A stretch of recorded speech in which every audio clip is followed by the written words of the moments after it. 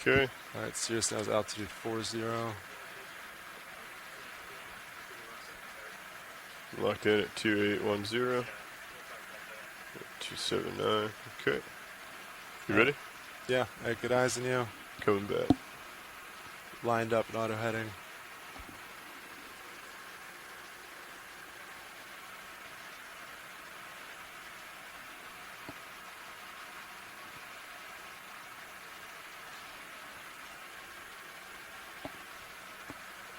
Okay, altitude is dropping as expected. Altitude 38.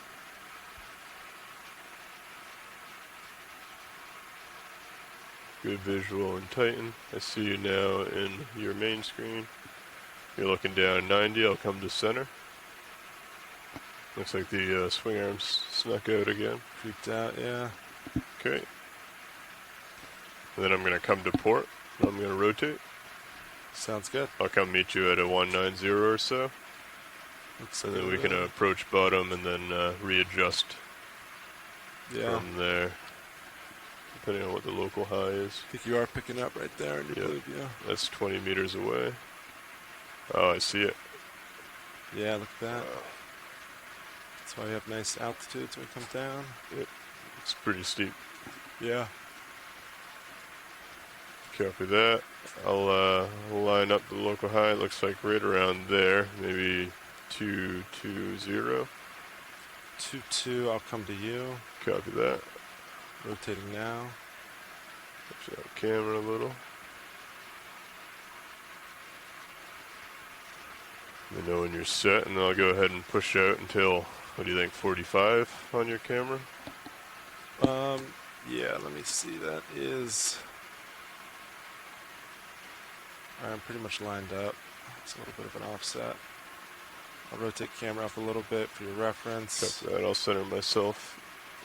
Delta's still 20, be advised. Understood. Ooh, looks like we dropped down on some coral. Yep. Alright, camera's 60. Okay. If you want to come down a little bit. Copy that. Come down slow. And I'll gradually put camera up to 4.5. Understood. And I guess we can just go down right here and make our way up. Yeah, you want to go down? Coming down. Auto depth disengaged, coming down 15 meters per minute. Actually, you could probably reach it right there. Yeah.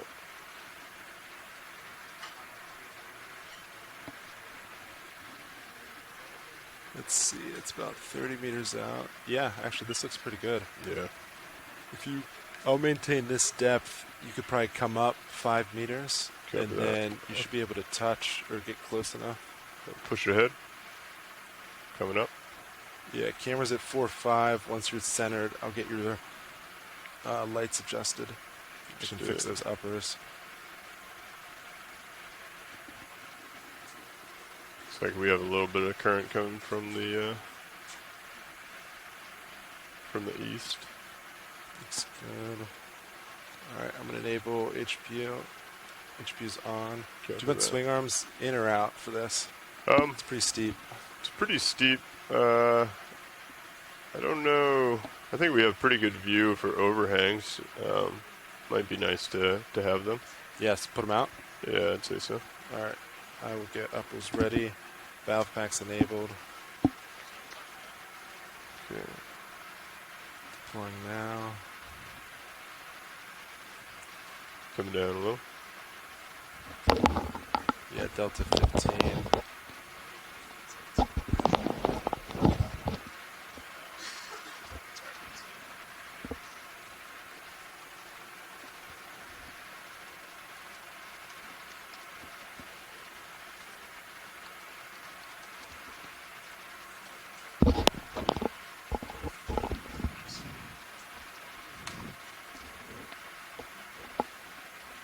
How do we feel about a bailout of northeast? Northeast. Northeast, yeah. I agree with. Yeah. Sounds Great, good. great. Bridge RV nav. Yes, this is the...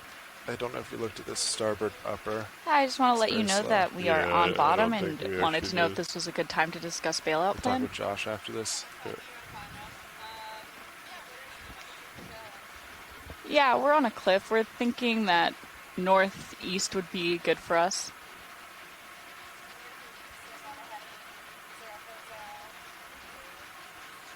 Yeah, that sounds good for us. Right, we go down now.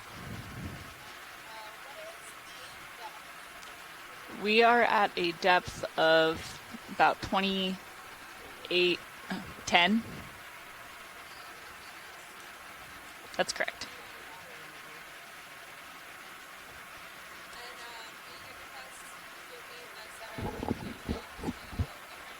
Yes. Thank you.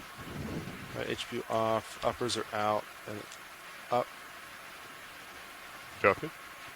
I'm looking at you, 4-5, good delta 1820. If you want to come down a little bit more. Yeah.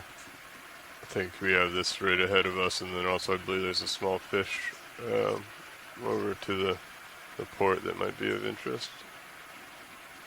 Seems to be a small upwelling. That may be a glass sponge. Yeah, I think we're ready.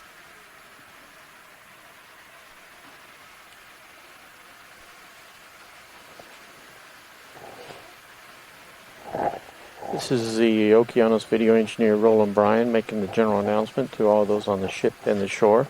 This is a reminder that all audio associated with this dive will be recorded with the archived video, as well as being streamed ashore via the satellite and the internet.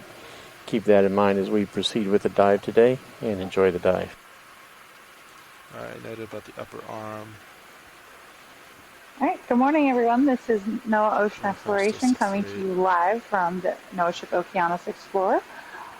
We are out here exploring today, conducting a remotely operated vehicle dive on South Congress Seamount, an area that we just mapped just a few hours ago and are diving on today.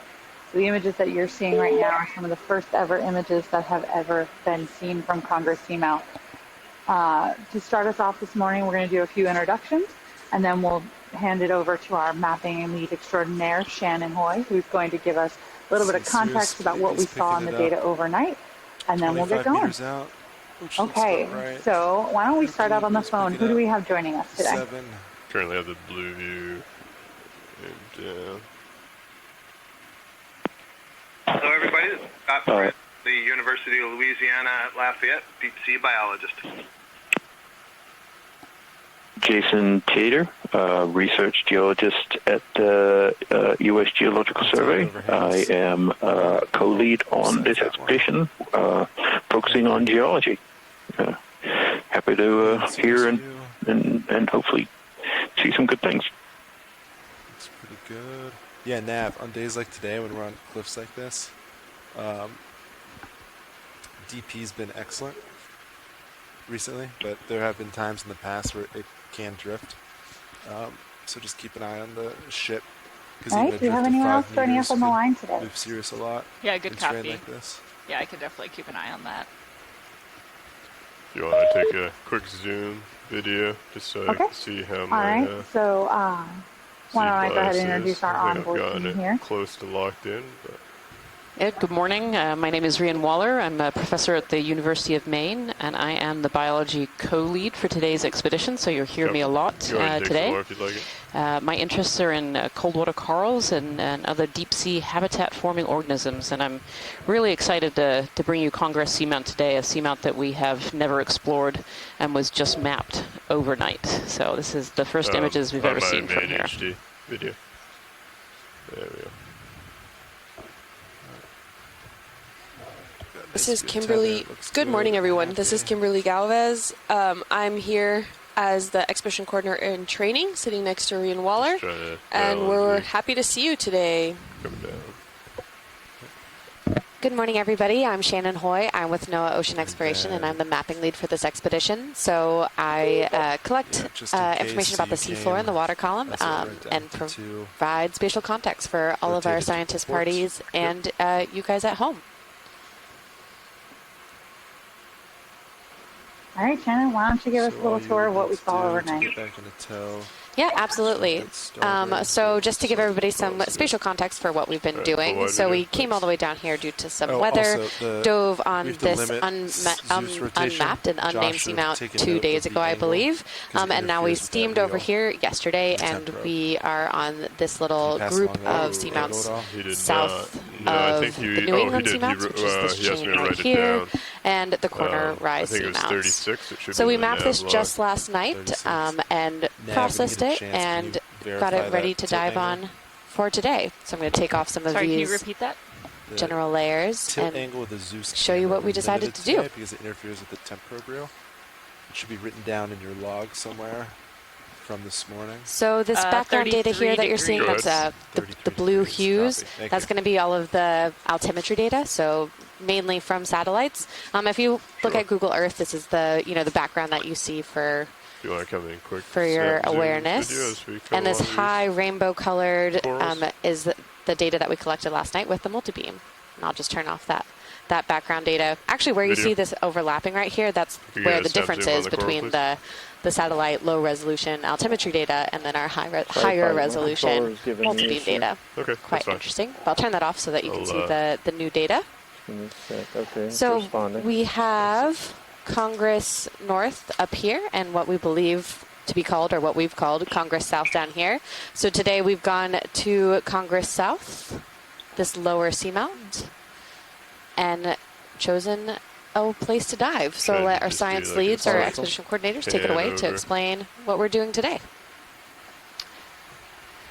All right, so for today's dive, we are diving on the eastern side of the seamount, kind of coming up on the edge of a ridge. We're going to start at about 2,870 meters, which is where we are right now. And the goal of this particular dive is to kind of come up this really steep wall and actually try and see the top of the seamount and see what it looks like up on top. And the top sits at about 2,525 meters.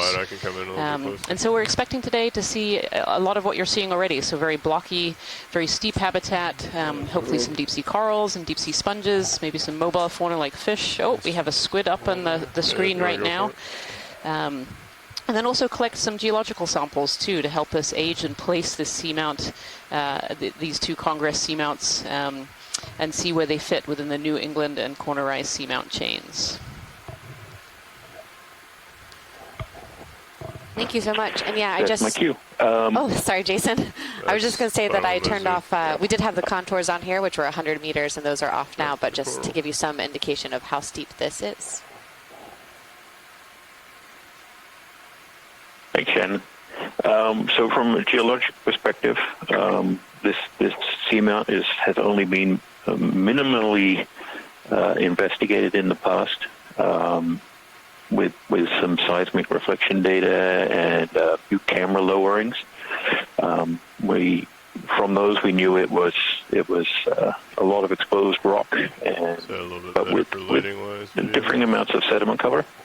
So the plan today is to hopefully observe the nature of the seamount, identify different rock types if we can, to start determining the origin of the seamount. And one of the interesting things is, as has been mentioned, trying to place this seamount in context with the New England and corner rise seamounts, and if there is a relationship between it and any of the other seamount chains in the region. So we'll likely see a lot of ferromanganese crusts.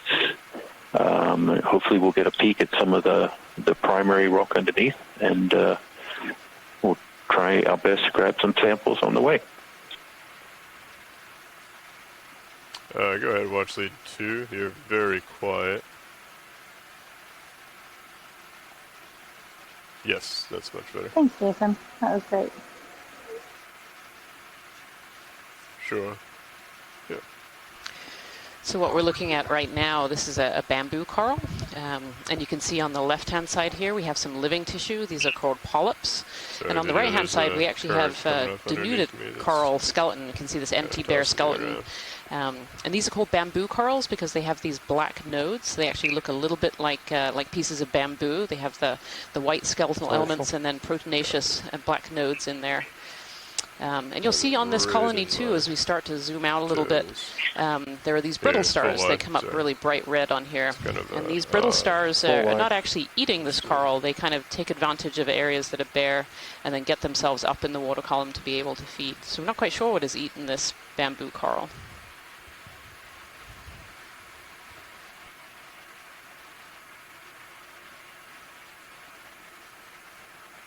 All right, I have lasers on.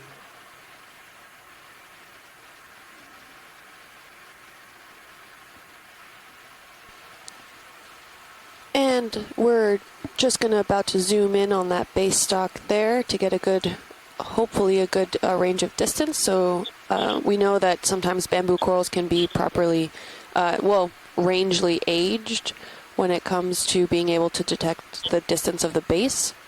Okay. Go ahead and come in on the base. Lasers are off.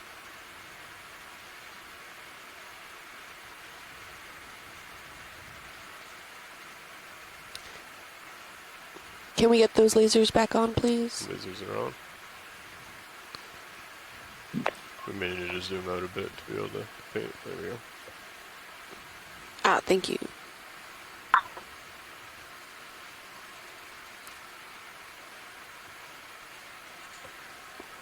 And sweep the lasers across the... Yeah. There we go. Try and get a... You can see both of them now.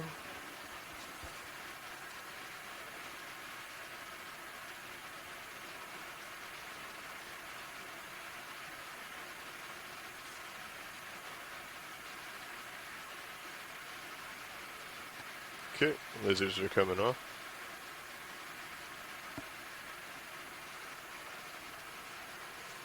Now that I'm stable video, is there a specific part that you want to look at? Not specifically on this specimen, unless the science is calling for something. Copy that. Science, is there anything other than the base that you were interested in?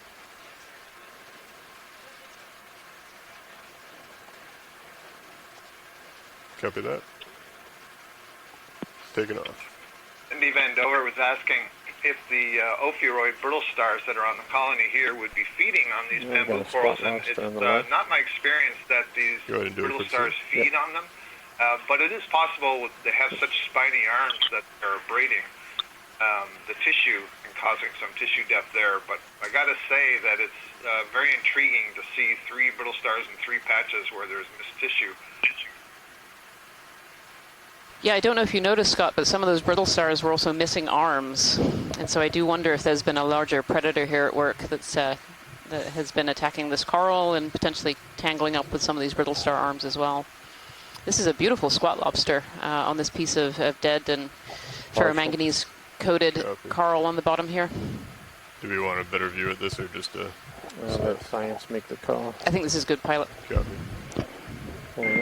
Yeah, it's actually interesting to see on these dead coral that the color variation of the ferromanganese coating at the bottom. It's thicker, and the colors, almost black. But as you go up the skeleton, you can see it getting kind of lighter and browner as that coating is thinner, and really shows how that accumulation changes from the older parts to the younger parts.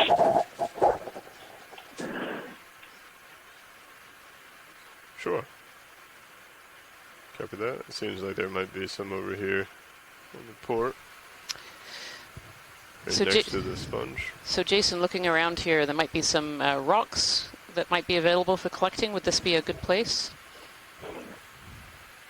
Yeah, it is always good to get one from where we land, just in case we don't get another chance, and while the pilots are set up. So certainly, if we can find something that's loose. It's always hard to tell what's loose. Things look like rubble, and that would be loose. But this ferromanganese crust will often cement them in place, even though they're they're kind of rubble in nature. So good with that. Represent some. Yes. Worth attempting to get one to get started. Yeah, this certainly looks like quite a harsh habitat. All these blocks, and hard to know what's actually attached to the bottom and what is loose with all this sediment layering on top too. Oh yeah, I see one right ahead. Watch lead. You can always get the arm out and use it to see if any of them are loose. But you're looking for a relatively small one, a medium size, large? I think a medium sized rock would be good, pilot. Copy that. Thank you. Hey, pilot, be advised your uppers are kind of like... Yeah, I got you. Yeah, we need to save room for another big, giant piece of crust.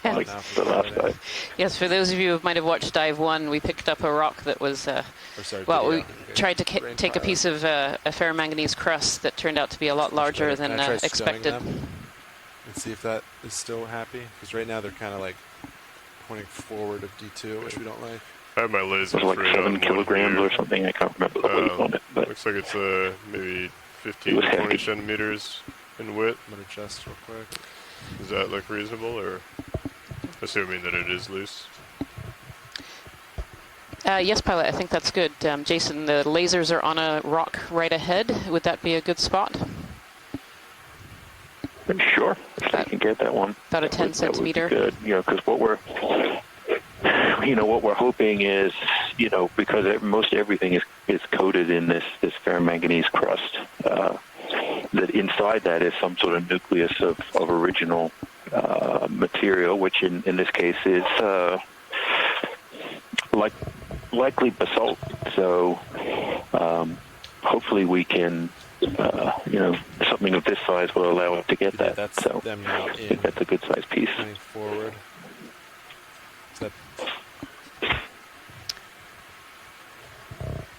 Yeah. All right, so as the pilots are setting up here to collect this rock, we're going to go a little bit quiet here to give them some room to concentrate and take our notes and log this particular sample. Saw a light flicker, be advised. Front, not sure. Copy. Port side.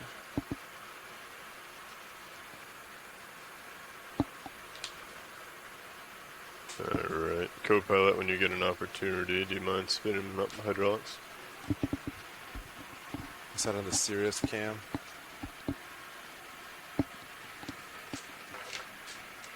Oh, yeah.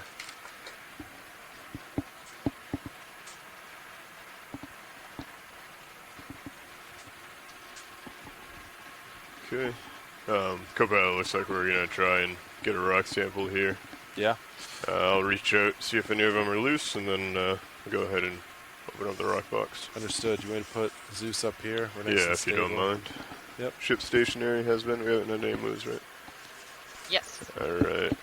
I will have control of tilt down a little. Yeah. I'm just coming live.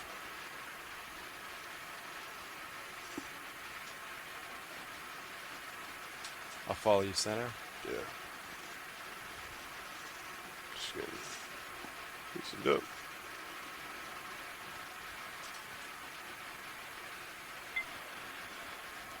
Okay, grip force 2.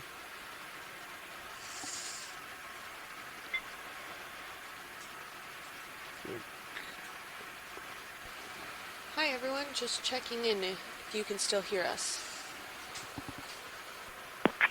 Yep, we can still hear you. Yep. Great, thank you. Okay, so that one seems pretty soft. Wow. I'm assuming that's not what you expected for basalt? I don't think so. Someone in the chat room just asked for a squeeze test. I don't think we need that. Is that still of interest to grab, or do you want me to check others in the area and see? Yeah, I'm going to defer to Jason on this one. Jason, what do you think about collecting pieces of this or aiming for something else? Okay to zoom on ROV HD2. I mean, this. I don't know if we can get a zoom in any closer. I'm thinking it is probably primarily crust material, but. I don't know if you heard that, pilot. If we could have a zoom in just to see what the material is. Yeah, if you look at HD2, we're zooming in right now. Oh, There we are. So on feed 2. On stream 3. So this is on stream 3. If you want to look at the close-up of this rock. Here we go. There's quite a thick crust on it.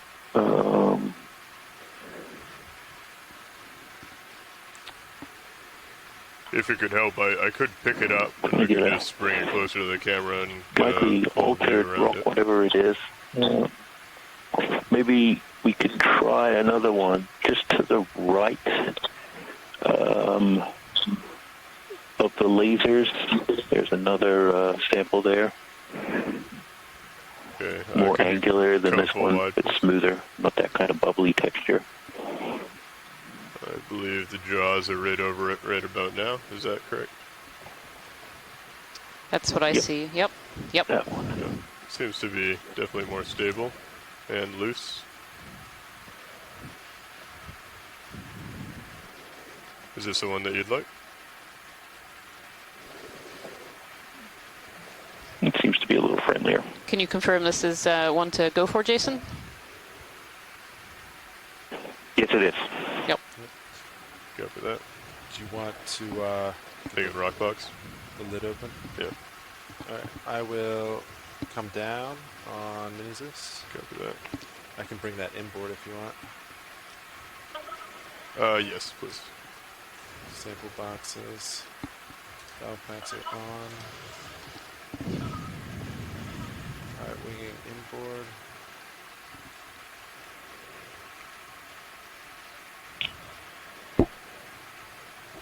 Alright, that's all the way inboard. Thank you.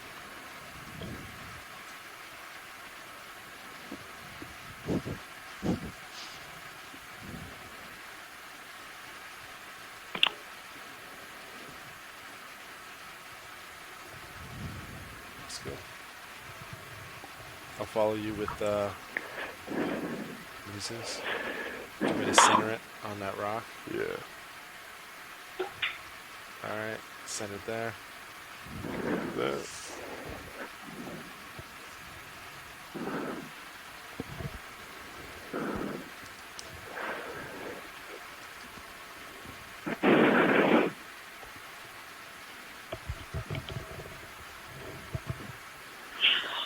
Group force 5.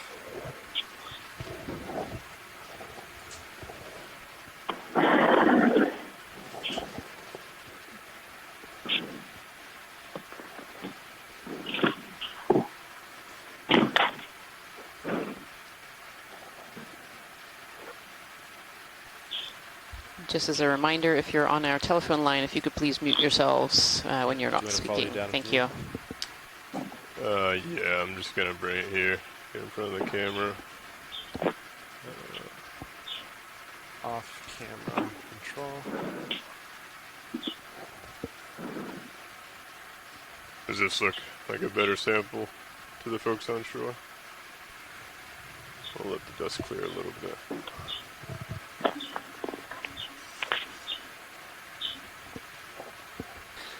Jason, can you confirm the sample looks good? Looks good. Yep, and the chat room seemed to agree this looks like a good sample as well.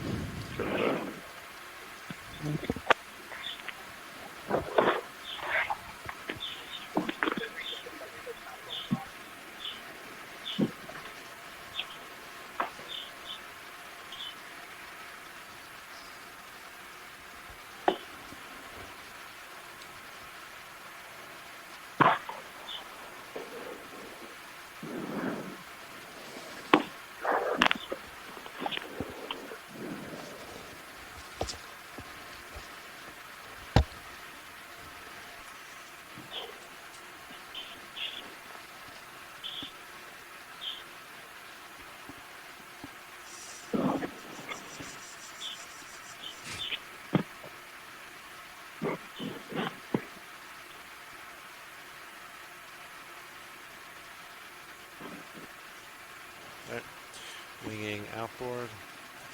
That's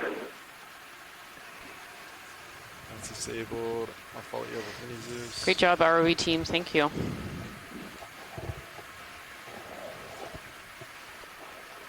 Rian, can you hear me now?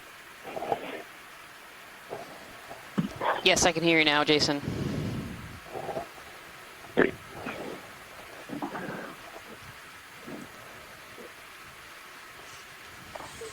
Okay, arm stowed.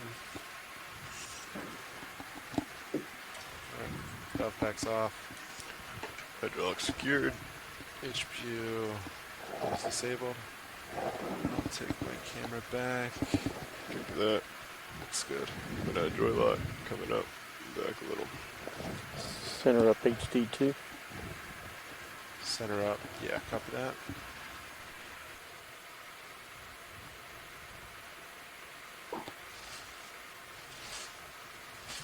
What's that? Must be moving something upstairs. Yeah, they're probably moving the plastic thing. Alright, Delta 18, but tether isn't tight at all, so it looks pretty good. Copy that. I don't see... Pilot, this is watch lead. Go ahead, watch lead. Yeah, I think if we can start our line now, that would be great. Sure. We'll go ahead and start making our way up to waypoint 2. So a question was asked in the chat room about the weathering of the crust. So Cindy Van Dover asked, is the crust weathering to make it delicate, or was the piece, a softer piece that was broken apart, not really crust? And Kevin Conrad replied with, it's likely a hyaloclastite, which is known as a pillow lava, and it's hydrously altered during the eruption period, and the cracks can infill with secondary materials, and that can actually make the rock then more fragile. So those are great questions, and thank you so much for answering that, Kevin. Had another piece of information from our chat room you might like if you were on earlier. As we landed on the seafloor, there was a squid, a small little squid. And Mike Vecchione, who's a squid expert, says the squid earlier may have been a juvenile giant squid. So he may actually have seen a giant squid during this dive already.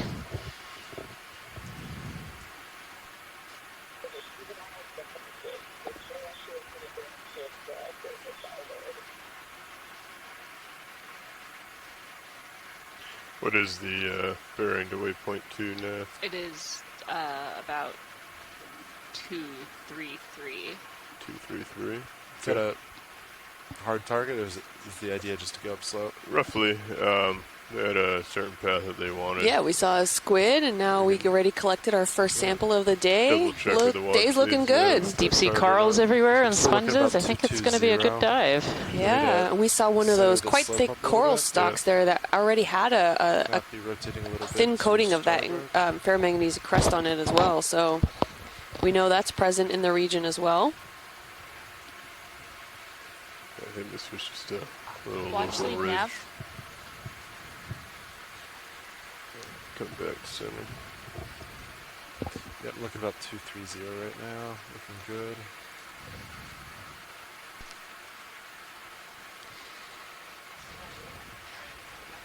Yeah, I just wanted to check how hard of a target are our waypoints that we have marked out in So HiPAP? Kevin, I know you might be on the chat, but does the rest of these rock samples and whatnot, or Jason, if you're on the line, I know you were having some issues, some network issues.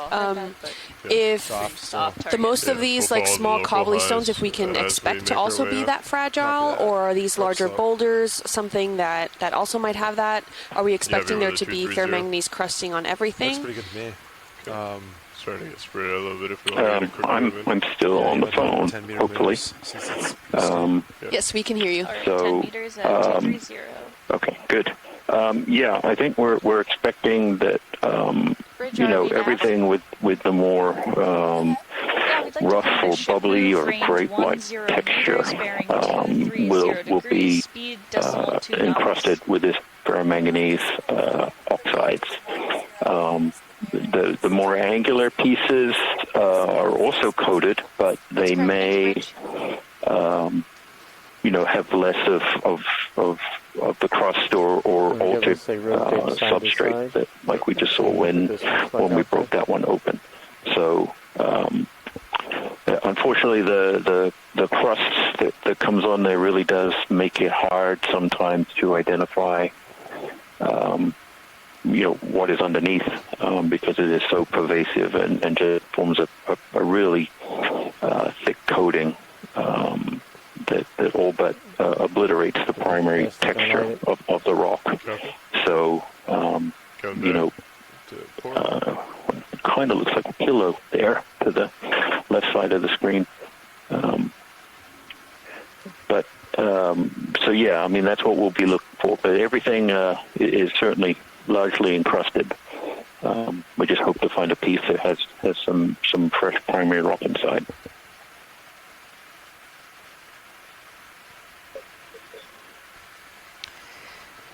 Pilot, this is Watch Lead. Go ahead, Watch Lead. If we could just have some snap zooms on some of these corals as we go by, that would be great, just for IDing. Yeah. Video will just take Thanks for that description, Jason. Ooh. That was quite snappy. That was a snappy zoom. Yeah, I'm not so sure I'm seeing everything that you are. Or it might be 10 minutes behind. So this is an interesting piece. This looks like a bamboo coral that's been covered over by something called zoanthids. I don't know if Scott is on the line to confirm my thoughts on this. And video, if you want anything I am on the line, in better detail, let me know. You can go ahead and put a toe down. That looks like zoanthid, which we sometimes think about as kind of like a parasitic cnidarian. As well as some of the colonial anemone is another top section generic term for it. And so probably this was a colony, a bamboo colony that died, and where the skeleton was exposed because the bamboo coral tissue was no longer there, the zoanthids began to grow and then to propagate. You can see there is some living bamboo coral there on the left side. Yeah, just a little bit, that one branch. Yep. Yeah, I'm drifting away. It's hanging on. I can go ahead and get a toe. There you go. That's great, Pilot. Thank you. Full wide. Yeah, it looks like the one above it, too, also has those zoanthids on it. And I believe we saw some down below as well on the first shots that we saw. Full wide. Copy. Thanks. Yeah, these zoanthids will take advantage of pretty much any substrate up off the bottom, so they'll grow on old sponge stalks, old coral stalks, and so on. There's a question about how specific the species of zoanthid is. They're very diverse. How specific the species of zoanthid is. Is that just my eyes video, or is like the lighter sand a little big question mark there? It is not your eyes. It is the way the lights are currently positioned. Copy.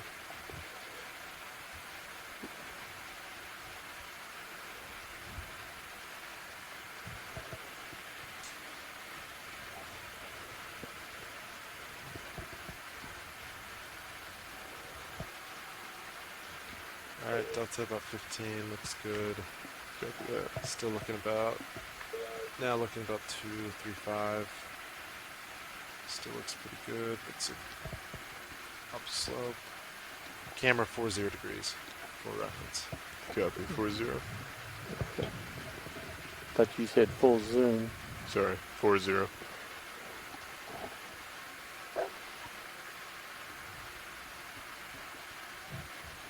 I'm going to snap on this guy as you go by it. You're going to get a toe in. You got some time for the cereals to catch up. This looks like another bamboo colony here that has also been stripped. It's really curious to see so many of these very large bamboo colonies and with so much dead skeleton with no tissue on it. Yeah, I think we need to pull them out a little bit. But it seems like most of these colonies are go ahead. Very sparsely populated with live polyps, and some of them are completely covered over by these zoanthids. Pilot, watch lead. Go ahead. If we could snap zoom on this one, that would be great. Sure. Thank you. Go ahead, video. I can start at the base, and then we can work our way up. Thank you. Yeah, as we zoom in, let's see if we can see any organism that might be responsible for stripping the tissue off this skeleton. Yeah, usually when I see tissue like this, I think about the big sea stars, but I haven't seen any of those yet. And Pat B. Baz. Yep, agreed. That or the small aplicofran mollusk. Yeah, they would take quite a few of those little aplicofrans to cause this kind of damage. But those look like zoanthids again to me on the left-hand side. That's been around for a very long period of time. You can see some of those very large branches have been broken off. So whatever processes we're talking about, over the decades, have been going on. It's probably an old coral skeleton with just the young outer bits still alive. Yeah, and a comment from Les Watling in the chat room here. He says he thinks that these have reached a very old age, some of these colonies. And I have a question. So on the skeleton itself, we saw that base. It had quite a bit of these kind of striations on them. Is that normal for this kind of coral, or it was kind of like this texturing that was there? Coming up. Yeah, I saw that, Kim. There are some of these bamboo corals and other corals that do have grooved skeletons. Do you want the? I'm not entirely certain what species walking up the left side there for the moment. The case for this one, but. It's a little amphipod walking up the skeleton there, Scott. Sorry to interrupt you. Repeat that again? Do you see this little amphipod walking up the skeleton there? We've actually got quite a good zoom on it. That might be an isopod. Oh, an isopod. It's an isopod. Okay, go ahead and tilt that. Coming up. Little tail end. Looking for any living coral at this point. It's interesting too, these nodes seem like they've been covered over, these white nodes. Is that common, Scott? Yeah, so Les was noting that there's a lot of secondary calcification, which is another indication that they're old. And so certainly when at the bases of colonies, when they get really big, the tissue will continue to deposit calcium carbonate to stabilize the colony. And so that can get deposited over the nodes. In this case, that deposition was taking place over a relatively narrow diameter skeleton. So I don't know if that's the result of having the tissue regrown after predation. You know, it grew from another part of the colony and put down some more calcium carbonate.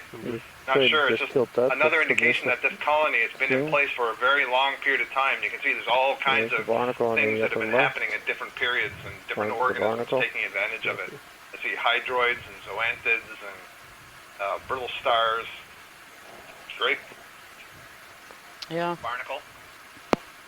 Yeah, these brittle stars, they like to climb up high on these coral colonies because they actually pick particles of food out of the water, and so when they get higher up off of the bottom, they can stretch out their arms and pick food that's going right by. And there's barnacles up there as well. There's kind of one barnacle that's wrapped inside the tentacles of the brittle star there, and then there's one little one up above as well. Clear.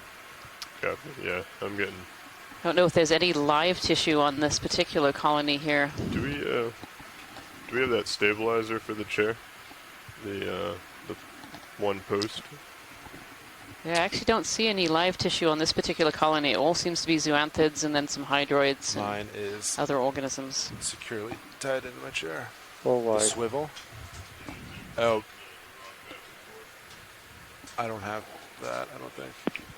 Yeah, Cindy Van Dover was noting in the chat room that maybe the brittle stars might prevent colonization by recruits of other organisms like the zoanthids, and that's entirely possible. And we think that actually occurs in some other species where there's a close association between a very specific species of brittle star and a specific species of coral, where that brittle star is kind of, quote-unquote, the hypothesis, you know, protecting the coral from other stuff overgrowing it, and so they've entered this symbiosis. So this may not be the same kind of symbiosis, but the same end effect. It's keeping those branches relatively clean by, you know, feeding on stuff as it moves up and down. Yeah, looks like we lost it. All right, I can. Yeah.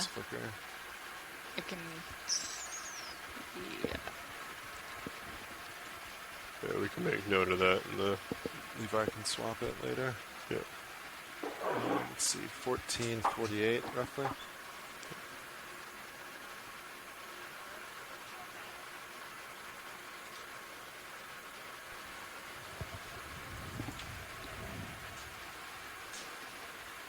I'm just going to leave that off for now. Copy. The relay. There's a comment from Les Watling here in the chat room. Les Watling from the University of Hawaii. He says, we often don't think of things just dying of old age, but it may be more common than not, especially since there are not very many predators down at these depths, and that's very true. There's few predators that feed on these deep-sea corals. It was also mentioned earlier that this particular area geologically looks like it might have had a lot of fallen rocks, and those might in turn also damage some of these corals as well. Yeah, but I think, you know, if they're they're actually dying from old age. That really speaks to the long-term stability of a lot of this region, which is interesting. It's using the biology to tell us something about the geology and vice versa. So. Yep. Yeah, and similar to our first dive too, on these rocks, we also see a lot of these skeletons. Hold on 1 second. Yes, pilot, that would be great. So on to the side of the sponge, you can see these coral stalks that have died or been broken off and then covered over that ferromanganese crust. So what we're looking at right now is a hexactinellid sponge, a glass sponge, and these glass sponges can be quite common in the deep sea. They're very simple organisms. They filter water to get their food. I don't think I've personally seen this particular one before, so I don't know if anyone in the chat room or on the line has seen this particular species of sponge.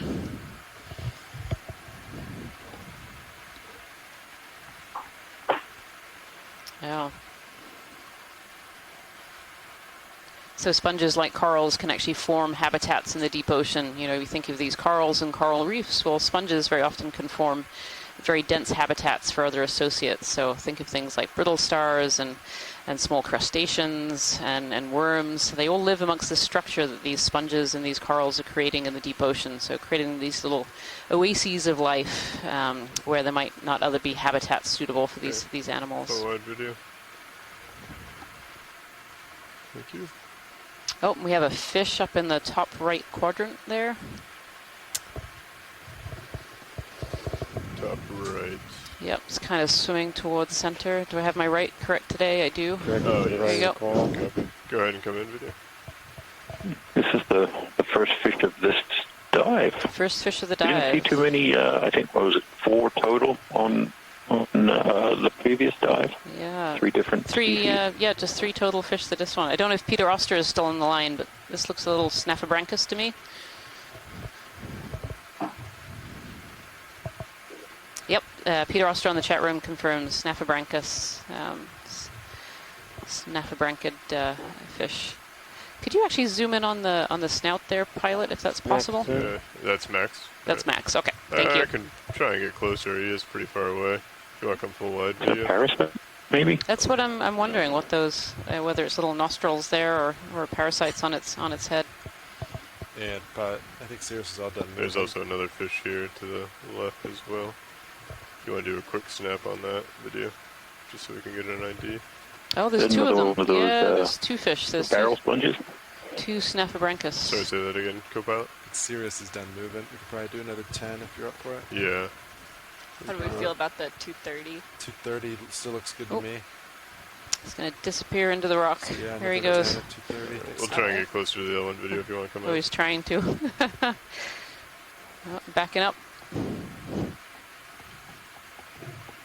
Bridge RV nav. Hi, I'd like to put in another ship move. We're looking at 10 meters, bearing 230 degrees, speed decimal 2 knots. Okay, you can go ahead and start taking it. Keep pushing in. That's correct. Thank you, Bridge.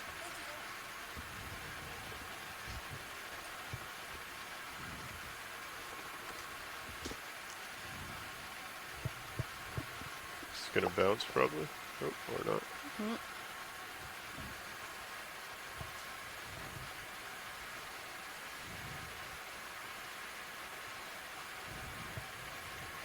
Waiting for you to center on the head. Go ahead. A little message from Ken Sulak in the chat room, who says this is a snaphobranchid, but not the genus Snaphobranchus. The prominent lateral line pores indicate Iliphus. Also, the head shape confirms that. The other diving into the rock might have actually been a different genus, and might have been from the Snaphobranchus. So it's interesting, potentially 2 different species of snaphobranchid there. Thank you, pilot. That was great. Are you looking at me 4-2? Yeah. 4-2, Delta 15. Looking good. Nearest sonar target, Sirius 25 meters away. Have a 10 meter move in. I don't think I'm moving yet. Ooh, there's a big sponge. A large sponge, yeah.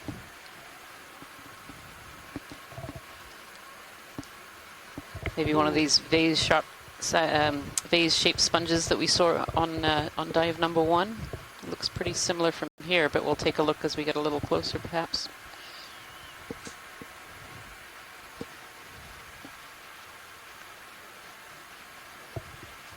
When your aft pole lights flickered. Copy. Port side pointing forward. Pilot watch lead. Go ahead. We could zoom in on the yellow. We've had a request, if that's possible. Sure. Thank you.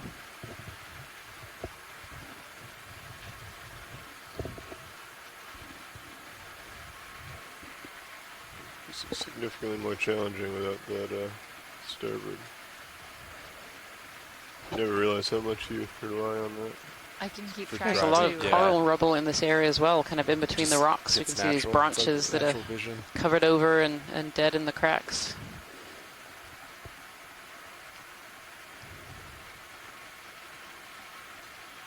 Okay, go ahead and come in on the yellow today.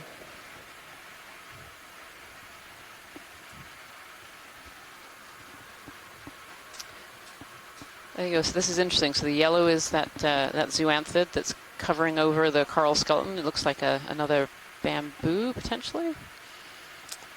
Yeah, and that's the zoanthid there, this yellow. And I can actually see the bottom of the tissue and some of these, so on the left there's larger polyps and on the right there's juveniles. Full wide video, sorry. Yeah. Just sinking here a little bit. Thought I had a toe on my port side. I was mistaken. Do you have a monitor out up there? Or do you have yeah, we have a camera out. Start with the net cam. I have the relay off right now because I couldn't get it on. No, don't need. Yeah, that's fine. It's fine. It's not a necessary camera. Levi will, he's on the next shift, so you can coordinate with him then. Yeah, once I'm off, I can go check the fiber levels and see how they're looking. All right. That should be more stable video. Go ahead and come in. You want to send her up? Yep.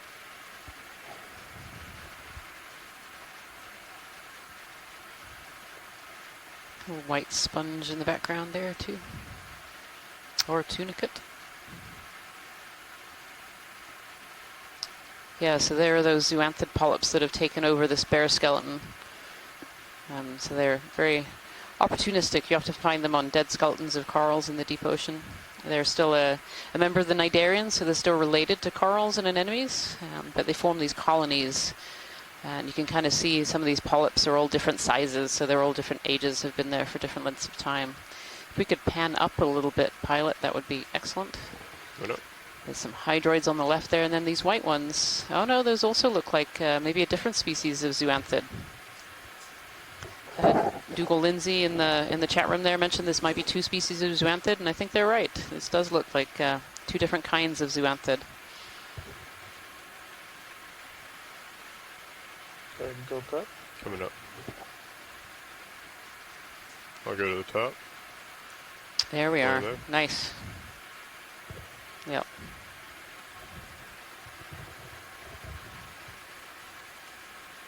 Let me see what the red thing is in the distance. You have to be more the shrimp. Oh, there's a little shrimp in the background there too. A shrimp on a rock.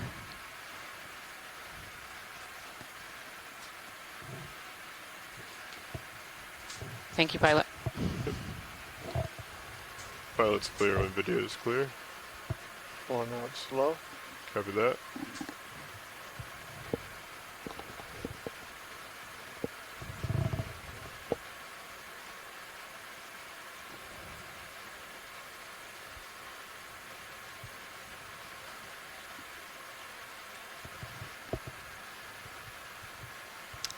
Clear. Copy.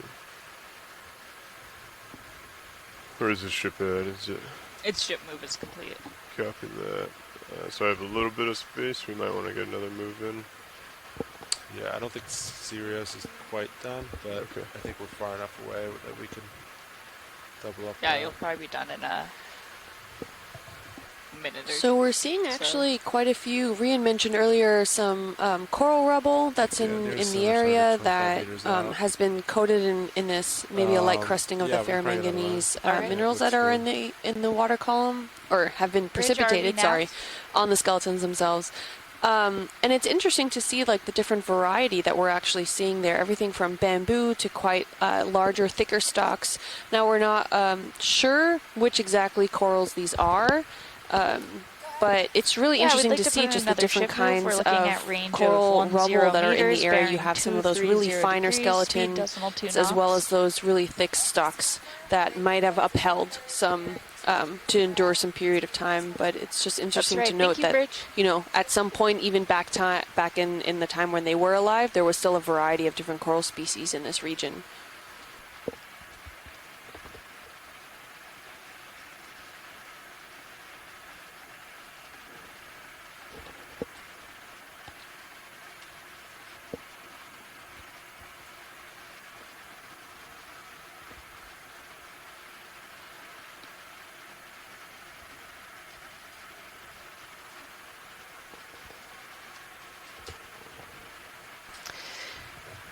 Here we see a Brisingid sea star. This is a bright red sea star that's sitting atop this coral.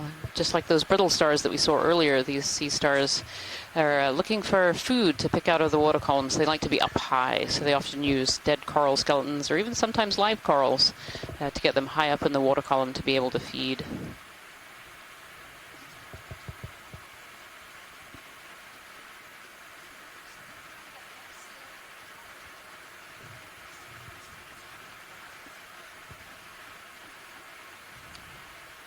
If you'd like to go ahead and come in when you get a chance, video.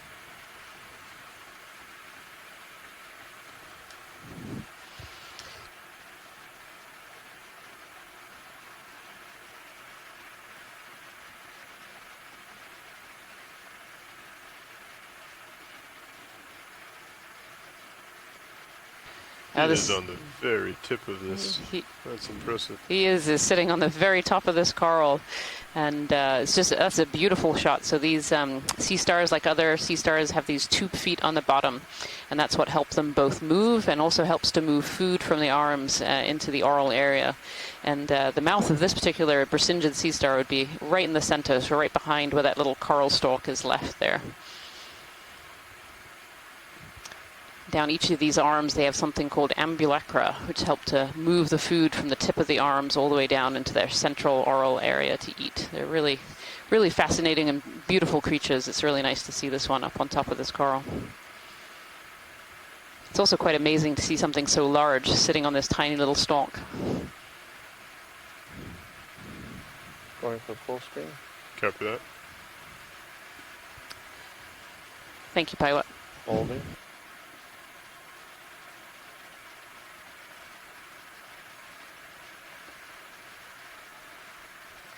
Go ahead, Bridge. Pulling full wide, you can fly away. Great, thank you, Bridge. Just so you all know, the position move is complete. Copy, thank you, now.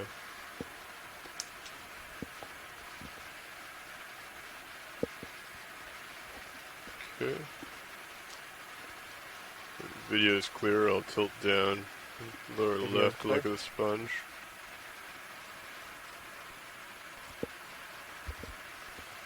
That would be great, pilot.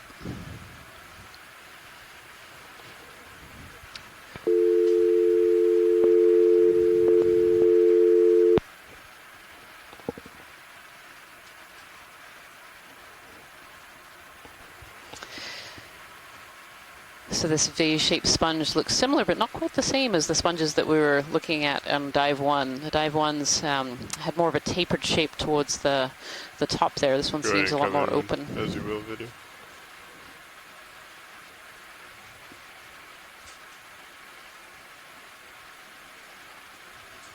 Centering.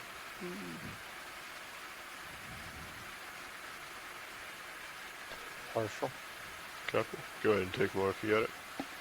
Just hold that for a sec. It's a good shot. Yeah. Then we'll go in tight. Can see on this sponge all these kind of spiky things. They're called spicules, and the sponge is made out of all these glass silica spicules that helps to make that structure, and they often bring in sediment. Not quite sure whether this sponge is alive or not. Very often they turn this brown color once they've died, but there is a little bit of white line in there. So talking to me right now. What did you say? So I wonder if this sponge is actually partially alive and partially dead, but it's very hard to tell.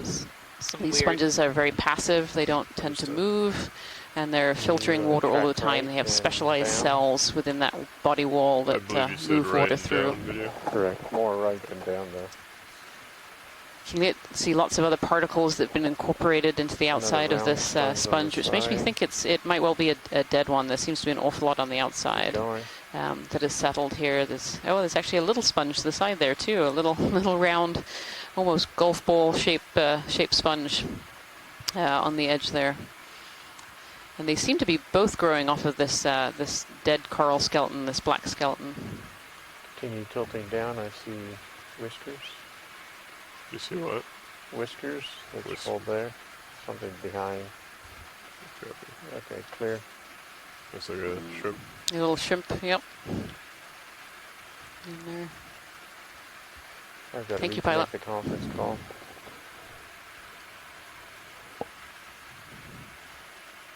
Okay, taking off and continuing. Looks like.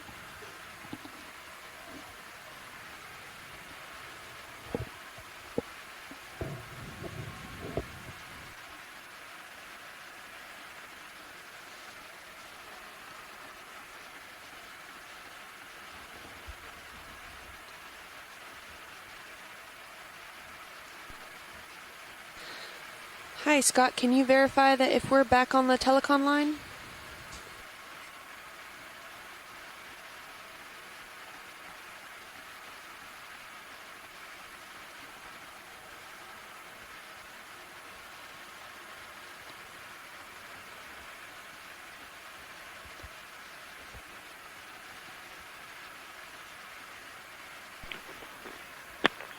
Okeanos has rejoined the conference call.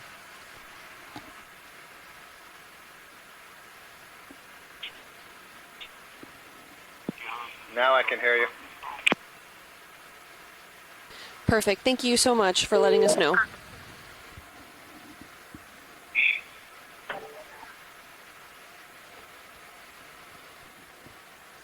Looks pretty steep. The next bit. Quite a serious sonar. Yeah, I agree. Probably make some. Feel free to adjust mini Zeus or the blue view as desired if you want to do some scanning with the blue view. Sure. Go ahead, Watchley.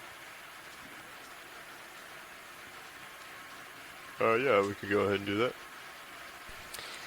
All right, with us we have our front row crew that are operating the D2 and Sirius. Why don't you guys go ahead and introduce yourselves? Good morning. My name is Lars Murphy. I'm the current pilot of D2. We are in the front row, the four of us, and all part of GFOE, the Global Foundation for Ocean Exploration. We are currently making our way southwest up a unknown seamount. I believe we're calling it Congress South. To my left, we have our navigator. Hi, I'm Anya Jensen. I'm sitting navigator on the far left of the room. And to my right, Sean Kennison sitting co-pilot. And then further on down the line, got Roland Bryan in the corner doing video. And again, we are all engineers for the Global Foundation for Ocean Exploration.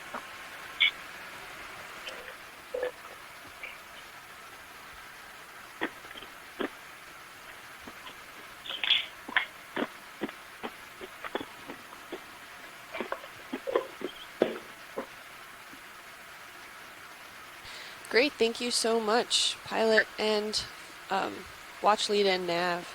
I'm sorry, co-pilot and nav.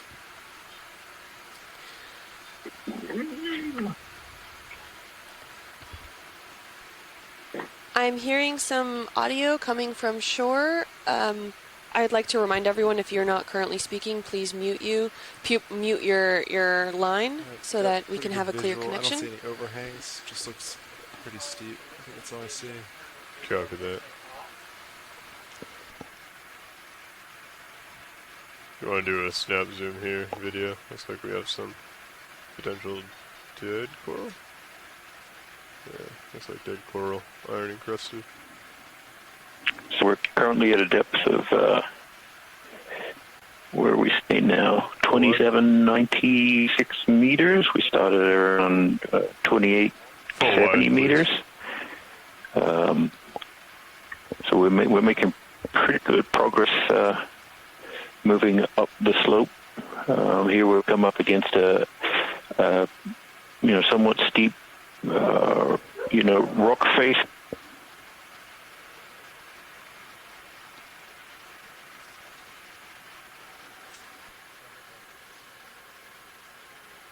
And another injured sea star here.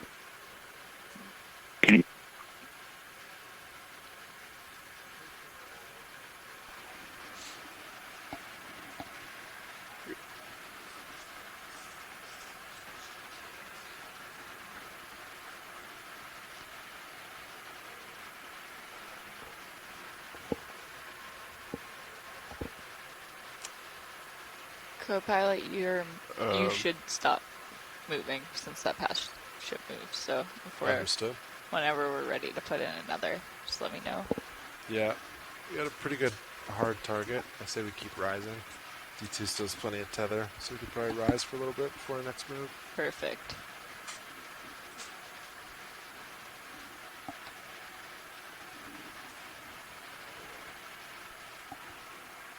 You're locking down at me 4-5. Yeah, good delta 16. Tether looks nice and floppy, just like we like it. Ooh, the suction cam was out.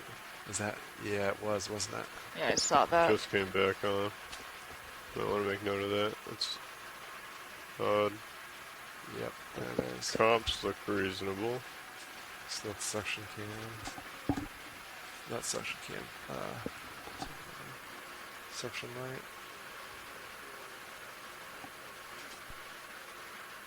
Shoreside, you guys here watch lead 2?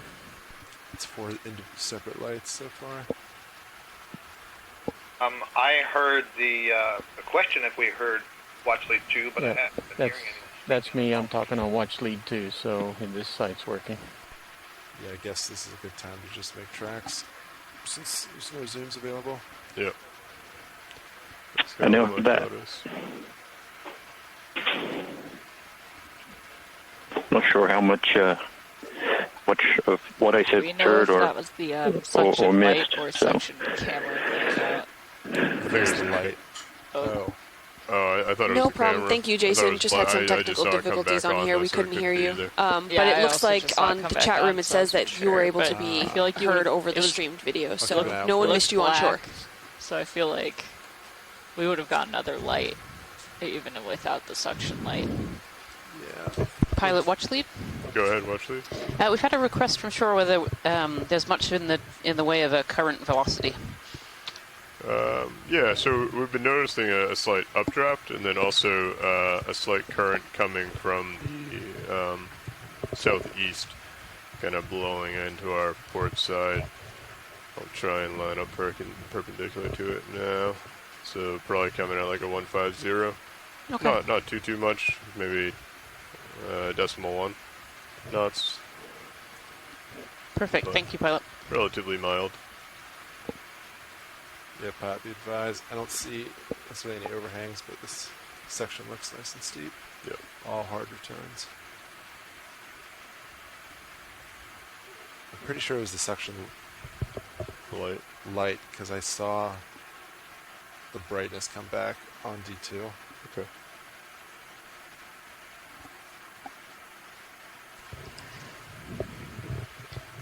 For those of you who have just joined us, it looks like we're actually coming up to a steep wall here. We're diving on Congress, Seamount South. Do we have our video bit? We started the dive today at about 2,870 meters depth. We're now at 2,790 meters depth.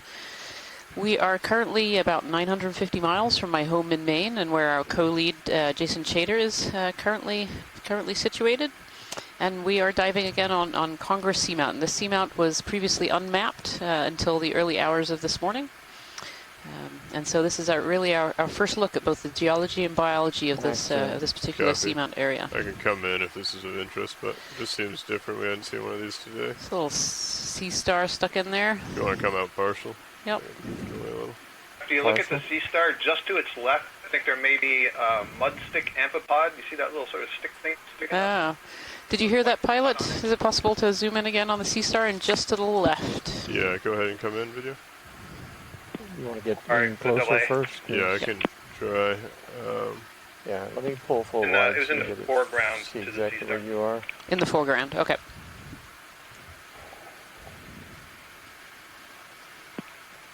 Don't need to spend a lot of time. I thought we were still zoomed in. Yeah, if you want to just come in quick. Sounds like we don't need to spend. I think they're in mid-move, so we have a little bit of time here.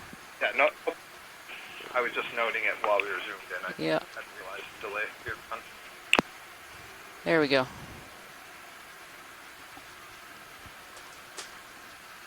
Sorry, partial video.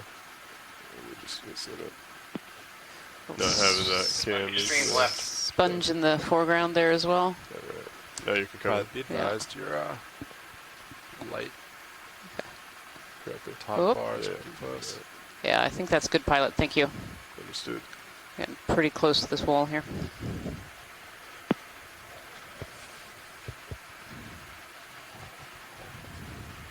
Thanks, go pilot.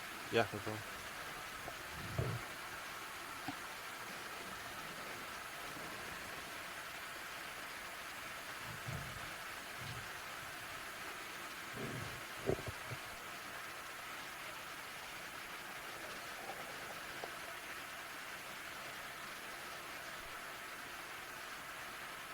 Fiber values look good on tether.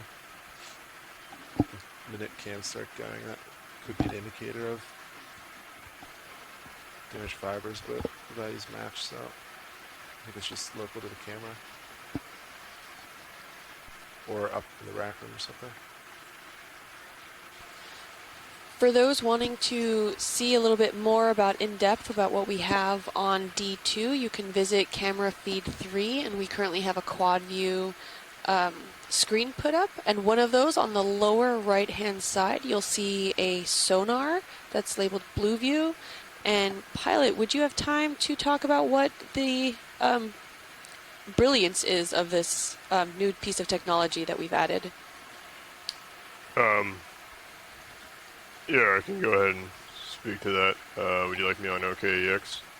Yes, please. Copy that. Yeah, so one of the new updates to the vehicle was the addition of the Blue View multi-beam sonar. We have attached it to a pan and tilt, which is right underneath our secondary HD camera, right in the brow of D2. So what it allows us to do is have quite a bit of movement with the sonar itself. So as we are flying, not only can we get a sense of what's around us based off of our initial sonar or main sonar, but also be able to drive the Blue View around as well in order to kind of paint to the sides and out a little bit further past what our cameras can see. And then we have quite a bit of adjustability as far as the resolution and range. So if we're interested in something directly in front of us, like what we are right now, where we have a large steep feature, we'll go ahead and we can range it in pretty tight, and we can see in high resolution the returns coming back to us. And then if we are on a flatter terrain, or if we're out looking for something, whether it's hard returns of rocks or hard returns of shipwrecks on flat terrain, we can range it out further, up to 100 meters, and get a better view of what it is that we're looking for. Thank you, pilot.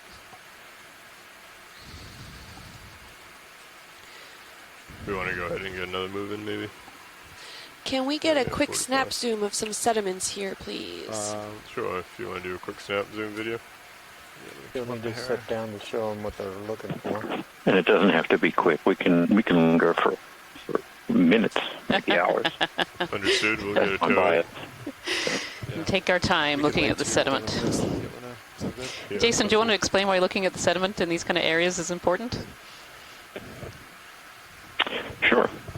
The sediment tells us a lot about the oceanographic environment that we're in, especially when we're out in these waters that are so far from a landmass where we're not getting material that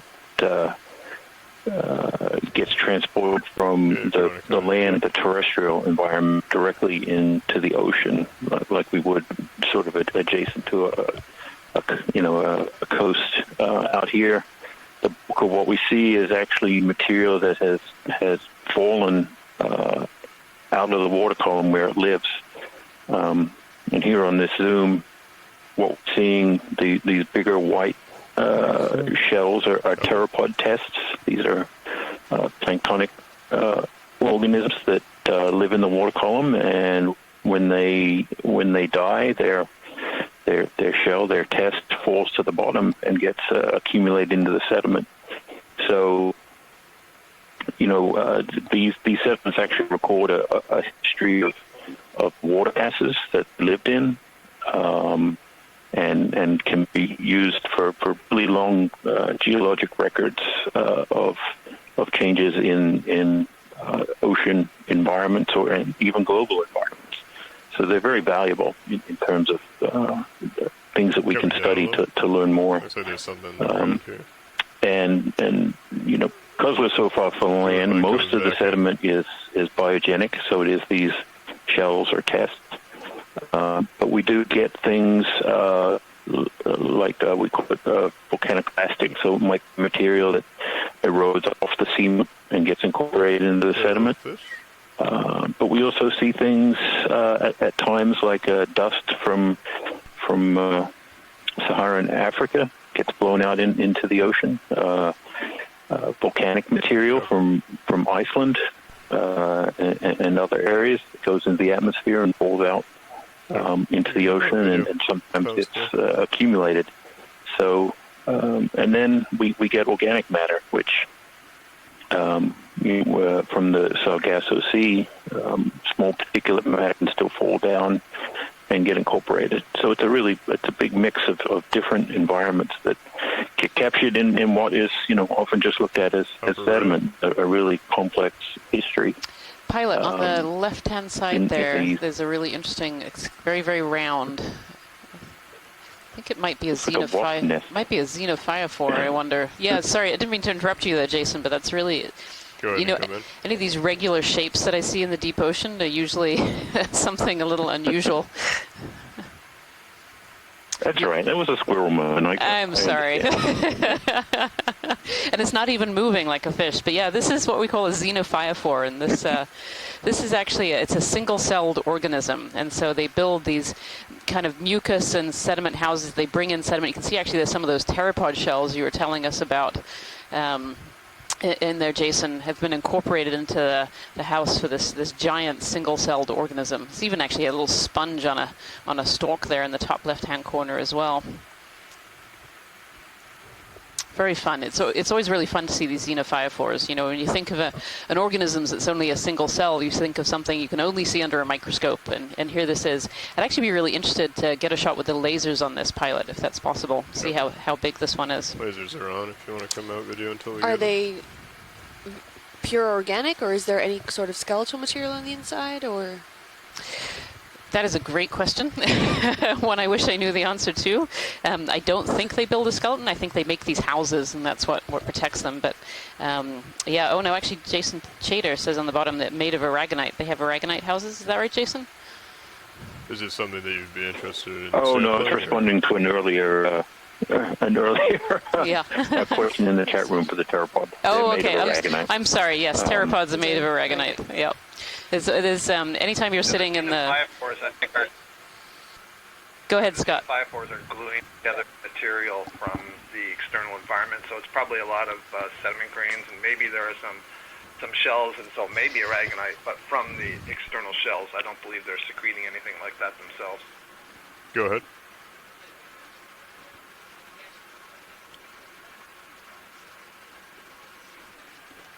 We do have a suction sampling. Copy. Understood. believe video you were talking about something in the right. Yeah, there was a sponge on a stalk.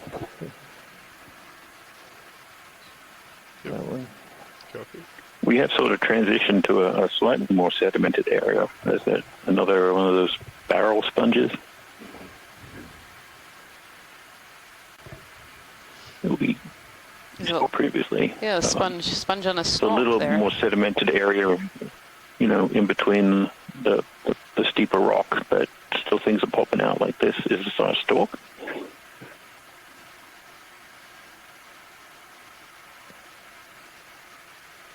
Do we know what the stalk is made out of?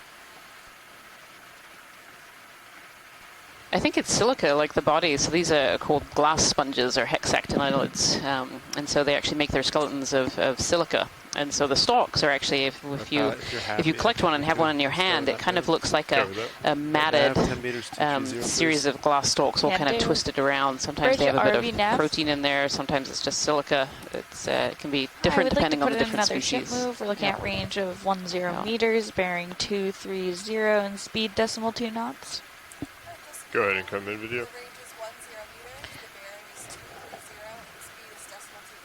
Sounds great. Thank you, Bridge. Yeah, this is quite a beautiful glass sponge. You can kind of see the texture. And so these sponges all have pores in them, and these pores have special cells with cilia, and those cilia all beat together in time and actually create a water current. So the water comes into the sponge through the pores in the side and then comes out through this hole in the top. And during that process, they actually pick out any food particles that they're interested in eating, and so they take up that food. At the same time, too, these cells can also produce, or cells sitting next to them can produce eggs and sperm, and to be able to reproduce, the water comes in and will take those up and out of these funnels at the top. They're really interesting creatures. They're very simplistic, but fun to study.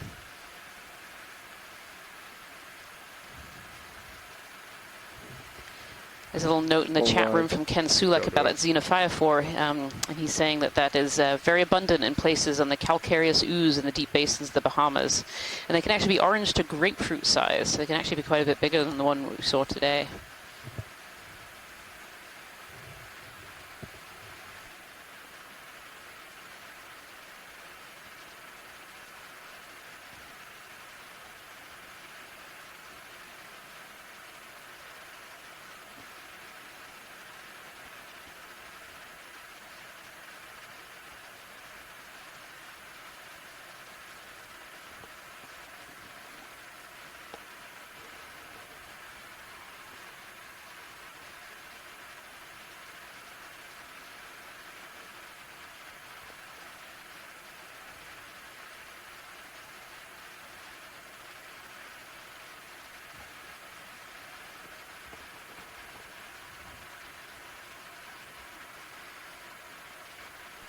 So there's another one of these sponges on a stalk here as well.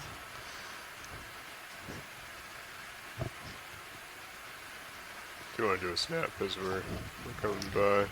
Sure, if we can get one as we go by, that would be great. Sometimes they have little associated animals living inside the tops or on the stalks themselves. This one actually might have something wrapped around the stalk there.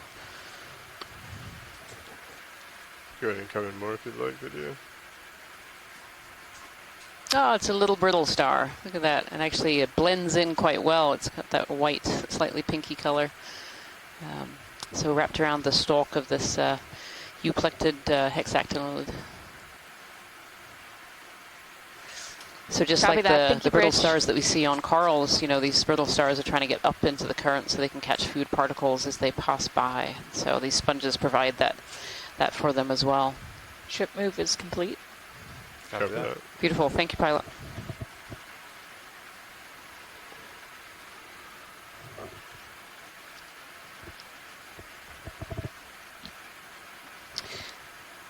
So we had a question from Jocelyn Cooper in the chat room here, a student at the University of Maine, asking if do sponges typically have mutualistic organisms living on them like the corals have, and they do. Very often there are species that live sometimes just in sponges. There are other species that are more diverse and can cross over between different species of sponges or even between sponges of coral. Sometimes we see those same opportunistic animals, but very often, yeah, there are. In particular, there are species of amphipods that are sometimes found only on specific species of sponges. say these sponges, particularly in the deep ocean, but also in the shallow ocean as well, can form these habitats very similar to those deep water corals. So they're providing structure and places for other organisms to live and to feed and to maybe lay eggs or protect their young. You know, there are these habitat-forming organisms in the deep ocean.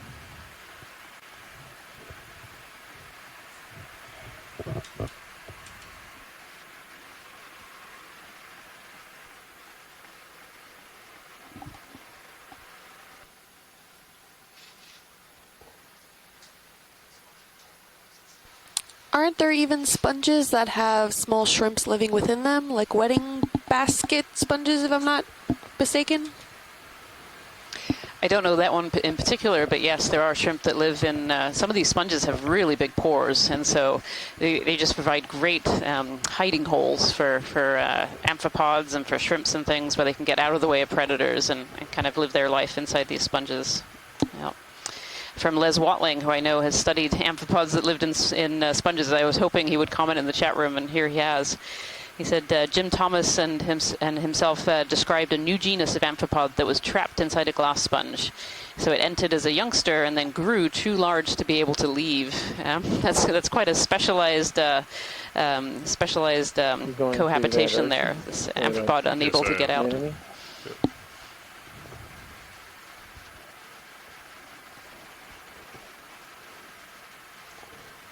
We got a few minutes for Sirius to catch up. Yeah, if we could snap zoom in the middle of their pilot, there is an anemone right in the center, very black, kind of blended into the rock. Okay, go ahead, video. That was a good spot, Dougal Lindsay, in the chat room. And I actually wonder, this actually might be what we call a serianthid anemone. To get a little bit closer to take a look. But serianthid anemones are tube anemones. Yep, that's a serianthid. And so they actually have a tube that goes down often into the sediment or sometimes into cracks in rocks. And they have the second ring of tentacles, and that's how we know it's a serianthid. This one is really beautiful. A beautiful shot. Sponge. With all its tentacles closed in the middle there, I wonder if it's just had a meal. It's pretty big from what I can see. Directly above me. It's a beautiful color. Yeah. It really is. That blends in so well with the background. Yeah. Not that anemones have many predators in the deep ocean, but it's you would think that would be a good strategy. Yeah. Maybe it just doesn't want to be bothered. Right. Oh, pilot. I don't know if we can zoom in on the end of the tentacles in the top quadrant. They're actually little bulbs on the end of the tentacles there, I think. Copy. Top quadrant. To the right slightly. Sponges in the background. To the right. Oh. Or is that in the back? Oh, no, there's a background. It's a sponge in the background. There we go. Thank you. Fooled by depth perception. Yep. Lots of these sponges on stalks. And sorry, co-pilot, you were saying something. Pilot, so we have time to get much closer. Yeah, so to actually, going back to that sponge, I found which sponge I was referring to, and that's actually the Euplectella sponge. So that's known as, the common name is the Venus flower basket sponge, and that has it's a glass sponge that usually has a breeding pair of shrimps that go in at the larval stage, and then as they grow, they are unable to escape that glass sponge now because the lattice that surrounds it, the pores become too small, and then the shrimp is actually trapped then in there, usually with a mate, and they spend the rest of their lives there. Yeah, that's really fascinating. Its own little ecosystem. Yeah. Centering it up. And they have been found in the Pacific as well as in the Atlantic Ocean. A little too far. Coming up. Holding.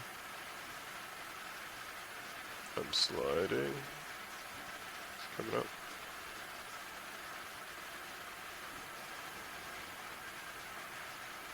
Okay, I'm slipping. Sorry, Yeah, I don't know if this particular species does this, but very often in anemones and cereanthids and some other species too, they actually have the ability to eject their tentacles. So if something comes along that's a little bit too big of a bite and they're stuck onto it, they can just swim away with the tentacles and they'll regrow afterwards. They have these little pores that will close them off, and it's just a way of kind of defending yourself rather than being dragged away by a predator. You just let go of your tentacles and then live on with your life. Wow, so it's kind of like lizards on land that can let go of their tail to distract the predator. Yeah, that's right. That's right. And you can almost see, if you look at the base of the tentacles on this beautiful cereanthid here, you can kind of see, maybe this species does it, and I don't know that, but it seems like there might be little pores at the base of these tentacles. Those inner ring of tentacles are really beautiful. It almost looks like a flower. Yeah. Looks similar to a sunflower. It is very similar to a sunflower pilot. Those tentacles also look quite long. Focus to the tentacles. And then the interior structure, are those smaller tentacles just protecting, I guess, the mouth area? Yeah, so inside those is the oral area, and so that's the mouth. And anemones only have kind of one hole, so they take in food, they digest what they want, and they spit it all back out again, any of the waste. So you wonder if these tentacles being closed like this means that it's got a meal inside there, and it's slowly digesting. Right, and what are the normal feeding habits of an anemone? What is it going for? So anemones and cereanthids, organisms like this, they'll eat just about anything. They're really not fussy. Any meal that comes along, and that's particularly in the deep sea. That's a really good strategy to have, because you have no idea when your next meal is. Can't be picky. Yeah, when I was an undergraduate studying shore anemones, we'd bring them into the lab, and you'd get pieces of mussel that come by, or very often little shrimps and amphipods. And then one time we had a whole crab come out of the anemone. So, wow. And the crab was still alive, so it must have just been eaten just before we collected the anemone. So you almost saved it. Yeah. Hold. Really beautiful.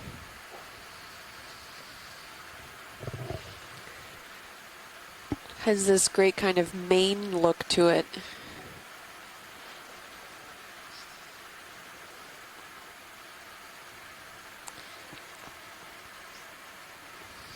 And video's clear. Pulling out slow as you lift off. So there has been a request by some scientists on shore to collect this sample, actually. Could collect this, I believe. Yeah, we stopped moving. Yeah. Cover that. Yeah, of course. I think the swing arms look pretty good, as long as you stay put. If you need to get closer, I would take a view up. It is suggested to do it with the suction sampler, but if we can't... Or to pick up the rock that it's sitting on. Is that feasible? I don't think that looks quite a big rock. Yeah, the rock's pretty large. No, they said try the slurp gun.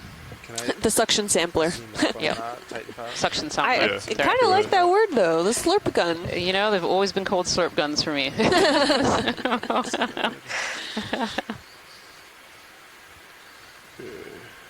far out is that? Am I full wide video?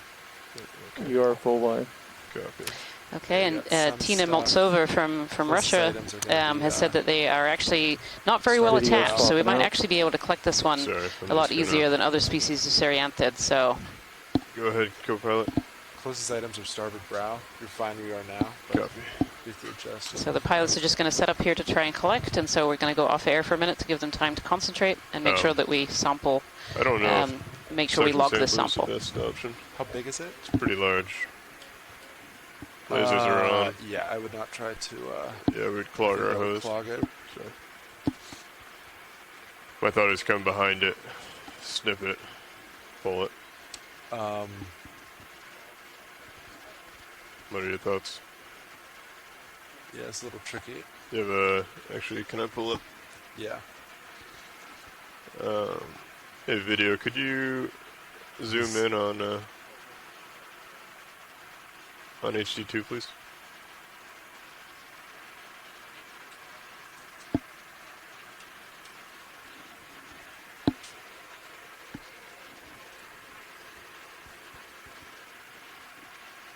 Okay, also we're in pretty tight, so once I get this, I think we're going to go into the port bio box. I'm probably going to have to hold it, take off, back up. Absolutely. Alright, so we want to make sure we have a good grip.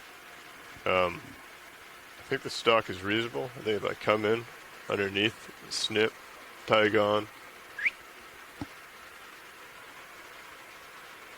Yeah, I think it's your best bet. Yeah, if it was smaller as a suction, but yeah. Yeah. At this point, I would just say, yeah, try to snip. Maybe you'll notice you get closer, but if it's too close to the rock face, you might just jam up your blades. So just keep that in mind as you go for it. Go ahead, watch lead.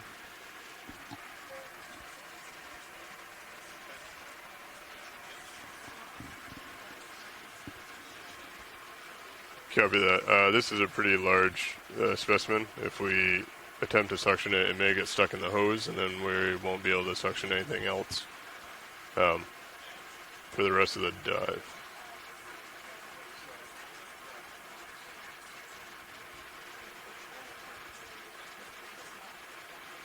Ooh. You could try poking it with the suction sampler. If it's small enough, then you could try it. All right. Yeah. We will bring out the suction sampler. How do you want to do this? We're going to have to probably pull off, bring out the drawer, grab the suction sampler, bring the drawer back in. Can I put this camera down? Yeah, go ahead. I think we're pretty tight into that rock. Video, can we come wide on the mini Zeus, please? You might be able to have enough room to grab it, but that port side or starboard side's pretty tight. Yeah. Well, actually, let's bring the drawer out. Maybe it's enough to get him to pucker up and suck in.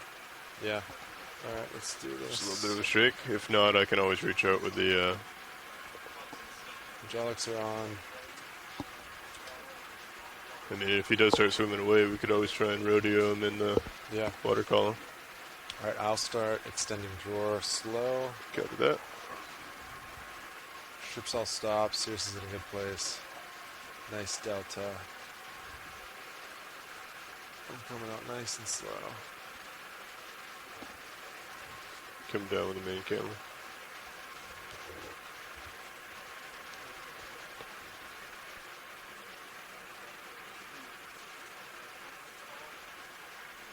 Understood. Thank you. Watch lead.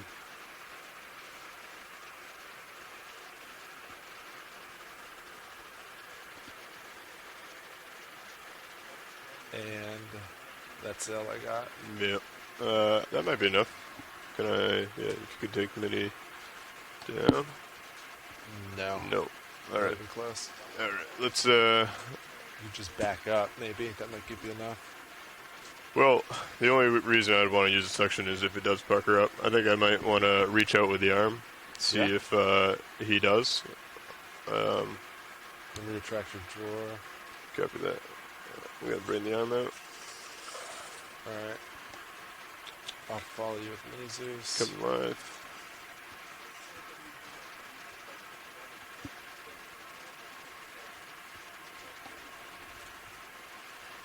The other alternative is I don't want to shut the cameras off for it, but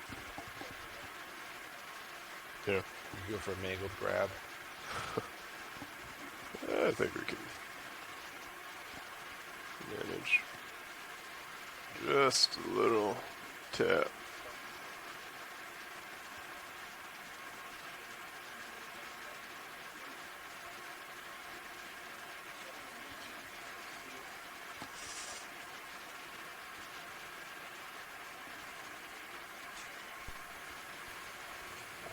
So for those of you watching at home, you might have seen the tentacles stick to the claw there as they were reaching out. And so these anemones and idarians have these things called nematocysts, and they're stinging cells. And so whenever their tentacles are touched, these stinging cells shoot out and will stick to whatever it is attacking them. In this case, the claw. I think our best bet is to snip. Yeah, if he doesn't get small. Current state, I would say, is way too large for the suction sample. Unless, yeah, they want to run the risk of it being out of commission, but.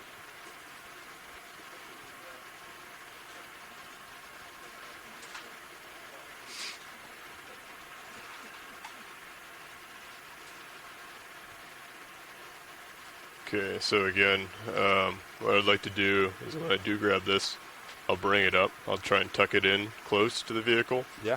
I'll go ahead and stop, come off the bottom, come up, auto depth, XY, and heading, bring out the drawer, tuck her into the port. Yeah. Copy that. Get your boxes ready. Tracting pins. Video, could I have you zoom in on HD2, please? Extending pins. Thank you.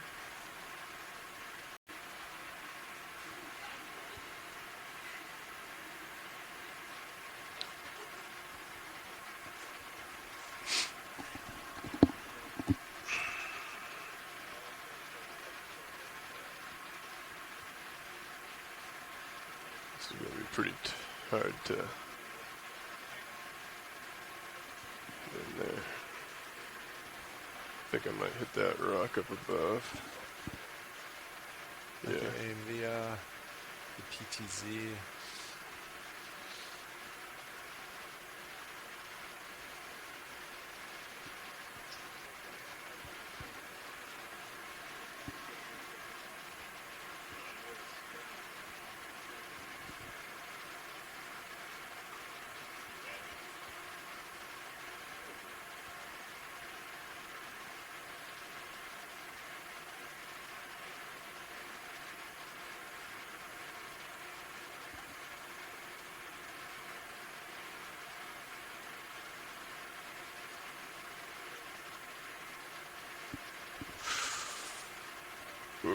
Okay.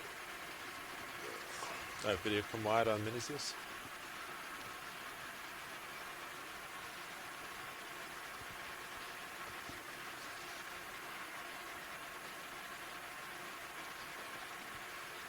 Stop there. Yep. Okay. Arm is indexed out. Coming out of joy lock, coming up, back.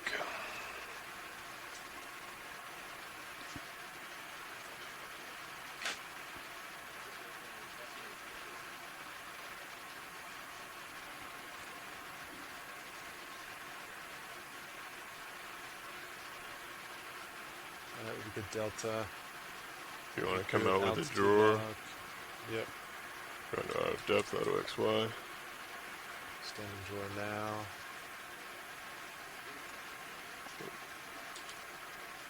Out of depth, didn't like that.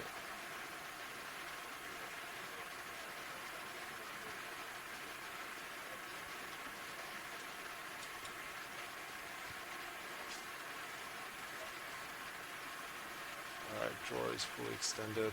Okay, let's just let auto depth settle. It looks like it's sinking down. Alright, just go there. The auto XY is out. Copy. If you wouldn't mind keeping an eye on that. Yeah. Looks coming in and out. I'll click it back on if it goes out. Okay. That was coming live.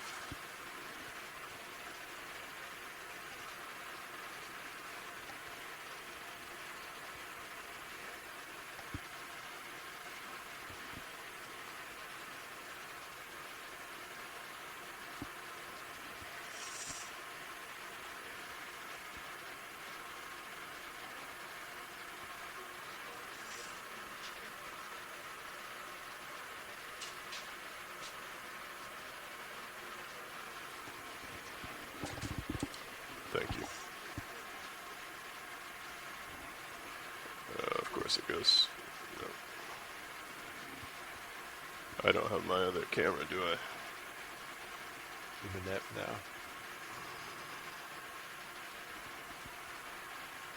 Could you use like the Titan to look at it? I don't know if that would help. Maybe.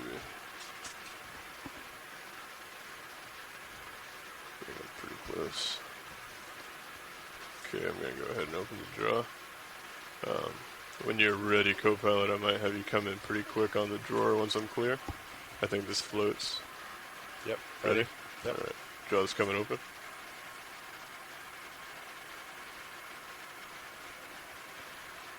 That's so slow. Okay. Gonna push up a little bit.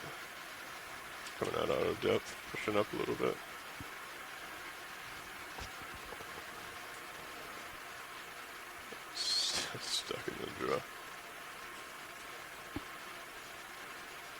I think it's in the box. Do you agree? Some of it.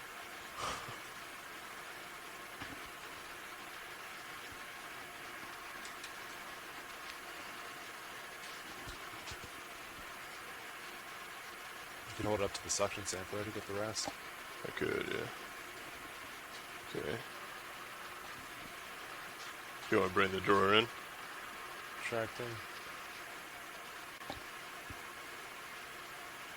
Okay, leave it out just a tiny bit so I can see the suction sampler.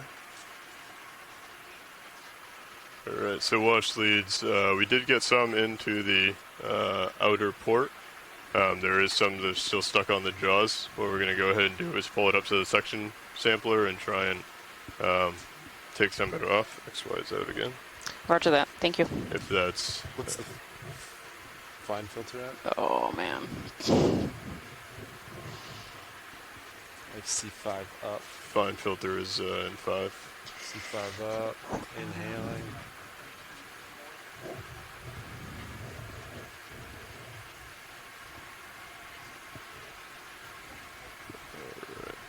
Alright. Ease this down a hair. Which could be a nice view.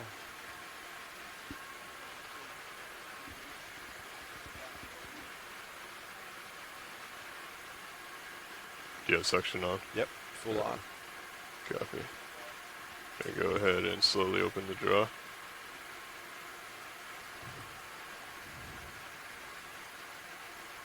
There we go. Oh, nicely done. No, a little bit more. We got some left on this draw. It's going.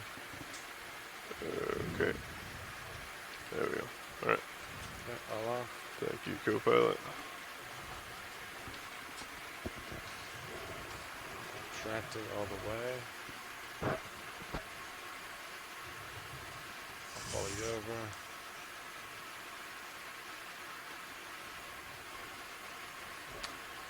Well, it's not exactly how I thought it would go, but... Could you let me know what number suction jar that went into, please? C5. C5, yep. Thank you very much. Alright, arm secure. Put this back.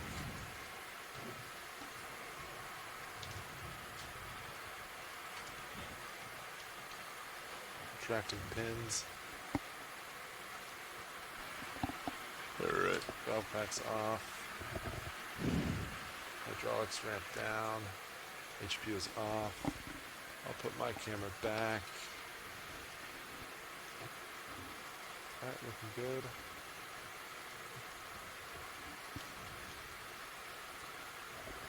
Cirrus cam, 4-5 degrees, Fibonacci, Delta 13, looking good. I'm looking at 230 degrees, which agrees to be the steepest part of the slope. Highest gradient. A little bit of slack in your tether. Looks good.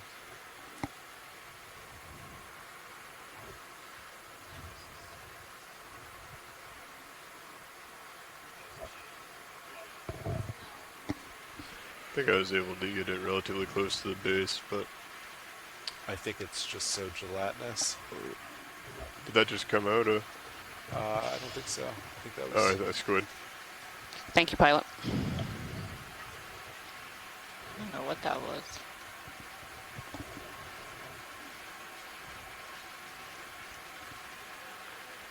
The drawer is fully closed, right? Drawer is fully closed. Pins are retracted. Okay. Huh. Odd. What? Did you just see that go past? I saw it. I also saw it on our starboard rail cam. Oh, okay. So it came from the starboard? It came out through there. I think it was swimming, though. Okay. Understood. Yeah, drawer's definitely retracted. Alright. So, let's see. Delta 15. I have good camera. Pilot, this is watch lead. Go ahead, watch lead. If you could have a snap zoom on that coral, that'd be great. Sure. Thank you. Video if you'd like to come in.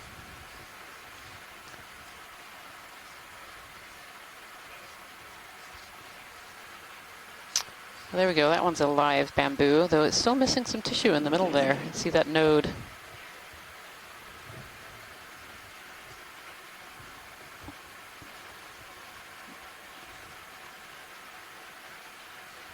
Are we seeing, seems like we're seeing a lot more, at least live, colonies than we did on the last dive? Do you think that's the case?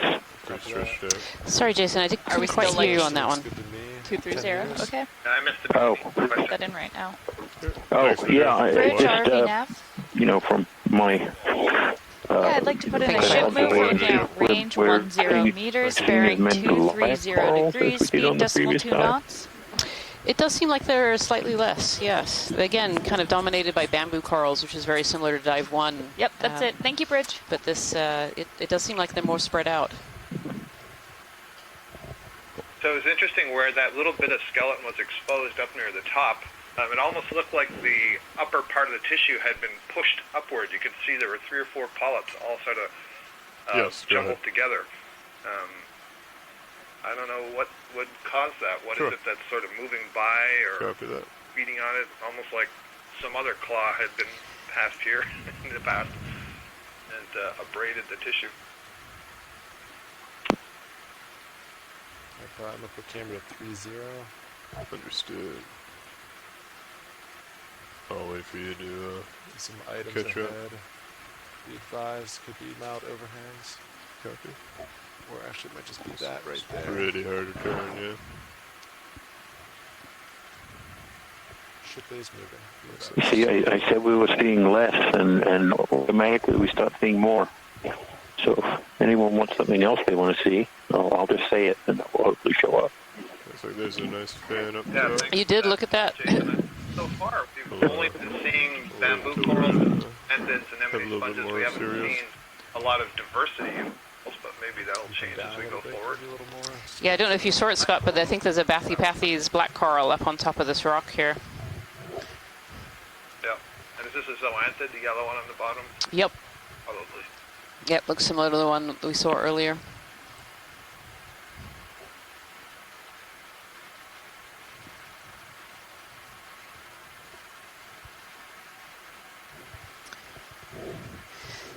Looks like a flash. Yeah. It's somewhere on the front. So if you are just joining us from home today, we are on Dive 2 of the NOAA Ocean Exploration Expedition, North Atlantic Stepping Stones. We are currently diving on a place called Congress Seamount, and this is a little bit south of where we're supposed to be. We were pushed south by weather, but we're slowly making our way back to the Corner Rise and New England Seamount area.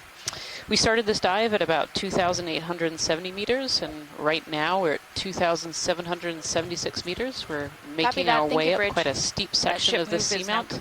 And the hope for this dive is to make it to the top and take a look and see what are on these steep sections and what is on the very top of this Seamount. Just some metrics. The Seamount is about 530 miles east of Bermuda, so that's the closest land there. And we are actually about 950 miles from my home in Maine and where our co-lead Jason Chater is sitting right now. Could you have a snap zoom, please? So we're currently looking at kind of this blocky habitat, lots of bamboo corals. A lot of them not in great shape. We're seeing a lot of dead tissue. Coming over to the block and then up in front of us here we have, this is a black coral called Bathypathes. And we see some yellow zoanthids up in the top right-hand corner, along with some of those white zoanthids that we saw earlier too. And these zoanthids are covering over coral skeleton that has died, and there's no coral tissue on it, and these zoanthids are taking over. They're a relative of the corals and anemones. They're clonal, so tend to occur in clumps. You can see there in that old coral skeleton, I actually don't see any live coral tissue on the skeleton that we're looking at right now. I see 2 different kinds of zoanthid, a yellow and a white, and then there's a couple of brittle stars, some hydroids, and even a barnacle or 2 in there. This is quite a little habitat that's formed on these dead coral skeletons. Ian, I think the colony on the left may have had nodal branching, which would make it a quote-unquote isidella, and that would be the first, if we could just verify that. Oh, take a look, sure. Watch lead pilot. Go ahead. If we could take over to the left, there is a bamboo coral just the other side of that black coral, the orange black coral. Copy that. Just like to take a look and get a confirmation. Coming over. That's a way to confuse the pilots, that orange black coral. That orange black coral, I know. Yeah. So for those of you at home, Scott France and myself are having a little joke. So black corals are named because they're black skeletons, but they are actually often either orange or red or even white color. So, Watchley, which one are you looking for? The one in so center, or keep yeah, going over? So keep going left. That really fine one in the background. Copy that. Yeah. And we can get a tow in if you'd like a better view, close-up video. If you can come full wide. If we could, that'd be great. Scott France is trying to look for some nodes in full there. Full wide, please, video. Yeah, it's tricky because I'm not sure if it's branching at the node or if it's branching just distal to the node. It's really hard to tell.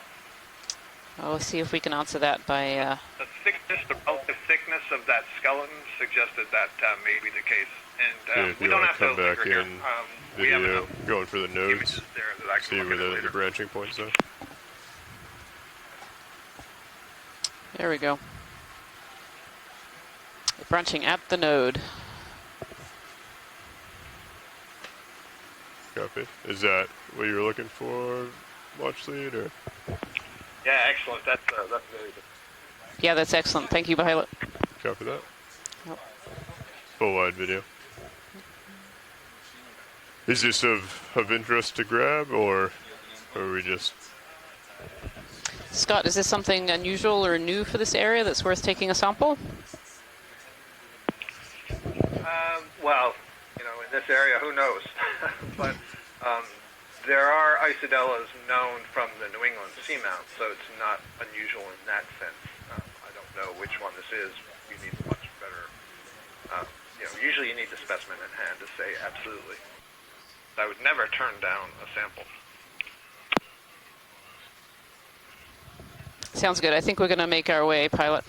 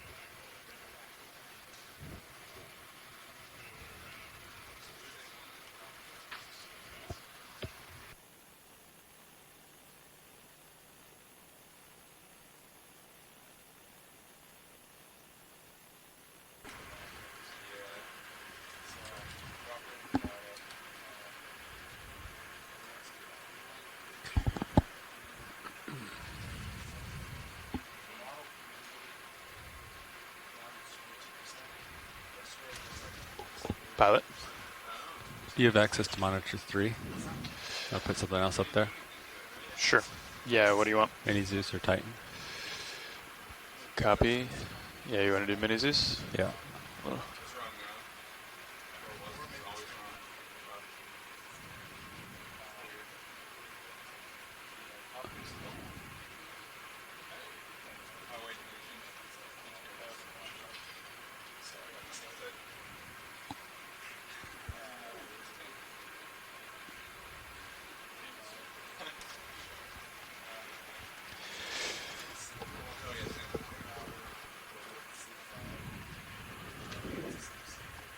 While they're doing a watch change, several people in the chat room have mentioned that what it looks like we're diving in terms of the morphology of the reeds and the geology is that we're diving and moving up an area of debris, a gully or a chute, and based on the mapping work done last night, that's actually the case. So we're moving up one of the side walls of this erosional feature, which may be millions of years old. Certainly from the stability of it, it looks like it's quite old. Go ahead. So, the choice of the dive dive site was made this morning quickly. Okay. The bank did a great job of collecting enough data for us to be able to, make a good dive plan on. This appeared to be a nice region that also favorable for of the vehicles in the water and the weather conditions that are happening on the surface. So, so we're going to be seeing at least what look to be rural fields and in place rock. Hopefully, as we go up further, will be more this place to outcrop of the Seamount edifice. So the actual original structure of the Seamount. But all of these seas now are many million years old. This is your navigator. So they have been. So the previous watch has been significantly altered by at 230 erosion processes. Be that we just heard from watch lead, we want to make some undercutting by good progress up here. So erosion. You guys are ready. We can get another move in and just kind of keep it going. So get that move in. Kind of at the end of this is 230. You want 20 meters? Complexity of or they've been doing 10. Yeah, they said 10 meters just because it's kind of steep. Okay. Let's do 15 since you're so far out there. Nice, stable and complex. Okay. And get them up into the water column where they can grab food. Are you noticing any current, pilot? Not time. And so everything encoded by Hermes. I feel like Sirius's thrusters look like they're trying to compensate rather extensively, which gives rocket moon it's by the tether way out at the end there. Particular secondary temperature. So very chaotic, craggy, rugged to the slide rock. bar indicator looks like it's ramped up, but maybe that's just displays. Yeah, thanks, Jason. This does look like a really rugged terrain. Do you think that this has been transported down, or whether it was kind of formed this way? It's really hard to tell with because of the way that the ferromanganese crust form. They tend to cement pieces together, especially over longer periods of time. So as things look, more massive or more piece looking, reports of assume that those are more in situ. They haven't moved. Sirius and high pack. I'm not sure if we're getting updated pings, so I'm gonna and that when we see see if that's the case. More little pieces of the rock, sometimes in sediment that those areas material is being transported down slope. It can be deceiving in an image like we're looking now. We see sediment, we see little things poking above the sediment that look like boulders. The small amount of sediment fills in all the gaps. 230 is the direction of that movement? Affirmative. Copy. Sometimes making it look like the rocks are sitting on top of the sediment, where the sediment may just be filling on the rock. So bringing my camera up just a certain level of downslope movement, but how much? So it looks like we're not getting serious pings now. Often difficult to pull that about context. Do you want to cycle power or try to start and stop? Which the mapping and other physical data that collected. We can do either. Help us work out. It's either give it time or stop start. Yeah. Okay. Do you want me to cycle the contactor, the relay? No, you can probably leave that on. Yeah. Okay.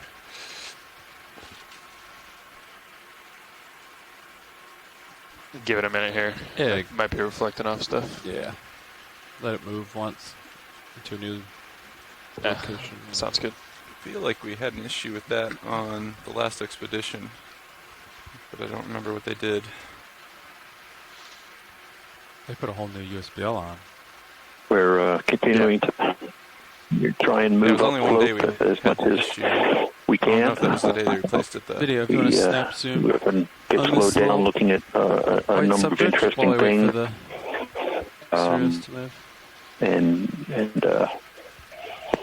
Don't make as much progress along the track that we hope to. But that's okay. All these observations are new. in these unexplored areas. So another sponge, I believe.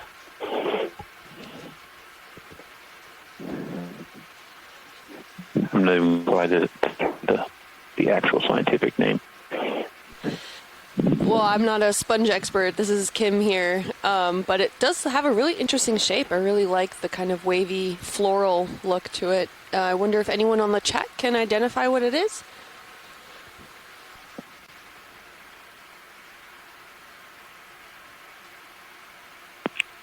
Excellent. Yeah, this looks a little bit like something that we saw earlier, but when we saw it earlier, we were only looking at the wide part, so we didn't see the stalk. So getting a good view of where it attaches to the rock will be useful for that for move ID is done, pilots. You want to keep another one? Keep them coming, or you want to catch up a little bit and then we'll catch up in a minute. Yeah, sounds good. Yeah, do you have any idea how long it's taking to feel the moves at this depth? I think just the other day it was a good 4 minutes or so. Yeah, that's what it looks like. All right, here. pilot, I think we're good. Okay, video, come wide. There's like no layback, so there shouldn't be a big delay there. It's just translating down the wire.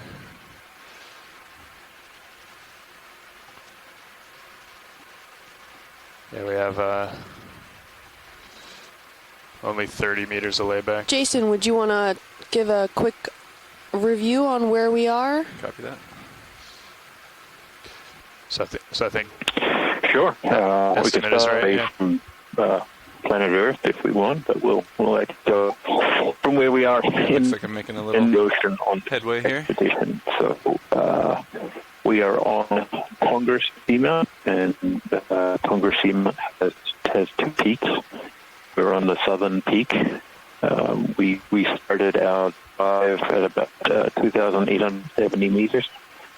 We're currently at 2,760 something, 69, I believe. So we've been making pretty good progress up. We've gone up 100 meters or so. This is a largely unexplored mount, similar to what we do on Saturday. Got some flare up there. We arrived and the mapping team quickly mapped the seamount and collected enough information to identify a dive site. We're about 220 kilometers, so 100 miles southeast of Nashville Seamount in the New England Seamount chain. This seamount has been technically placed in the New England Seamount chain, more the Colorado Seamount chain, to the northeast of the ship right now. I'd say it's reflecting off something, but it's on both sides. One of the goals of the dive, unless it's like Pegasus or something, center. Capture a sample or two, which of the rock that Seamount's made out of, to try to figure out. If it is related to either of those seamount chains, or if not, to perhaps some other process. On the way. There's some exploration identified seamount and did identify that it had two peaks, and there were some camera rings on it. But really, this is the first time that it's being visually surveyed to any extent. Certainly no samples have been collected from the region, other than some sediment cores from the abyssal plain around it. So everything we're doing here is quite new. Moves in, pilots. Copy. And I think we're about 500 something miles northeast of Bermuda, which is the coastal landmass. So we're actually pretty far away from any islands or coastlines, and that is somewhat reflected in the sediments that we're seeing, which are mostly composed of the shells or tests of material that has fallen out of the world. over thousands of years. Where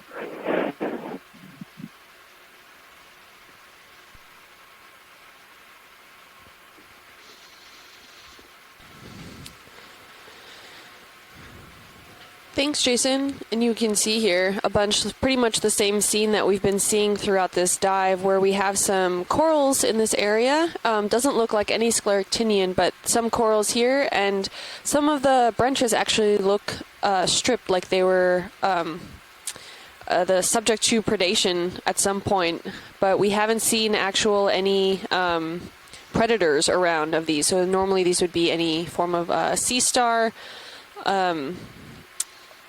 But we haven't actually seen anything. So here you can see potentially some stripped coral branches in this area. We're also seeing a lot of coral rubble with this ferromanganese coating on it. Excuse me, those are the darker branches that are around these coral rubble areas. Coral. And it looks like we also have a nice crinoid on one of these corals. Can we get a snap zoom on the crinoid with the corals, please? Pilot, you want to zoom in on the this one? Might be a ringed sea star right to the lower left as well. So totally different things. I know somebody in the chat was previously interested in the ringed sea star. So maybe I'll zoomed in on this one. Take a look at that.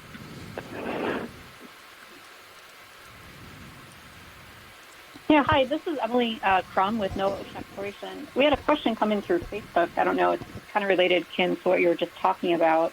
But Faith was wondering, she noted that there does seem to be kind of a lack of sea life, kind of like crabs and fish, that kind of thing. Is that usual? Is that surprising to you? Or is that kind of something to be expected?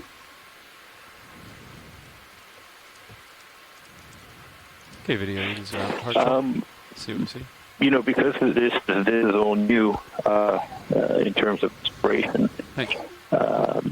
Really, the distribution and abundance of these organisms is something we're learning about. And we have some experts in the chat room who might be able to help us put it in more context about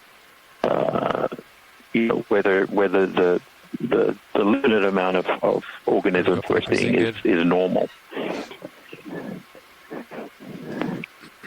There doesn't seem to be a lot.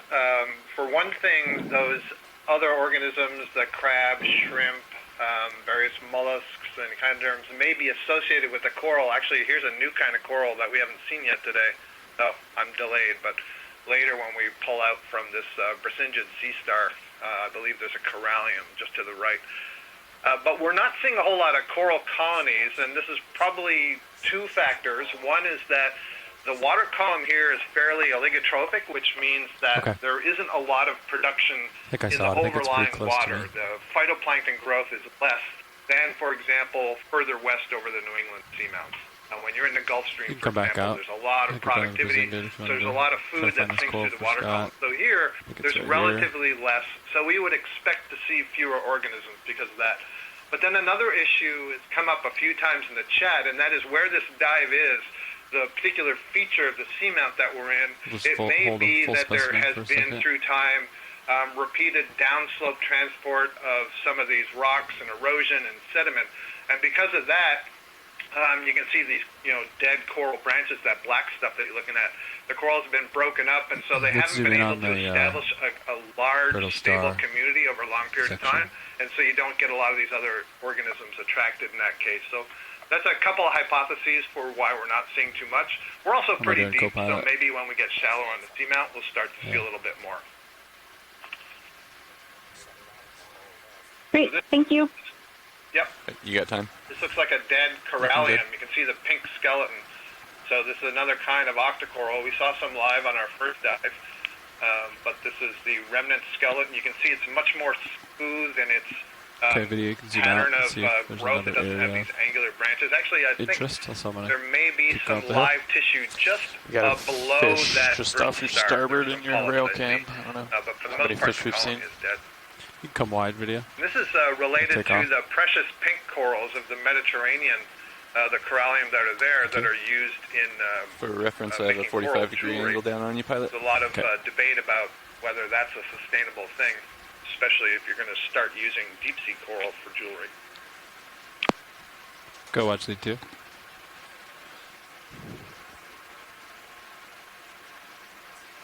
Okay, understood. We'll keep moving. Yep. Great, thanks, Scott. I actually, oh, look, there's a fish coming up. Maybe if Ken Sulak or Peter Oster is still on the line, you want to identify possibly what this is? Take more if you got it. Hold that.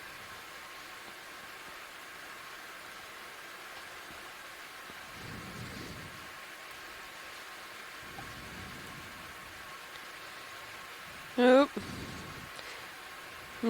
Can't say for sure. I'm not any sort of fish expert, but really interesting. Can we potentially get the lasers on it for a Oh, maybe not.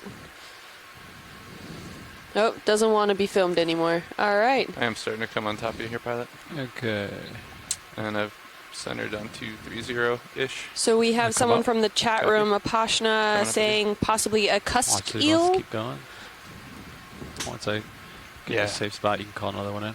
Sounds good. Oh, Peter just joined the room. Maybe he has an idea of what the possible ID was of that fish.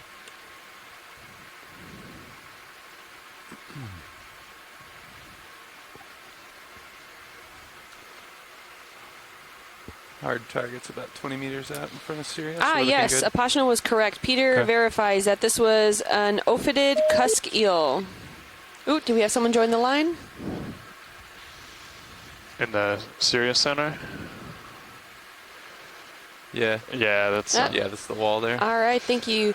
So for the coral people, and Scott, if you're still available to talk, I have some questions regarding potential coral skeletons. So as we're seeing here, we're seeing quite a few of these bamboo corals and various other more Gorgonian-esque corals. Not very many scleractinians or things like that. I'm also not seeing any potential coral rubble that associates with scleractinian.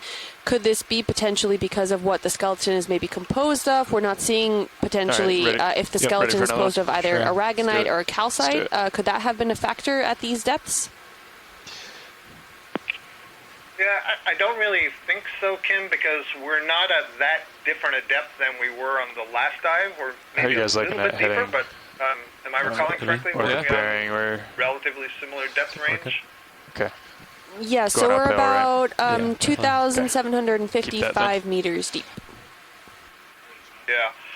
So there's no question that the depth and the pressure and the temperature is going to affect the ability of these various organisms to secrete their skeletons, but I don't think that's what's going on here. I think this is more about food input and stability of the substrate. And we can see that there's a variety of skeletons that are kind of encrusted. They look black, what we've been calling the upright twigs. So, in the past, there have been communities here, maybe a larger community, more dense community, more abundant, and just the conditions for food have changed. There's so many factors that go in. We need a lot more dives on a seamount to be able to make heads or tails of exactly what's going on. One dive gives us a picture of what might be here, but for example, we would want to move this dive to another face, east, west, north facing, for example, different depths. It's aiming straight down. Look in the water column to sample the food. I mean, there's so much more work that goes into it, so we're only given possible conjectures here. But ultimately, I would not say that it's a problem with the secretion of the skeleton, the ability to secrete the skeleton. That is what is responsible for the relatively low abundance that we're seeing. Oh, thanks, Scott. So good to know. But just for folks tuning in, we were just talking about how some skeletons of certain corals produce, they all produce carbonate skeletons, well, the ones that do produce skeletons, but it's a different mineralogy that the skeleton can be composed of. So it's either aragonite or calcite in certain situations. And I was asking Scott France if he had any input, if depth potentially had something to do with that, of that we're only seeing a certain type of corals in this area. And it's also worth noting, of course, that many, in fact, I would say possibly most of the octocorals actually have a protein-based skeleton rather than a calcareous skeleton. So we've been seeing bamboo corals today, these octocorals, and they do have much more calcium carbonate than they do protein. Those little black nodes that you're seeing, that's the protein part. But if we were seeing, the plexaurid sea fans, they would have much more protein than they would calcium carbonate. So there's a lot of variability there as well. So that's another indication that it's not just that saturation horizon that's causing the low abundance that we're seeing.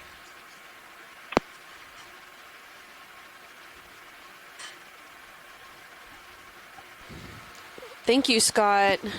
We're coming into some kind of different morphology here at the moment. Jason, do you care to weigh in?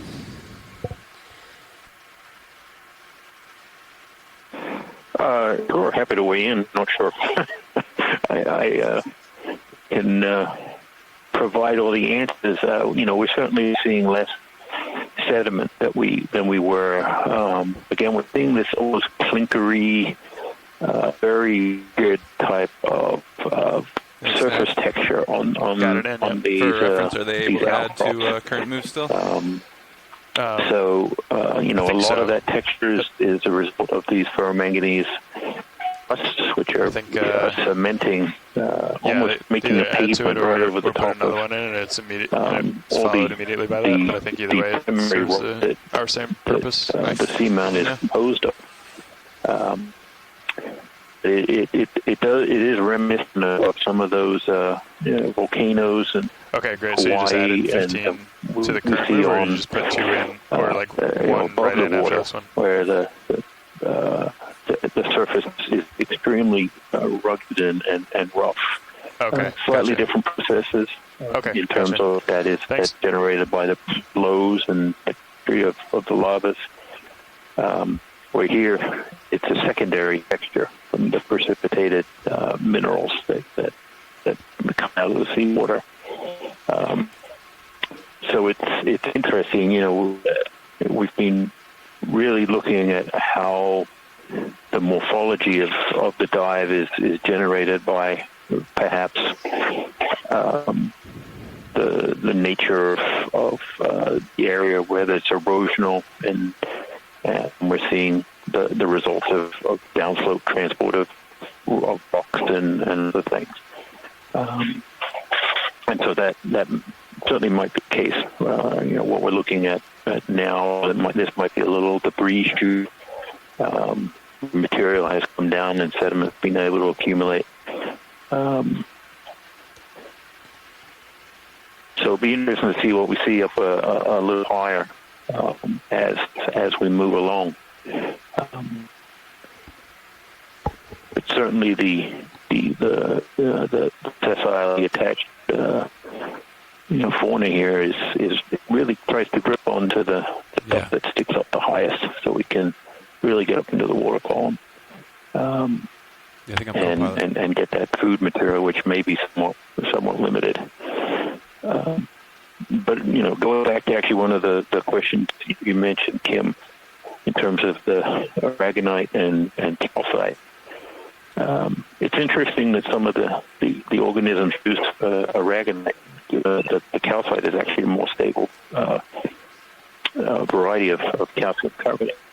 And I'm not sure why that choice is ultimately made.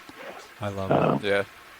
The old ones. But it's interesting. It's the same chemistry. It's just a different crystal arrangement of that this style right there? The calcium carbonate. No, we would have to turn it over to an expert on how the carbonate is used by the organisms and why a choice over one over the other is made. Yeah, it's really interesting, Jason. Most of these deep sea corals have aragonitic skeletons, and some have calcite.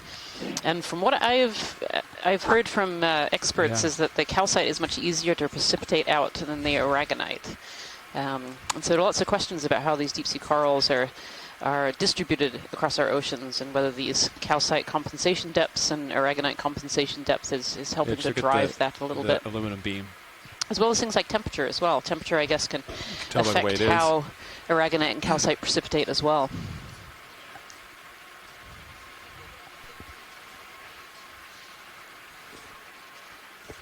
I'm pretty far stretched out. I'll bring swing back to you. Yeah. Co-pilot. Keeping about a 10 meter delta Z. Give you a little leash, but you're kind of at the end of it there. Yeah, I see that. I'll come back, provide some slack on our leash. Copy that. You can probably put another ship move in at the end of this one Great. as well. Thanks, Bridge.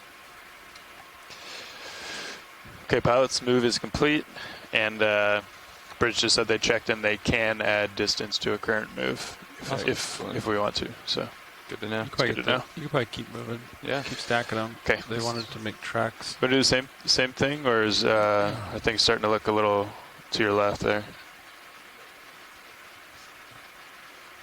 Co-pilot, are you still on 2-3? I'm oscillating quite a bit, but let me turn back a little bit. Oh yeah, I see that. Yeah. It's been fighting it since we're following this ridge really nicely here. Yeah. Okay. His heading. There we go. 230 there. Yeah. I like that heading. That's fine. Okay. Works for me. 15. 15 meter move coming in. I've just been taking the multi-beam, swinging it up, taking a look, and then swinging it back, tucking my toes. It's working.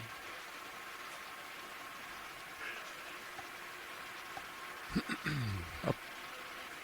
Got a little bit of tether. You do have a little bit of tether now? Yep. Keep going up the ridge. Copy that. Coming up with you. Looking good.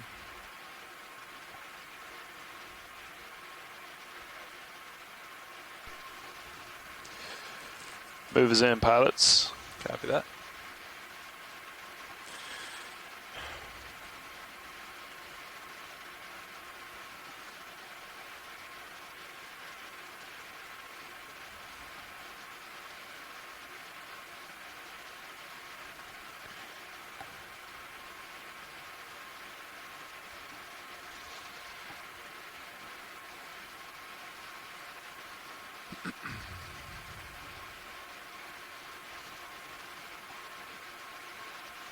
As we continue into the unknown.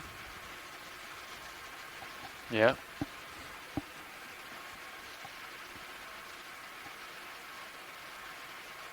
Visibility is pretty good. Yeah. Yeah. Pilot, this is watch lead. Go ahead, watch lead. Yeah, could we have some snap zooms kind of on the center area? Oh, yeah, jellyfish. Can I get the jellyfish real quick? Absolutely, look at that. Video, you want to snag this jellyfish?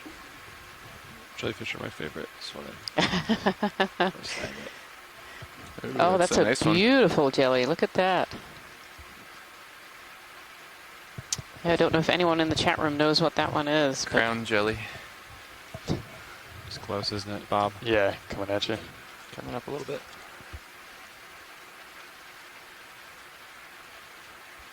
I think it's so close. It's out of my light Oh, there it goes, out of focus. Well, yeah, we'll get some snap zooms of, you want the dirt or do you want the corals? Do you know, a little bit of both, actually. You see that kind of central area, there's a kind of a pillar sticking up. If we could start on the rock and then work the way up to the coral. We're wondering if a lot of this might actually be coral skeleton debris. Oh, okay. So.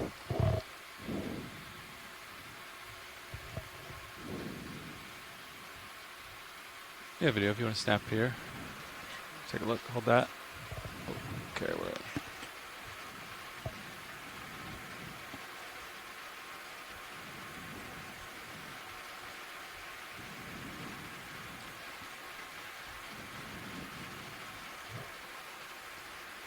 Yeah, it kind of looks like a mixture of debris, of smaller coral fragments that have died a long time ago and have these ferromanganese crusts encrusted over them. As I personally learned on dive 1, these ferromanganese crusts precipitate at about a millimeter per million years, and so these coral fragments have been dead for quite a long time. You have a big return to your starboard there. I'm not sure. Let's see anything from Sirius perspective. Doesn't. Where are you looking, Chris? Over here? Just no, on yours. Oh, I'm looking straight down with it. No, I mean on the scanning center. Oh. Not sure what that's all about. Is that like craft? I guess, but it's at It's changing as you turn. Okay. Got about a 60-degree angle on you, pilot. I'm gonna keep moving up the hill here. Yeah. Coming up. Receive. Thank you, bridge.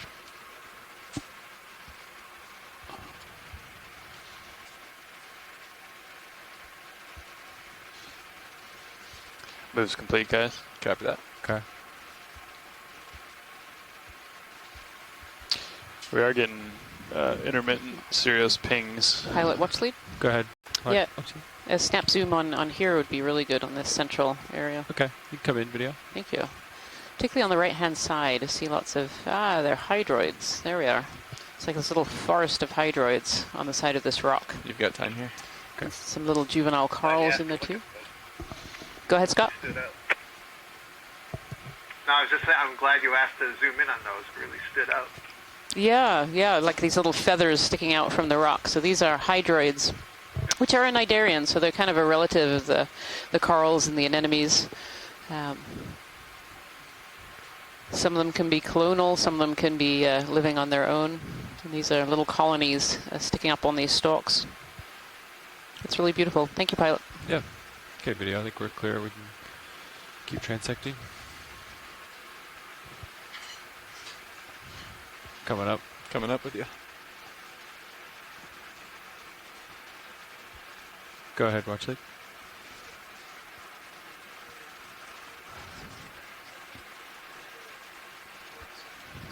Understood.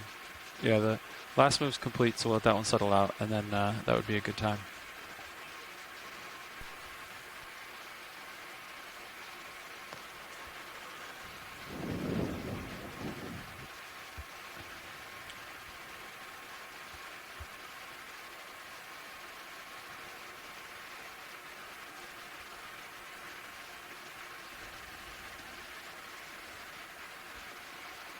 I should be settling out here in the next minute or so. Okay. I think I'm already slowing. Okay.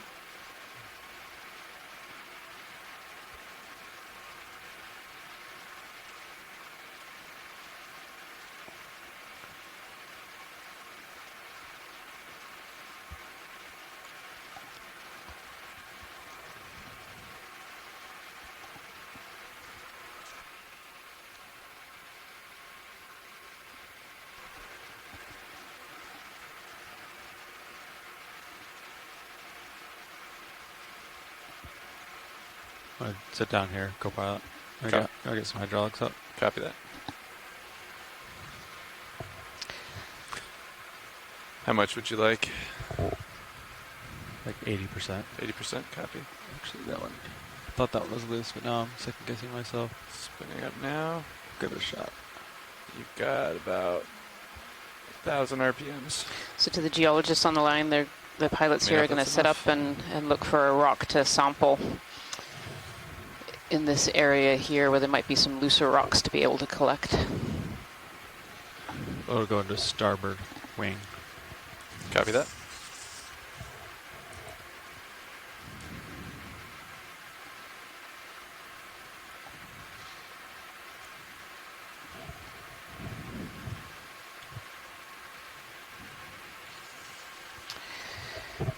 The pilots have had a request for something that looks pretty angular. I can actually see over onto the right-hand side. There's quite an angular looking, I mean, there's several all around, but yeah. I was thinking this one here, front and center. Oh, this big, the big one? Yeah. Yeah.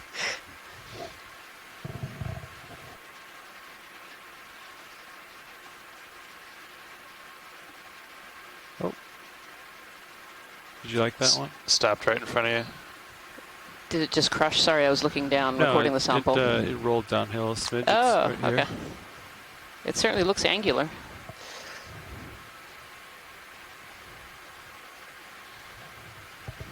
Thank you.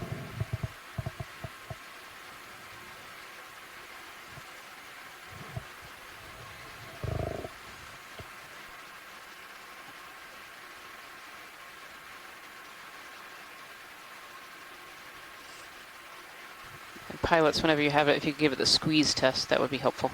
Yeah, I can increase my grip force. I'm at 5 out of 9 here. Good. 7.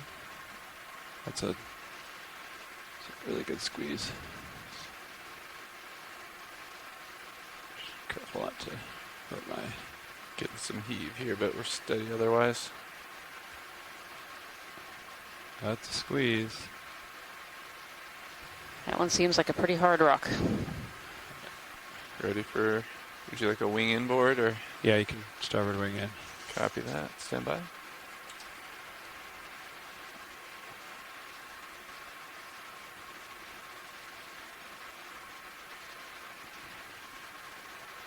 Full in. Can we get a quick zoom before we put it in the rock box?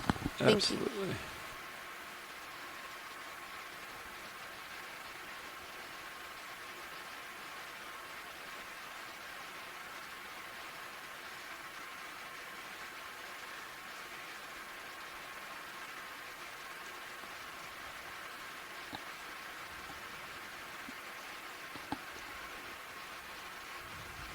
Is that good, Watchley? Do you like this rock?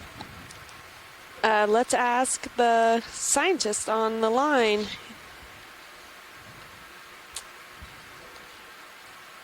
It looks to be good.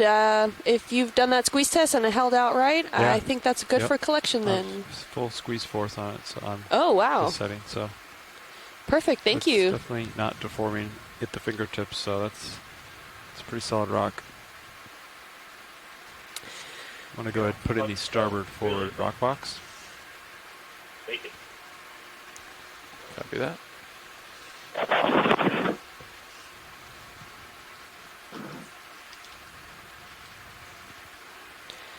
Yeah, there seemed to be quite like a rusty edge right in the middle of that where it was half covered by sediment. So I don't know if that had made anything interesting. Copy that. Coming out. Yeah. Yeah, hard to tell how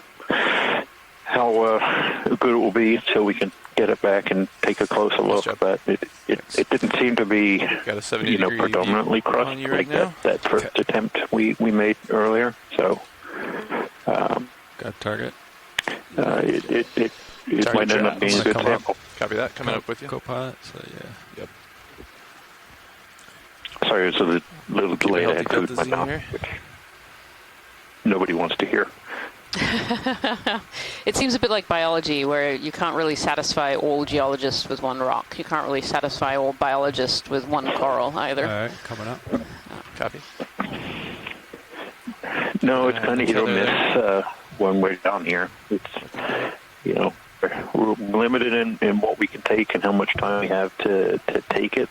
And you know that there's a really good one right next door. You're sure of it, but we just don't have the time. So thanks to the pilots for grabbing what they could and getting it safely stowed away. Yeah, there's a pretty good debate in the chat box here between a couple of geologists debating as to whether that was a good rock. Some say yes, some say it could have been better. I tried really hard. There you go. It took quite a bit of force to dislodge it. It certainly seemed like a solid rock, that's for sure. Thank you very much, RV team. Yeah, in comparison to the sample we almost took earlier, which crumbled as soon as that's right. As soon as it was picked up. So straightening it out, Ted. That was a great rock, Levi. I thought it was a fantastic rock. Thank you. I'm no geologist, but I liked it.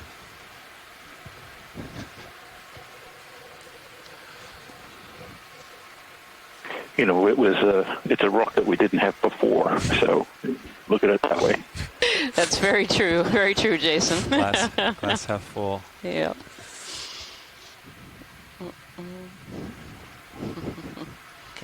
So if you're just joining us today, we're on Dive 2 of the NOAA Ocean Exploration Cruise, the North Atlantic Stepping Stones. We're on board the NOAA ship Okeanos Explorer. We are currently diving on a seamount called Congress Seamount. We're actually on the south of two peaks that have been named Congress, so on Congress South. We started this dive at 2,870 meters, and currently we're about 2,790 meters, so we've come up over 100 meters during this dive.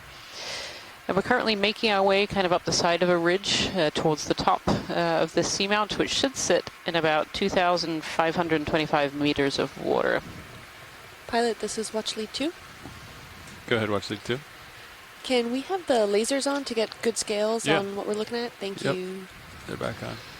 Watch lead nav. This is watch lead 2. Hey, watch lead 2. So we're right east of waypoint 2 at the moment. We have waypoint 3 directly west, which would be kind of orthogonal to the slope here. Do we still want to hit waypoint 3, or do we just want to keep going up slope? I think going upslope would be preferable. Understood. We'll keep on our current heading then and keep heading up towards waypoint 4, which is quite a distance to our southwest, west-southwest. Great, thank you. Could we approximately get a slope angle of what we're going to be approaching? Sure, yeah, we can estimate that here. It looks like on the high pack it gets a little bit steeper, which would be very steep. So yeah, let me estimate that. Thank you. Pilot, you ready for another one? I was about to ask. Okay. Yep. Good to go. Yeah, I'll go snap zoom of this. Okay, I'll get the move in. Video, we can frame up these creatures here, and while we wait for studios to get underway. Couple of dead ones. Yeah, thank you, pilot. Yeah, this is very similar to what we were seeing earlier in this dive too. We have these dead corals branches with other corals growing out of them.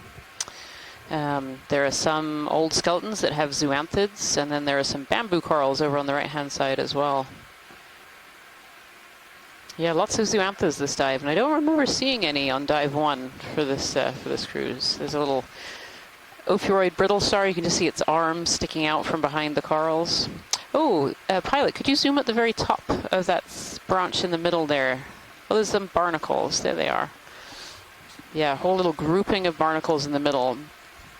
And you can kind of see their legs being stretched out, catching items in the current there. Do you mind taking the video down a little bit, pilot? There was a little red coral at the bottom there. Oh.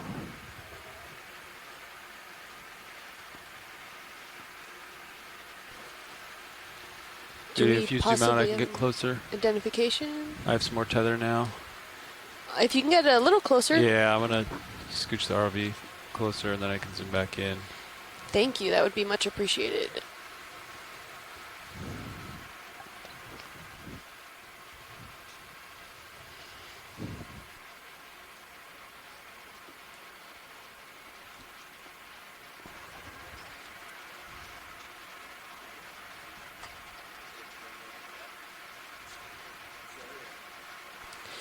Les Watling made a comment earlier that based off the current, it looks like any of these more of the fans corals are all facing in the same direction, and that can tell you about the long-term trend of the general current in this area.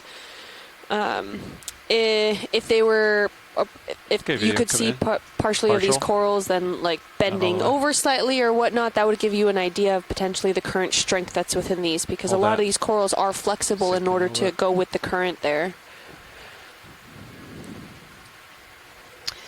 Yeah, I'm just trying to take a closer look at this this red coral here. I don't have an idea. I don't know if Scott France or Les Watling are on the line here. Yeah, that's a corallium. It is a corallium. Okay. Yeah, we saw one earlier that was mostly dead, so this one seems to be doing a little bit better, although it looks like the lower part is all encrusted. And the very tops, too, the very tips on the right-hand side as well. Okay. Yeah, it doesn't have that traditional corallium shape that I think of. It's quite small. And yeah. Thank you, pilot. That's great. Yep. Okay, video, come out. Could this have been a secondary colonization where the corallium then took over what was already there previously and dead? Full shot of all these. I don't know the answer to that question. Yeah, it's definitely possible. It could also be, branches of a corallium that broke from somewhere else and landed in this position. Sometimes these corals, we actually call it asexual reproduction because they're not producing a larvae, but they're actually, the colonies break, and then those broken pieces will actually land on the seafloor. And if they land just right, that they're able to still feed, they'll actually regrow into a new colony. And sometimes when you look at the base of these corals, if you see really funky ankles, that's very often what's gone on. They've either landed somewhere or maybe a rock fell over and they started growing upwards, and so you end up with some really funky skeleton patterns. That's really interesting. Thank you. Didn't know that, sometimes if you always think if a coral falls over, it's death sentence, but some are resilient. Yep, not always. Though I don't see any of the corallium around here, so I don't know where it would have come from if that was the case for this particular one. That's fair. Let's take a peek off to port here. Watch lead nav.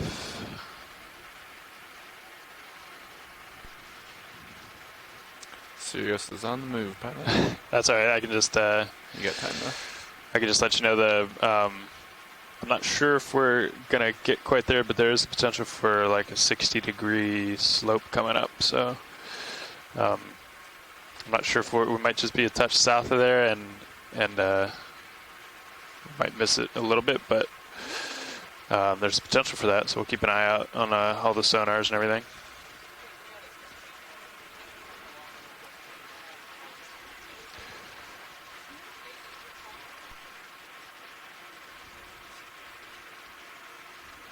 Okay, sounds great, watch lead. We'll keep the moves in unless we hear otherwise. Sure. Making tracks.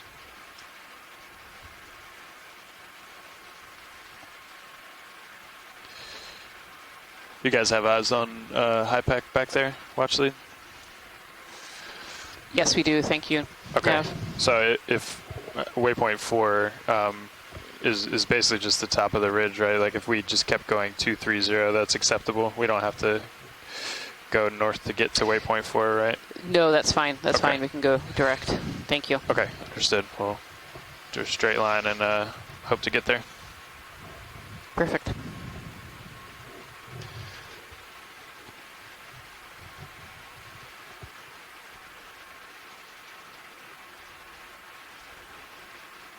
That move is complete. Pilots, you want another one? Yes. Sure. Let's do it. You still good with 15? Yeah. Okay. Yeah, there might be some steep zones ahead. Yeah, steep stuff coming, so just keep an eye on centers. I got that moving. Scott, you seem to have made quite an interesting statement in the chat room about the potential Isidella colonies all seem to have more tissue than the larger quote-unquote keratoisis colonies. Do you care to expand on that? Yeah, I mean, maybe I need to keep a closer eye on it as we continue our transect here, but the Isidella are the ones that have the thinner skeleton, and we did have a close-up look at one earlier. You could see it branching from the node, and they all seem to be mostly covered Video with snaps in on the floating subject. quote-unquote healthy polyps. But a lot of these larger keratoisis colonies, the ones that are branching from the internode, we're seeing the zoantid overgrowth, very little actual live bamboo coral tissue. And so just this question about, well, maybe those keratoisis were here a very long time ago. They're very old, and many of them are dying. And the Isidella are more recent recruits and are relatively healthy, haven't been predated, are not going through that senescence. But when I say relatively recently recruit, I'm still talking about, a couple of decades, a few decades, so they're probably easily 20 or 30 years old at the very least. Is that iris or flick?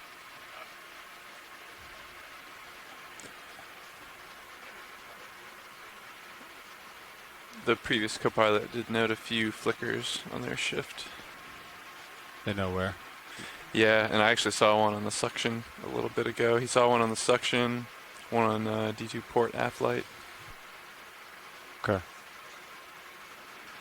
Yeah, the swing arms are nice because you can very From a distance, this colony looks like a keratoisis, so this will be sure to disprove my earlier Yeah, he said there's a port front light flicker as well. Didn't specify which one. Could be a... That's always the way, Scott.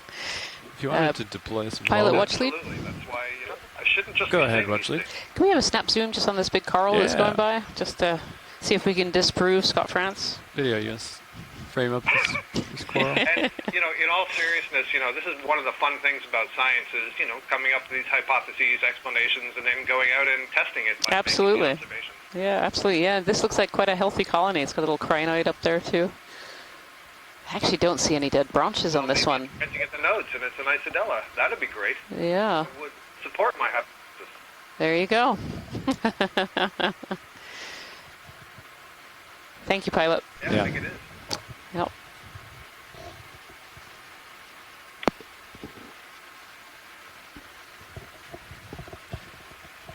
Okay, video, you can come out. You're done. It's like another corallium in the background there as well.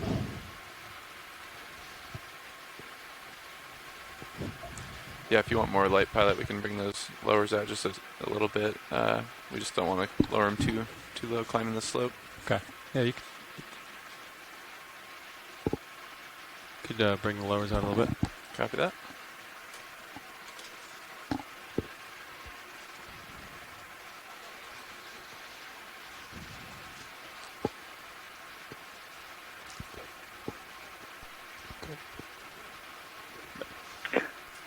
Getting a little deeper here, we're definitely seeing more debris pieces, some bigger blocks that have come down, sort of intermixed with this sediment. So we are approaching a steeper section of this. Thank you, Bridge. This erosional chute or gully feature. So hopefully we start to see some more massive outcrops, and then likely, if it's particularly stable, should be more corals and other sessile organisms growing out of it. But, scattered sediment, so we're not seeing great to me. any of the big fields of sediment that we saw earlier or on our previous dive. We've been leaving hydraulics enabled at 400 RPM. Still very rugged terrain, not a lot of places for last I checked, Sean, we didn't have to keep them on. Okay. I don't think we have that issue anymore. We're still relatively sleep here. Hydrox. Yeah, I think we're moving up towards... On the map, it was 20 or 30 degrees. Yeah. Yeah, I think, Jason, we're coming up, looking at the sonar, we're coming up to quite a steep face up here. So, as we're climbing towards the top of this feature, it is interesting seeing much less sediment than down below.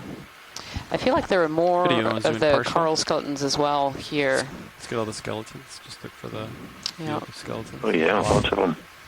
A lot of them. Yeah. The bases and then the broken twigs. And Yeah, compared to further down, where there were still some of these broken bases and broken coral twigs, I feel like there's a lot more of them here as we climb up. Thanks, Bob. And not a lot of big, very patchy, but not a lot of the actually live colonies.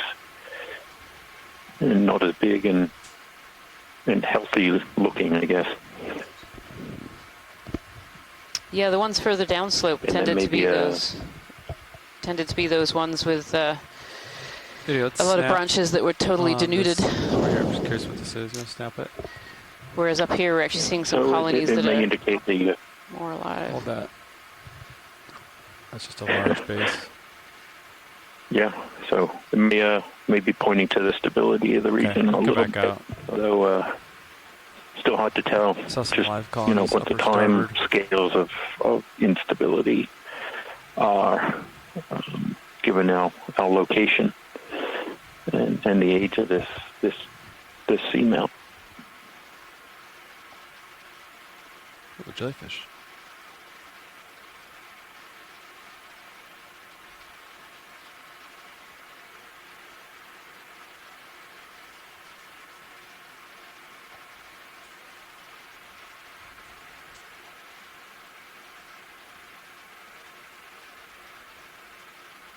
Seeing more of those botryoidal or grape-like ferromanganese cross textures. Almost look like flows have covered the rocks, or forms a crust or a pavement right across the top. Well, it's still here. And as we saw in the last dive, can be extremely thick, even though accumulation rates or precipitation rates are. Oh, another fish. Oh, good spot. Yeah. Sorry, Jason. You got cut off by a fish again. Snap the bracket. Every time. This looks like another one of those Snaphibranchids. This one too has those little nose protrusions like the one we saw further downslope as well. Received. Thank you, Bridge. There we go. Nice.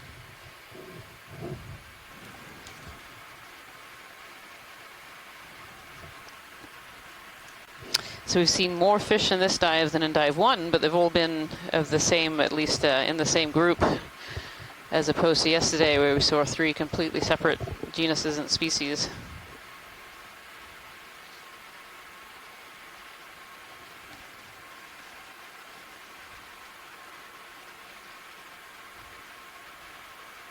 Thanks, video. Yeah, thank you, pilot. That was great.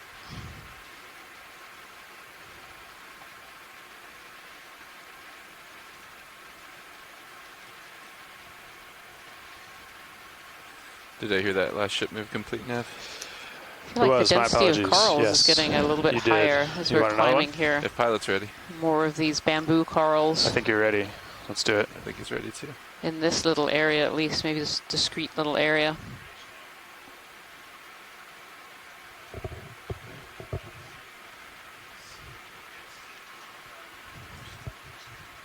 And I stand corrected. Apparently there was a cusk eel earlier while I was out at lunch.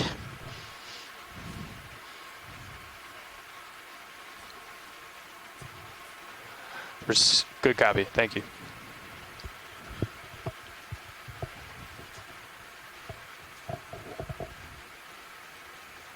Looks like another one of these vase sponges over to the right. Video, let's snap the sponge.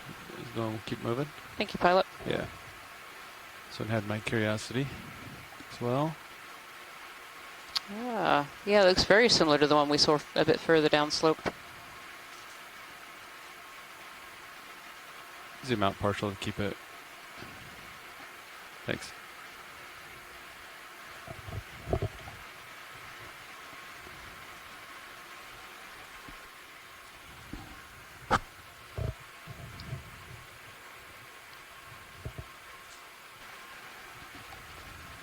And this sponge certainly looks like it has some of those forearms on it, Scott, if you're still there. There's lots of different organisms all on the outer spicule layer of the sponge. Video, if the lights are too hot, I can... where else would I go? I can dim them down a little bit. You can stick with us for the whole dive, right? Yeah, I agree. These look like the little arborescent foraminifera. Yeah. They also call them dendro, something like that. Okay.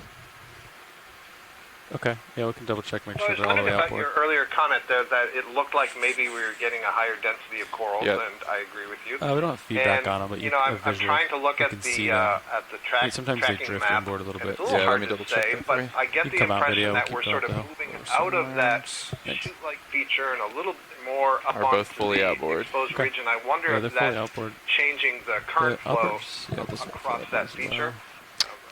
I think I'd have to have a better map to be able to see that, but that's one one hypothesis. We're kind of, Bram noted earlier, you know, maybe we're in a current shadow, so moving out of one local current shadow, not the major one that he was talking about. I wonder if I did my mains the a little dominant currents Would you like me to from do that the for you, north, Could and knock we're it on down. the east You side. want me to try it, Bob, or you want to leave it One alone? thing to pay attention to that may be affecting the fauna that we're seeing. I wonder about that too, and with these corals and sponges and other deep sea animals too, it doesn't take much of a current or a temperature change or a shift in the geology to make a difference in what animals that you'll find in these different places. And so maybe we are just on this ridge and hopefully leading us to the top. I'm hoping we'll manage to get to the top of this feature by the end of this dive. Actually, what is that? I'll let it go. We'll keep going.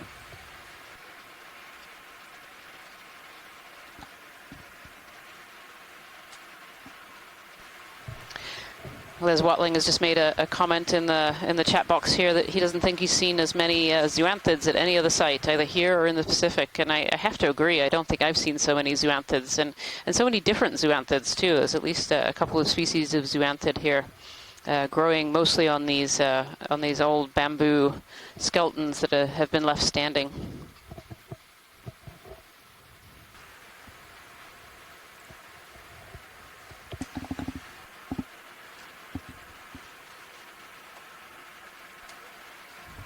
complete. Thank you, Bridge.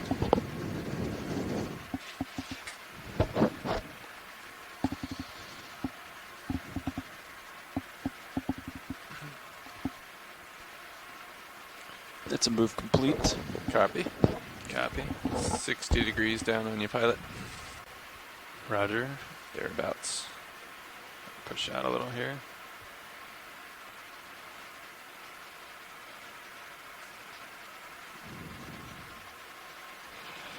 Make some tracks. That would be great, pilot. Sure. You did dim the mains a little? Yeah, I took 5% off them. We're at 95%, I think. Yeah, 95. So that next move, I guess we might want to come port just a little. What do you think? Yeah, you can bring blue view up, multi-beam up, and we can see, reassess the strike.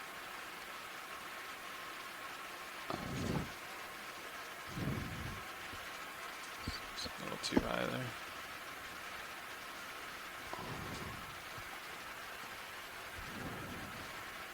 And maybe just a little. I mean, 220. Got a long whip off there to the right. The last move was at 230, so you're thinking 220, is that what you said? Yeah, something like that. Okay. Works. Good with that. Yeah. You may call one in, 15? Sure. It's been working well. All right. Watch lead, I heard Jason say something about this whip. You want to take a look? Bridge is RV nav. Sure, we can take a snap zoom on it as we go by. Sure. Yeah, I'd like to move 15 meters, bearing 220 degrees. Speed decimal 2, please. Walk up the stalk here.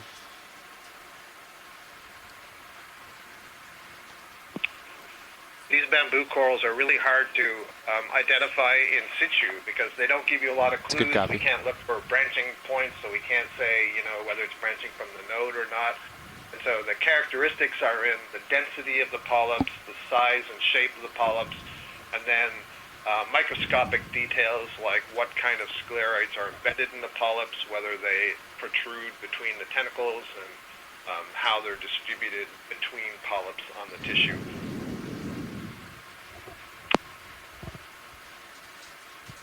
Thank you, pilot. Sure. Okay, Bob, we come wide unless you want to keep walking it up. Seriously, there. Yeah, I'll push out ahead. You good? Trying to keep 230. Sounds good. We shifted to 220 now, though. Yeah. Okay. Yeah, we're on 220 here. Copy that. Seem to have entered a more sedimented zone here, Jason. It looks like we've entered a kind of... Yeah, the slope angle seemed to reduce a little, so it might have given an opportunity for the sediment to settle out and accumulate. Just has trouble settling on the set point sometimes. Yeah. Yeah, one of the big reasons that we don't often see quite as many species or as many big colonies of corals and sponges in this area is that sediment can actually suffocate a lot of these animals. They clog the polyps and they clog the pores. And so those filter-feeding animals tend to live elsewhere. So they tend to live on rocky outcrops where they can kind of get up and out of the sediment a little bit.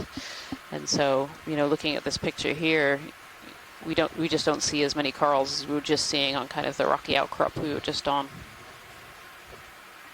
Do we have the true current? Yeah, and it has, certainly has more of a debris it's on the ADCP kind of look to it with all these small little boulders scattered around. I think it's got a bridge plot. With some big ones in between. Yeah, I would agree. It seems to have come down from somewhere. Yeah, points to very sensitive to the stability of the substrate that they live on.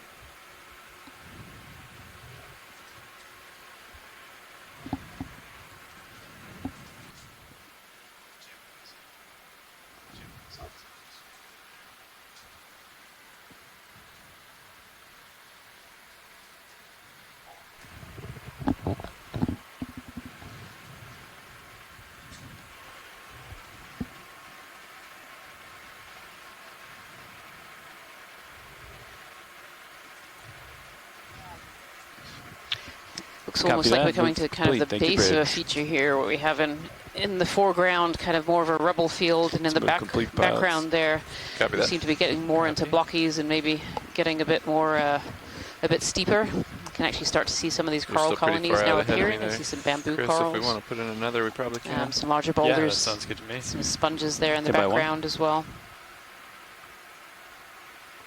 Yeah, a couple of these stalk sponges. There we go. Just getting eyes up ahead here. Bridge is RV nav.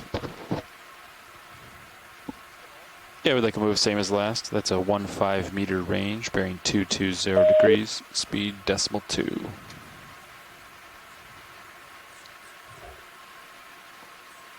Good copy, Bridge. Thank you. Pilot watch lead. Go ahead, watch lead. Can we have a zoom in on the sponge on the left-hand side there? Sponge on the left. Just went out. There it is. Sure. Yep. Yeah. You're looking good. You got time. Okay. Looks like it might be something a little different from what we've seen down below. Sounds good. Yeah, we'll go take a peek. Yeah, just a little snap zoom. Okay, you can start to come in here, video. I'll try to center you up. Ah, yeah. Yeah, so this is a slightly different different species of glass sponge than we've been seeing earlier on. We saw those ones with the big kind of vase bulb on top. But this one has lots of multi-lobes on it. Again, these sponges are made out of silica. That's why they're called glass sponges. But they have all these pores, and these pores bring in water. And with that water comes their food that they absorb through specialized cells, and then the exhalant water comes out that larger hole at the top. We've had a tentative ID of a Faraday, which is a relatively common type of deep sea sponge, but with a lot of different species in it. Very often you'll see little associates with these kinds of sponges, little amphipods or shrimp living amongst all the holes, which provide perfect habitat for them to be able to escape from predators. And we I don't see any on this particular video. But yeah, that's great video. That's great pilot. Thank you. Sure. Just check out this stalker real quick, and then we there gotta go. Yeah, that's how it's attached to the rock there. See, it's kind of created this really large base. Making it nice and firm on this rock.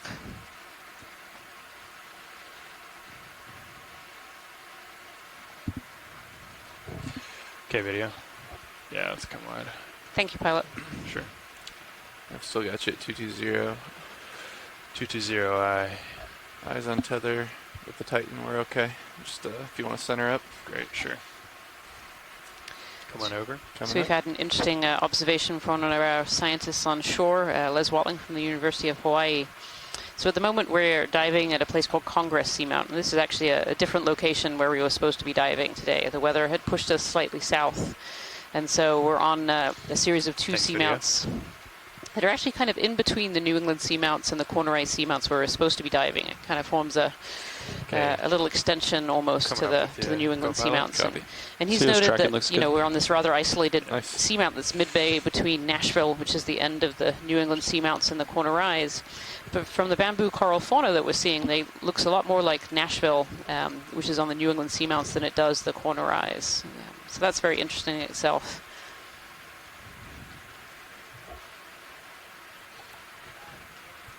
Yeah, and as we're coming up the slope, we're definitely seeing more of these larger boulders that have a bit more in the way of corals and sponges on them. You change the bias after that, Maybe we're going to get a little steeper as we still approach the top here of this seamount. Oh, just curious. Little baby rock. Yeah. Little rock. Little rock, nonetheless. Copy. Copy, little rock. Little ctenophore going by on the screen there, which is a jelly that lives up in the water column.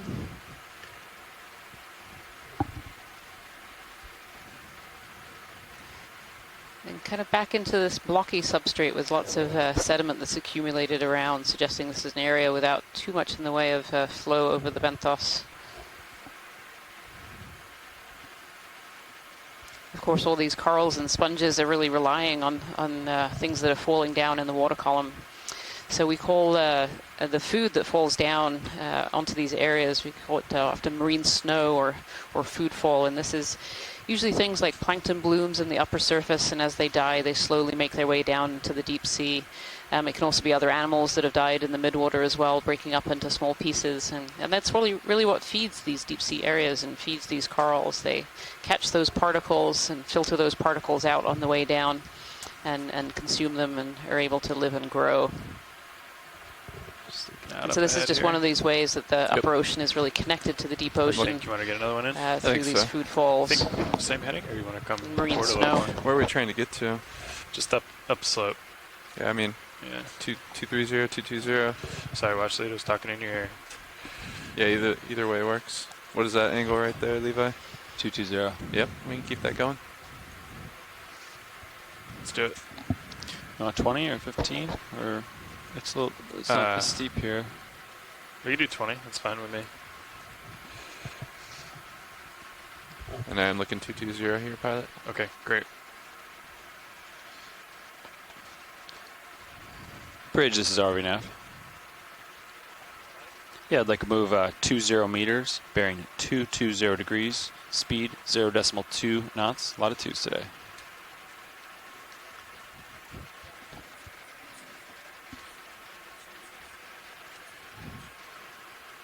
It's a good copy, Bridge. Thank you.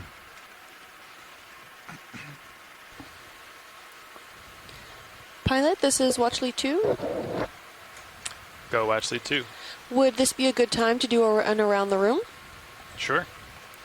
All right, why don't you guys go ahead? We're doing EXRV or OKEX? OKEX, please. Gotcha.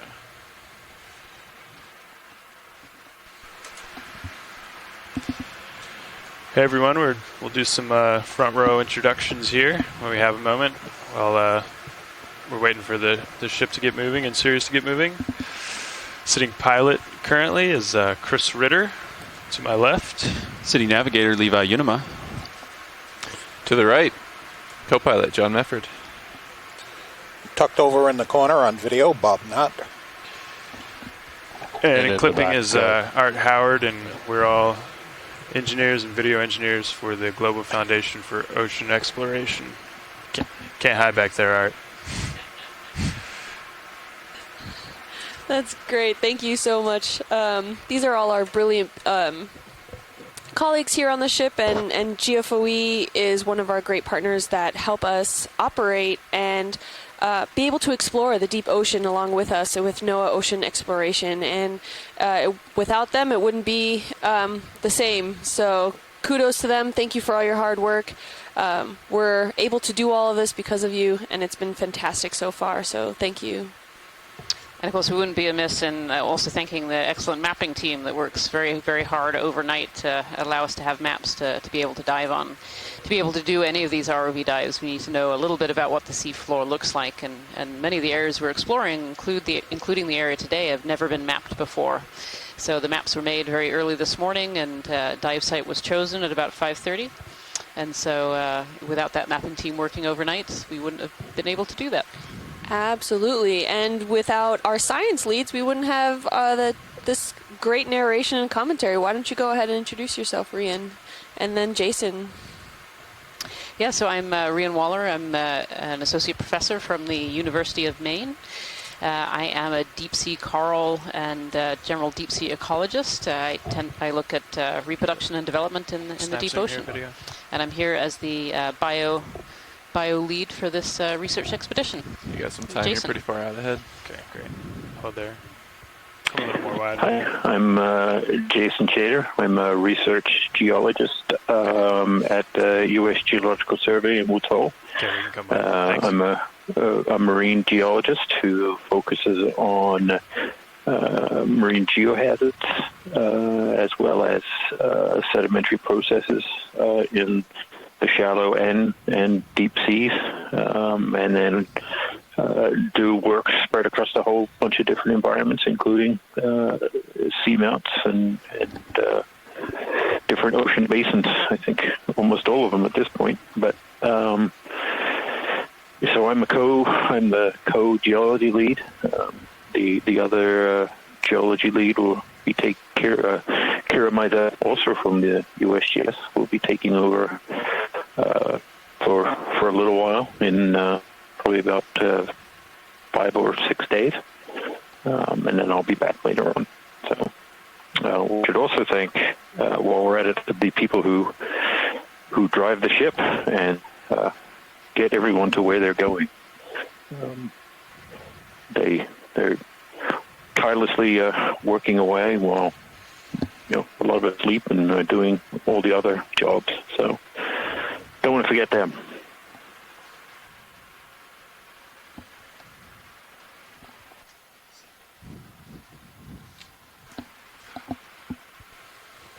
Great, thank you, everyone.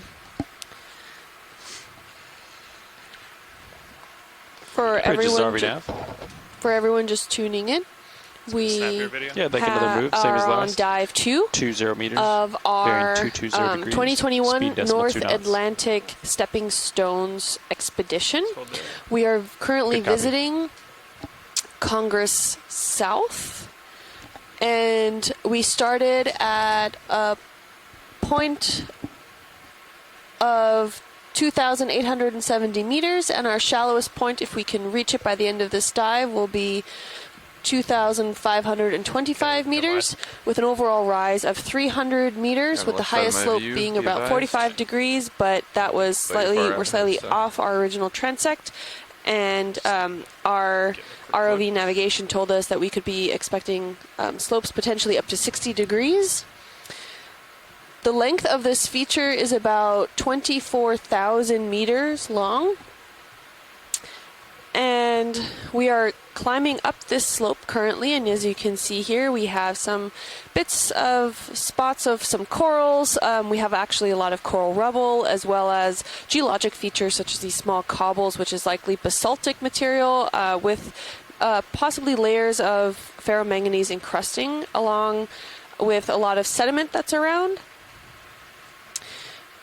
Likely all carbonate sediment. Earlier, Jason was talking about how a lot of this is probably carbonate based, but with the erosional material of the surrounding geology as well mixed in. Sorry about that. No, you're good.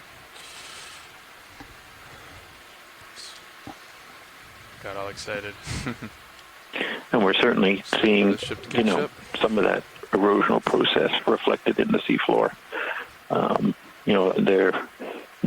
Very little of this material appears to be in situ, or where it was originally erupted onto the flanks of the seamount.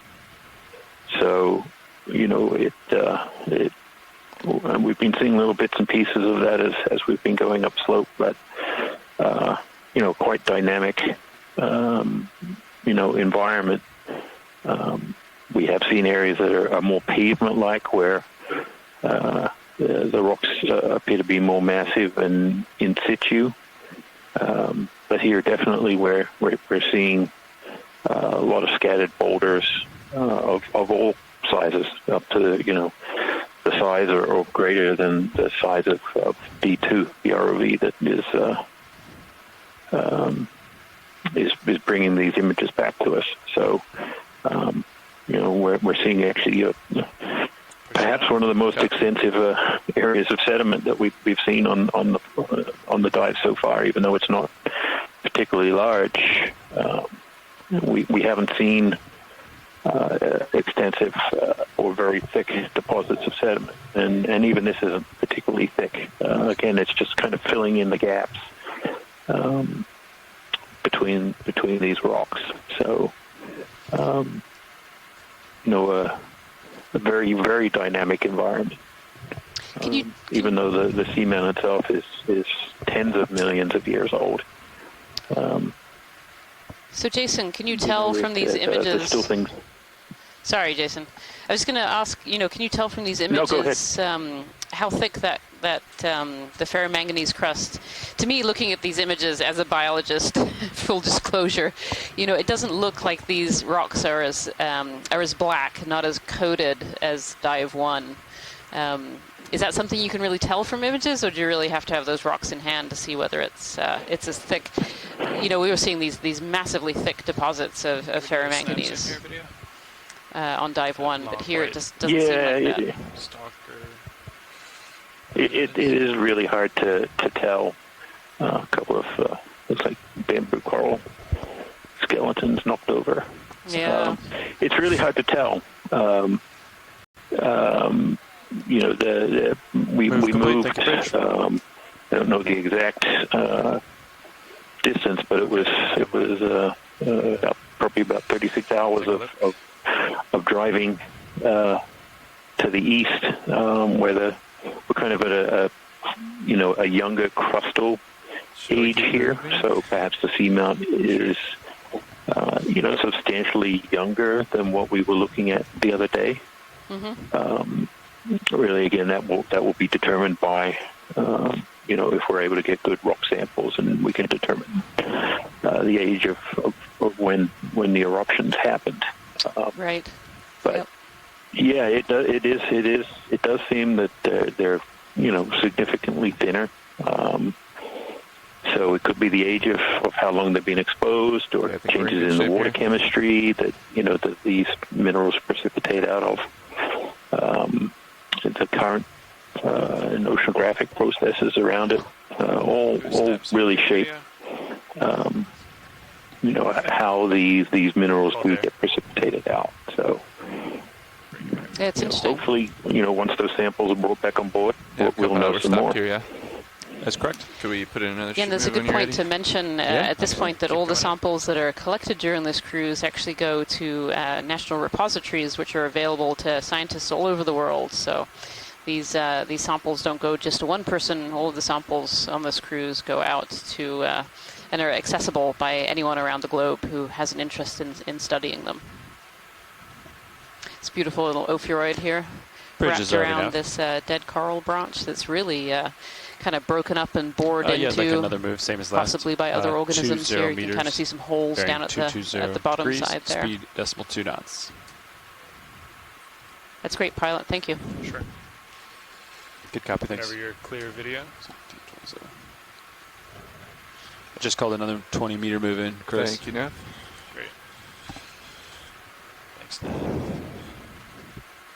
Seems like we're coming into an area with possibly more corals. I will say from dive 1 2, it just doesn't seem quite as diverse, although we've had these pockets where they're definitely a bit denser. It does seem to be very similar species. We haven't seen reset that transceiver. Many different families represented during this dive as yet. Sometimes sometimes the rocks do weird things to it. Signal gets lost on the way down.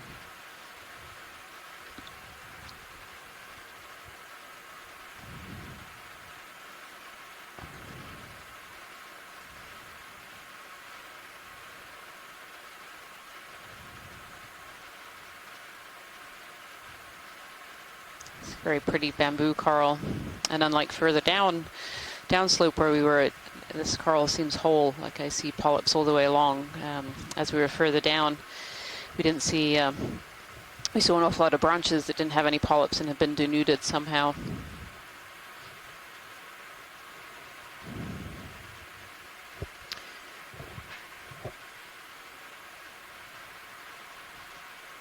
Watch lead to nav.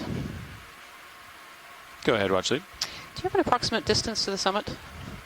Stay by 1.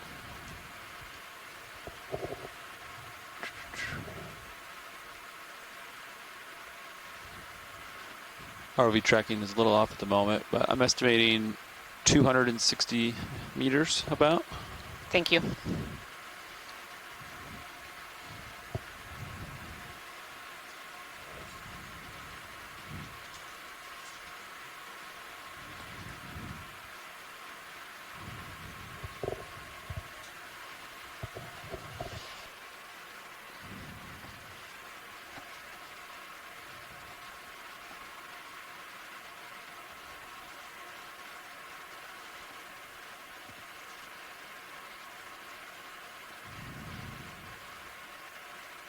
A little fish. Oh yeah, looks like potentially another snap zoom here video. Yeah. I daren't say it because usually I name the fish and then I find I'm wrong. That's part of the science experiment. Yeah. I'm going to go out on a limb here and maybe say cusk eel. Oh. That's why I just say fish. You can't be wrong. I know, yeah. Oh, there's another xenophyrophore at the bottom there. If we can get the pilots off of the fish, maybe we can look at the xenophyrophore. Fish are more exciting. They're moving. It's true. Xenophyrophores do not move. There it is. Look at that. So if you didn't see these earlier, we saw one of these, and these are actually single-celled organisms, but they produce these, I don't know, this is probably about 5 centimeters or so in width. These lasers that were on the image just then are about 10 centimeters apart, and they help us to see the sizes of things on the seafloor. And so this xenophyrophore is a single-celled organism, but they form these large structures or tests that are really quite fascinating. Thank you, pilot. That's good. Sure. I don't know if that fish has turned around to a better direction or whether it's I think it was going up. Uphill. So, Rian, are these in any way related to stromatolites, which are also single-cell organisms? They live in shallower water, but they build the structure the same way. They use the materials in the environment to basically build themselves up. That's a really great question, Jason. Actually, one I really don't know much about. I really don't know much about xenophyrophores. They're very simplistic organisms, but they tend to, they don't. I think of stromatolites like they build kind of on top of one another into these great pillars. But these xenophyrophores are always kind of this round shape on the seafloor, and they can be quite large or quite small. But yeah. Okay. Oh, and Cindy Van Dover here has mentioned in the chat box that she believes xenophyrophores can creep very slowly. So I would love to know if that's true, if anyone any of our scientists at home have any information on that. So there you go. And Scott France here says xenophyrophores are protists, which are related to foraminifera, whereas stromatolites are, of course, those cyanobacteria instead, and so different organisms. But again, using the environment to create these structures.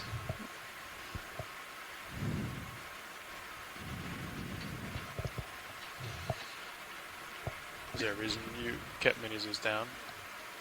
Just looking at my starboard tail. But starboard tail. Yeah. Gotcha. And port tail, just to for that view, just because I didn't have my minute. Well, actually, we're doing good as far as reaching the top of the hill here. We only have 260 meters left, so we only need to average 0.1. So do you want us to get to the top kind of as soon as possible and then kind of wander to the top, or would you rather slow down and arrive right at the end of the dive? You know what I'm saying?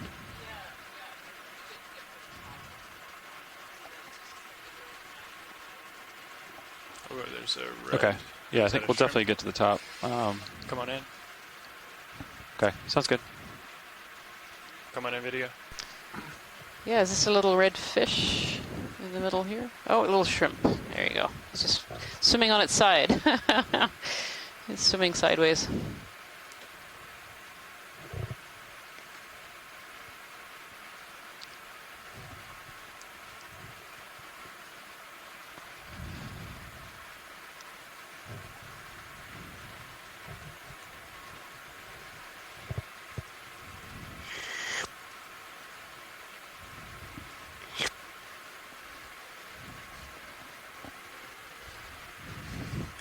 Okay, let's let him go. Thank you, pilot. It's a sizable one. Yeah. Jumbo. The jumbo variety. Take a look up ahead here. Watch out for those skeletons. Yeah, all over. Might have a little bit of a cliff coming up. Got what do you think? Ship has been stopped for a couple minutes. Cirrus definitely swinging still. Yeah, you could bring your mini Zeus up if you like. Have a gander. Yeah, it looks like can't see much. Yeah. Past dead ahead. Come up a little bit here. Sounds good. Yeah, definitely a little steep section here. I think we're good to maybe put in a 15 though. I concur. Okay. Good with that? Yeah, I might wait just a minute. Okay. And then put 15 in. Looks like we're entering a nice cliff area here. If you're just joining us, we are diving. This is dive number 2 of the NOAA Ocean Exploration Program, North Atlantic Stepping Stones, and we are currently diving in an area called Congress Seamount South. We are a few hundred miles south of where we should be right now. We've been pushed south by the weather, but we mapped this previously unmapped and unexplored seamount before, so we mapped it last night, and today we're doing the first ever ROV dive on this Congress Seamount on the south side. Yeah. We are currently at 2,633 meters. We started this dive down at 2,870, and we're coming up to quite a steep spot in the seamount where hopefully we're going to crest up on top of the ridge in not too short an order here. That's cool. Yeah, it's quite a beautiful coral. Pilot, if we could have a snap zoom on the big one central, that would be great. Thank you. There was another pinkish coral down to the bottom left. I don't know if we've seen that one yet today. Yeah, we haven't seen too many of the pink. There was a little corallium earlier. Come on in here, video, just real quick before we head up there.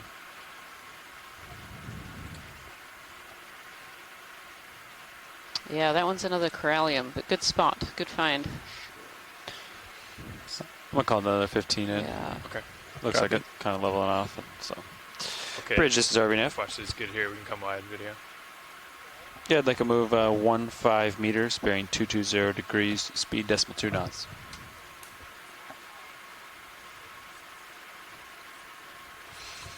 Good copy. Watch the pilot.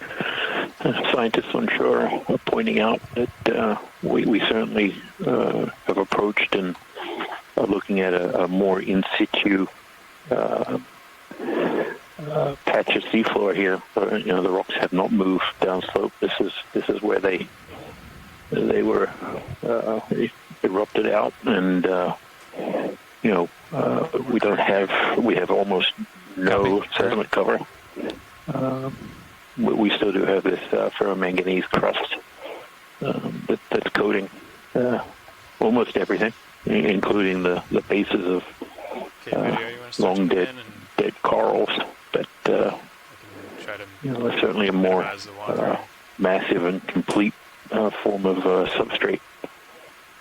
So it'll be interesting to see if we see a higher number and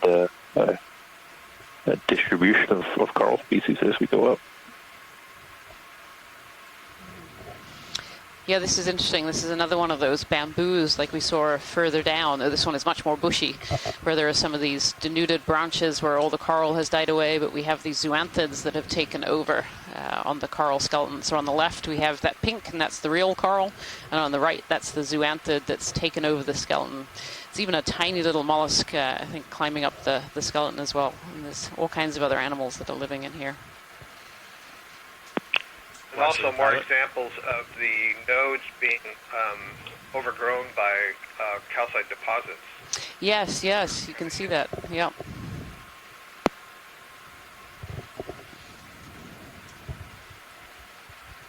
Yeah, so usually there would be what we call nodes. These are these black little discs that are found in the in partitioning off the white skeleton. It makes it kind of look like a bamboo with its different segments.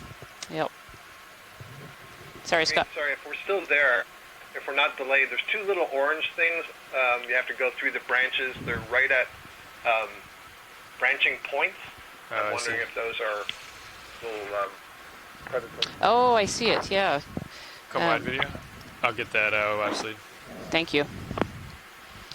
Scott, they're going to try and set up a little closer and take a look, but I saw what you I saw what you were looking at there. 65 degrees.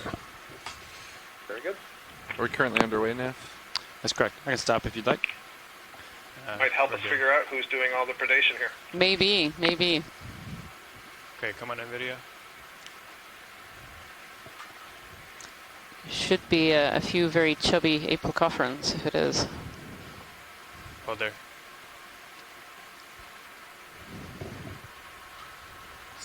blocked now, huh? Now we just have to find them again.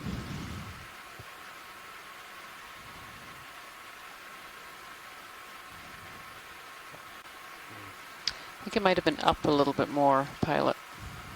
Copy. Coming up. Oh. Yeah, kind of center screen, slightly off right, but right at the very top. There's a Y in a branch. Yep. Oh, it was way higher up than I thought. And the one just above that might be easier to image in terms of not being obscured by other branches. Ship move just completed, but it'll take me a few minutes to settle, so... Yeah, we might not be able to get quite close enough. Probably need to move here in a minute. I thought we were looking for one, like, pretty much center screen right now. Yeah, center screen, there's like a little orange. Okay, come on in video. If we can get back there. I'm on top of you here, but... Oh, maybe.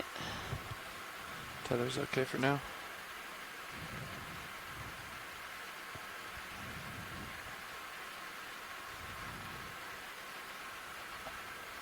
Might be the best we can do there. Okay.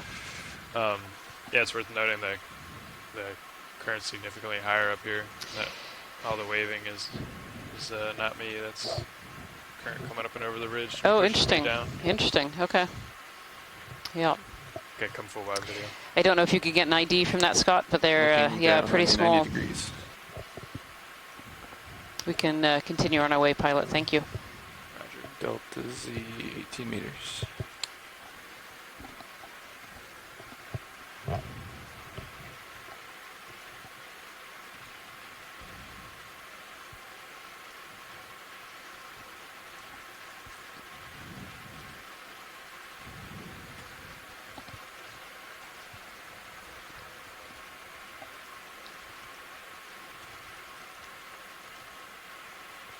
Coming up with you.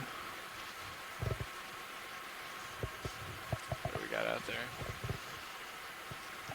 Nice little geology there. Yeah.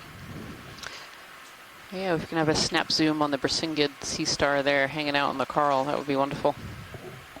Sure. Okay, come on in video. Just a real quick zoom. All there. Thank you. Yeah, another one of these Bersingids. We saw one further down that was actually an orange color, and this one is quite white, hanging out on the top of this coral branch. And these sea stars like to be up in the current, so they can actually collect particles and other animals and prey items that are around in the current, so they can feed. I don't know what's on the bottom there. They look like snails. Yeah, there's a couple of snails in there. Maybe three little snails. You can actually see on the top one, you can see this long, almost like straw coming out of the top of it, and that's called a siphon, and that's them collecting water and kind of tasting and seeing what's around in their environment. Yeah, you can see it moving there. Yep. Yeah, there it goes. I think it's trying to figure out what D2 is. It's turning its siphon around to see us. That's great, pilot. Thank you. Okay, when you're clear, video.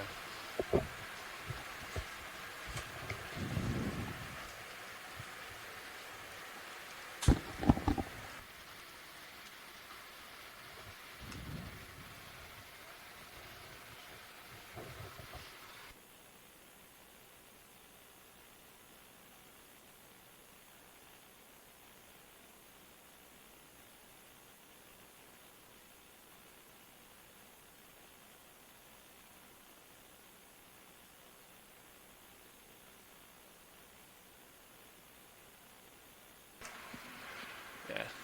Okay, I'm gonna push out up ahead. Gotta catch back up. Think we're making pretty good time. Yeah, I think so. Hey, Jim. Hello. Hey, Nav.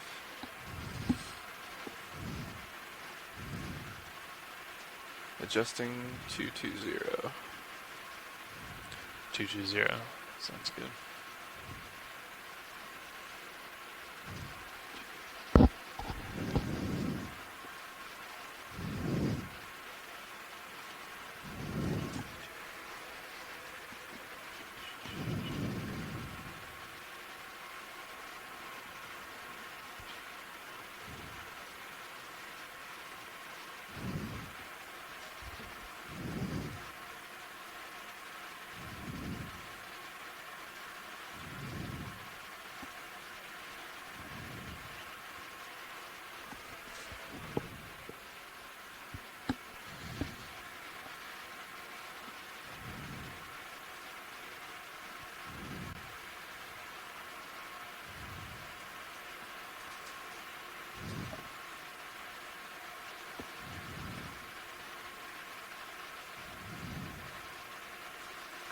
get a bit of heave there. Yeah. Yeah, have you been able to tell how much? That was a good 10 meters or so. Is that one roller coming through? Yeah, it might have been just shy of 10 meters, but it's a big one. It's worth noting, though, for the handoff, whoever takes over. Yeah, could have been closer to 5 meters, I suppose. But yeah, significant. Yeah. Either way. The heading also jumps quite a bit. Yeah, I don't think it comes back down totally the same direction, so the heading tries to catch up. Does pretty well once it's stable, though. Mm-hmm.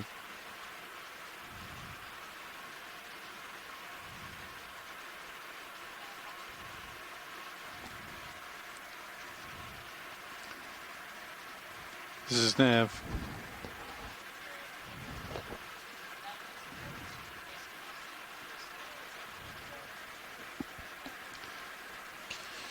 That's an affirmative.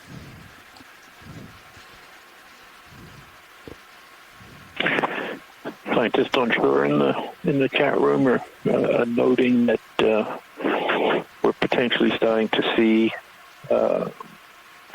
more perhaps primary volcanic texture. Often what we see on seamounts and in areas where lava is being erupted onto the seafloor, things called pillow lavas. It's where the outside cools quicker than the inside, and you kind of get a puffed up pillow-shaped morphology to the final rock when it completely cools.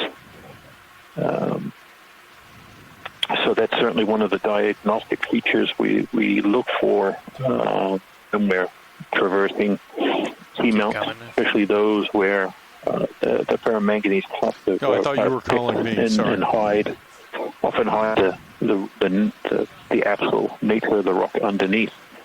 So, as we move up the slope and we start to get into these more massive in situ outcrops, that's certainly something we're looking for is perhaps some of that diagnostic primary structure to the rocks that can help us confirm, at least visually, that we're seeing the expected basalt rock type.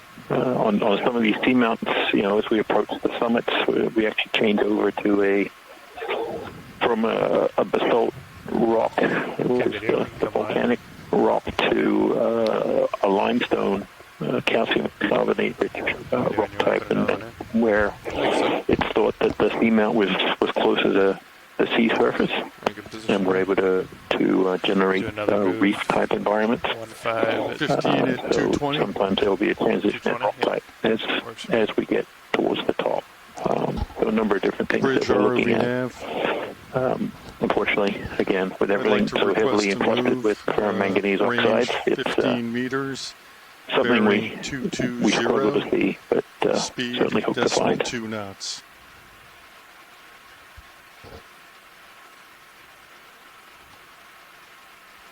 Good copy, thank you.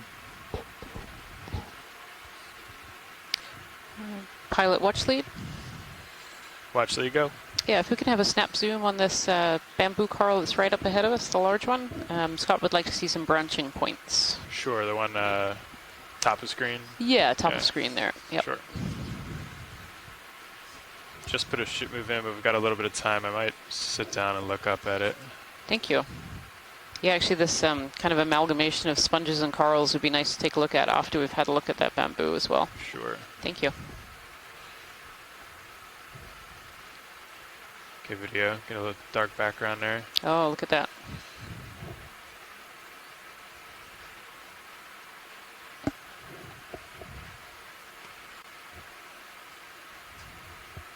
If we can start to come in video.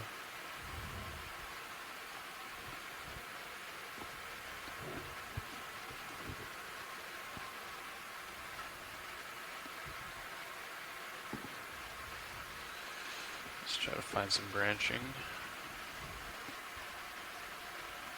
Yeah, it looks like they're branching on the nodes, Scott. Oh, sorry, video.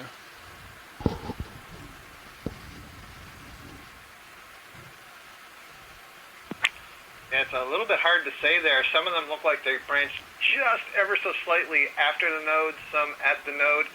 But the way you can see, they're kind of a gentle curl as they come off the branch.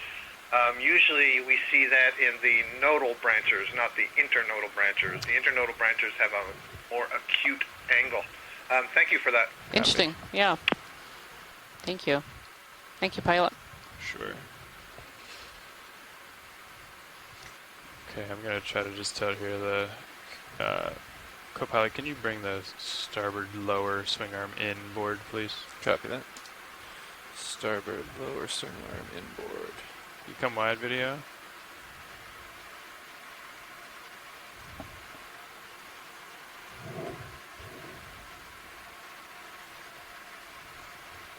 And it looks like on this, so there's a dead underlying branch of a old coral of some kind that's been covered over in one of these ferromanganese crusts. And it has all these other species growing off of it. So the top there's a sponge. We're just zooming in on that now. Sorry, stow it. Stow it, copy.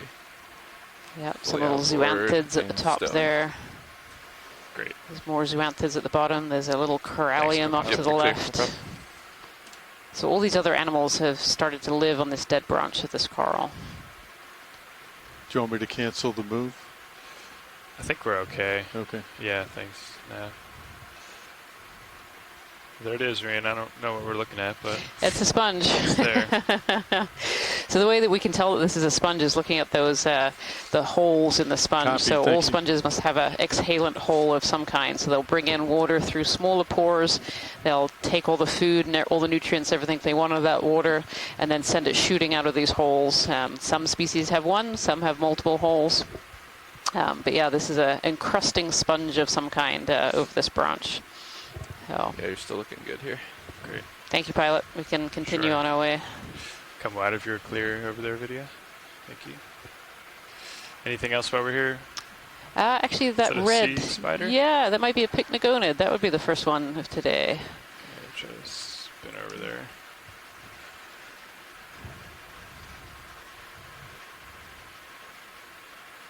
The move's been completed. Okay, great. Copy now. Okay, start to come in, video. I'll try to walk you over there. Yeah, hold there. So this is another colony that's branches that have been overgrown by zoanthids. And at the very top here, we have a sea spider. Yeah, there we go, pycnogonid.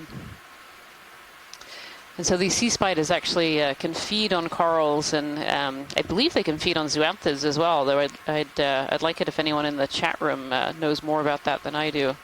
But they're one of these predators of deep sea corals. They have a long proboscis that they will stick inside a coral polyp and actually inject a gastric juice and start to dissolve and actually eat the polyp from the inside out. They're really quite fascinating creatures. And yet Scott France is saying in the chat room that, yep, they think they're a general cnidarian polyp feeder, so they would feed on corals and anemones and these zoanthids as well. There's so many zoanthids here. This sea spider is probably getting quite the big feast. A fun fact about these pycnogonids is that the males actually carry the eggs. So the females will pass the eggs over to the males to fertilize, and they'll carry the eggs until they are ready to hatch. So if you ever see a sea spider with eggs, it's actually a male. That's interesting. Is it reasons for protection, or is it just because they don't really have anywhere else to put them? We don't know? No. Yeah, I mean, it's a way of protecting their young. I mean, they take the eggs from the female and they actually keep them on their, kind of under their body. They have these special claspers almost that keep the eggs in there, and then they fertilize them there. And yeah, we'll hold on to them until they're ready to hatch and swim away. All right. Interesting. Do we know the potential lifespan of a pycnogonid? I don't know. I'm afraid I don't. Out. Any pycnogonid experts out there?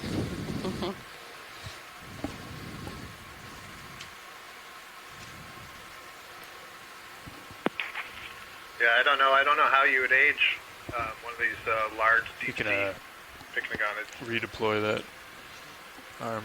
I was about to ask you. Thanks, Copilot. Yep, no problem. I should have had you do that before I set my toe down. No, I should have kept an eye for you too, sorry.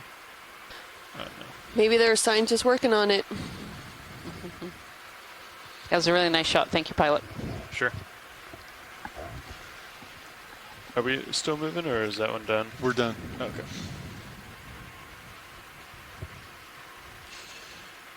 Yeah, it's an interesting question about why we don't see more of these pycnogonid predators, and we do relatively frequently see them. They're not, you certainly don't see them on all of these colonies. I actually wonder how they move from one colony to another, because whenever you see one of these pycnogonids, they're always moving very, very slowly. They don't utilize much energy in the deep ocean, which is a good strategy. There's not a huge amount of food here, so you don't want to use a lot of energy for things like moving and other life processes. You want to go nice and slowly. For things like moving, that's fun. So when they were asking about the... You probably saw that, yeah. It's not on... Yeah, Scott France very nicely just reflecting all over. has put it in the chat room as the tortoise strategy, going slow and steady. Somebody asked a question from Facebook earlier about, why aren't we seeing more other organisms? So possibly with respect to the pycnogonid sea spider here, the corals just aren't dense enough. I was thinking we were doing a mapping cruise. And so they're going to be found where you see more of the colonies. Otherwise, as you say, once it finishes feeding on these polyps, it's got to walk an awful long way to find another meal. Yeah, that makes sense. That definitely makes sense, Scott. There are more of these bamboo corals that we've been seeing through most of this dive, and some of this coral rubble that's been covered over in that ferromanganese crust. You can kind of see it in between the boulders here. Looks like we're coming up to a steep face, again with some sponges and deep sea corals, more of these bamboos. It definitely feels like there has not been an awful lot of diversity on this cruise. I believe we're currently stopped. Is that correct now? Go ahead, Jason. The same, we're starting to get a little bit of an overhang. Ready for another move? Yeah. Perhaps we'll see something different. Yeah, it does look like a bit of an overhang. Same. People would like to live underneath. Same one works for me, yeah. Bridge ROV nav. Nice out there. I'd like to request a move. Range 15 meters. Bearing 220 degrees. Speed 0.2 knots.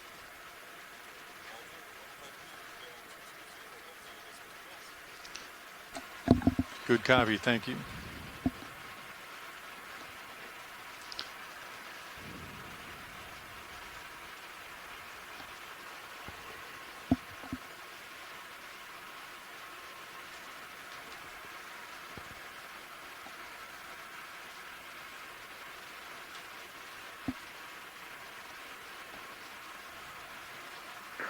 What's that dead coral debris here on the slope? Oh yeah, it looks like overlying the relatively thin sediment.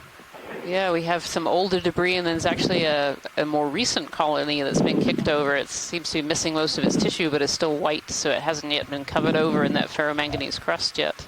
Actually, it does still have some polyps on it. Yeah. Yeah.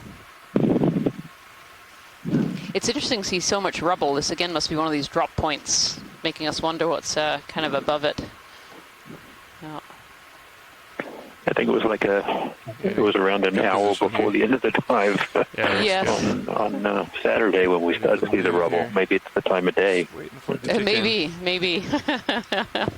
Or maybe it's this point, we're almost near the top, and on dive 1, of course, we didn't quite make it to the top of the feature that we were looking at, but this dive we're hoping, and it certainly looks like we might get to the actual top here.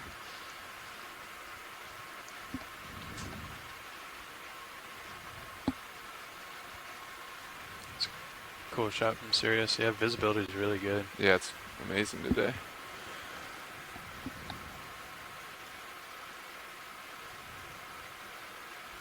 Real treat for us. Yeah.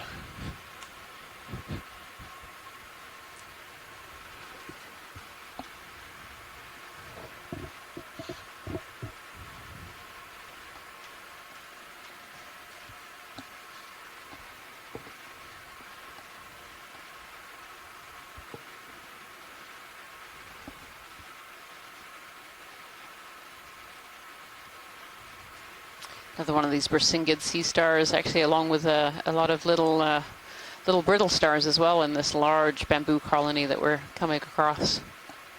Again, more of these areas that have been really denuded. Wow, this is a beautiful, beautiful colony here. Still curious as to what's eating that tissue, you know.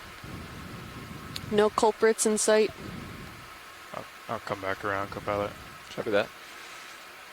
I'm drifting as well, so I'll try to correct. Okay, yeah, sounds good. I just want to get it full-on view, at least a snapshot. Yeah. No, one thing I've noticed is that of all the crinoids we've seen, at least that I can recall for the past 2 dives, none of them have been stocked. No, they haven't. Yep. Yeah, it's hard to filter in here.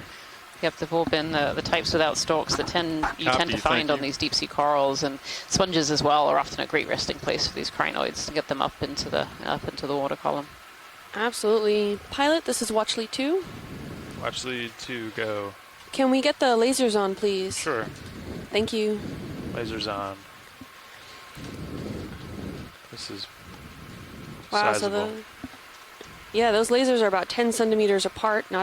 They are 10 centimeters apart. So we can just tell how large this bamboo coral colony is. Yeah, the ROV team works really hard to make sure those lasers are 10 centimeters apart. Precision is key. So this has got to be potentially 2 meters, 1.5 meters wide by 2 meters tall? Yeah, this is a big, big colony here. With lots of associates. Look at all these other animals that are using this coral as their home. If you want to get a few snap zooms on the associates that are on here. Sure. We're going to have to go here in just a minute, but... you do have a large rock. Whatever you have time for is great. Up ahead here, there. Large cliff. But you're okay for now? Let's come on in, video. I think we'll get a couple of these ophiuroids. Oh, little basket stars. Oh, basket stars. Yeah. Oh, no, not... And a crinoid. You're very quiet, Scott, but I think what Scott is trying to say is these aren't actually basket stars. We saw this yesterday. And these seems to be areas where anemones have settled onto the coral and then sent it off into some kind of spiral, and it started producing all kinds of branches around this anemone, creating these little baskets in the middle. There's one here. You can actually see the anemone in the center here. And there's one just above it as well. That is what I was trying to point out. Thank you. There you go. Yep, there's that other one. Now we have both of them in the shot. Really, look at that. My phone is really sensitive. If I'm not pointed at the phone, it can't hear me. Yes. One or the other. Well, I think we both got excited about it at the same time, too. So. Looking down 60 degrees. Copy. That's great, pilot. Maybe kind of span around it if we can. Affects the branching pattern. Again, it seems to be these anemones. I haven't seen it with a lot of other organisms, and there are plenty of, parasites and associates, polychaete worms, ascothoracic barnacles, and so on, that get under the tissue and cause the colony to regrow, but not in a pattern like this where you see that very odd branching. It's really interesting. It's really fascinating. Like, what chemical are those anemones producing to make the coral skeleton do this and grow in this funky and unsustainable way as well? There are no real polyps on this skeleton. There are some really small ones, but if you look at some of the other tangled branches, they're not. It's really fascinating. Okay. Video. We gotta go. Gotta go. Thank you so much, pilot. Sure.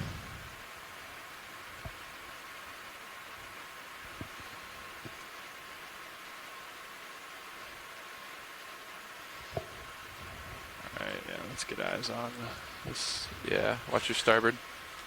Copy.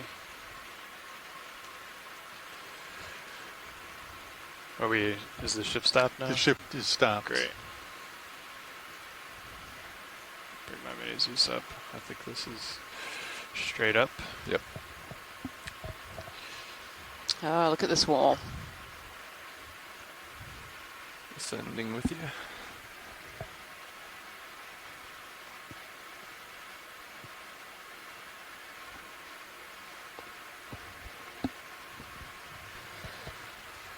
So Jason, do you think all of this rock here potentially formed in one kind of if it is basaltic volcanic material, do you think this was all formed in one event that happened here? There are some areas that are more like crumbly and some areas that look almost like sheeted lava flows.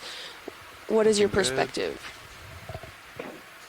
Yeah, it's always hard to tell because we can't always get a good sense of what the primary texture of the rock is, so what it actually looked like when it was it was erupted, just because of these ferromanganese crusts. Yeah, we'll. We are seeing a lot of what might be sheet-type textures, and then pillows. Or not if we don't need so to. So that may be pointing towards a number of different episodes or changes in the chemistry or whatever, and whether or not that's actually a separate events or just different stages of the same event. It can be really hard to tell. Volcanoes are, which these seamounts really are, are really just built up of one after another sort of eruptive episodes.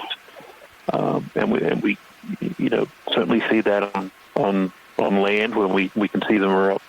The 2018 eruptions on the island of Hawaii.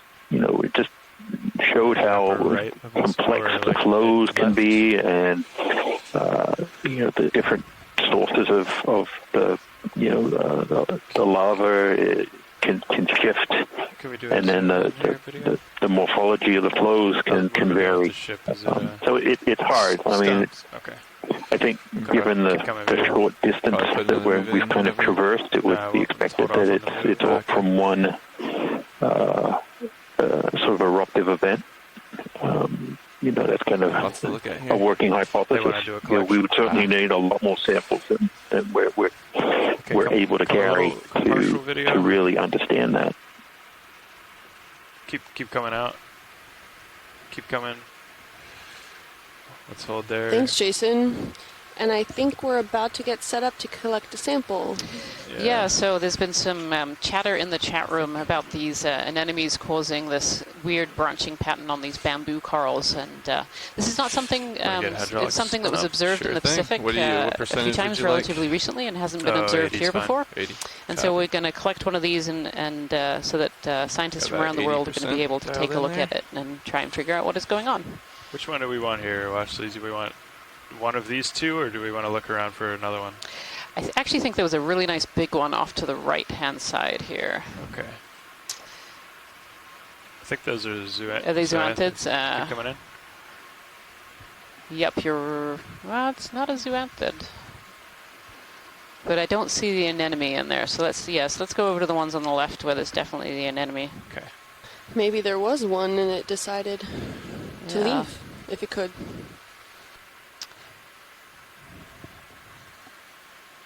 Okay, yeah, so Scott Francis said kind of the right-hand side one would be a good one, just below that branching if possible. Okay. This is a good sample of the coral to go with the anemone. Yeah, and Rhian, I was saying, I believe not both the branching bioboxes right are open, below correct? the anemone, but below that. Okay. Two branch points, because one might need to be preserved with the anemone, and so we want the other one with the corals. Okay. Did you catch that, Pilot? I did not. So if you can actually go for not the branching directly below the anemone, but the one below that, that would be great. So we should have two branches. Okay.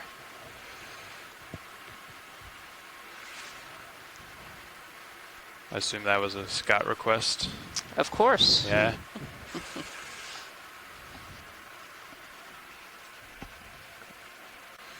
I'm just going to hover my right toe here, I think. Copy that. You're good and stable. Okay. From my vantage point.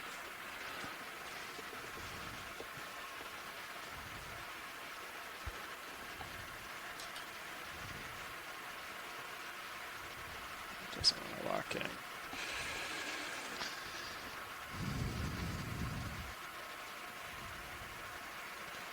All right, I'll have you, if we're stable and serious, I'll have you bring up Mini Zeus, and then Copy that. Fly that for me. Sure That's thing. okay.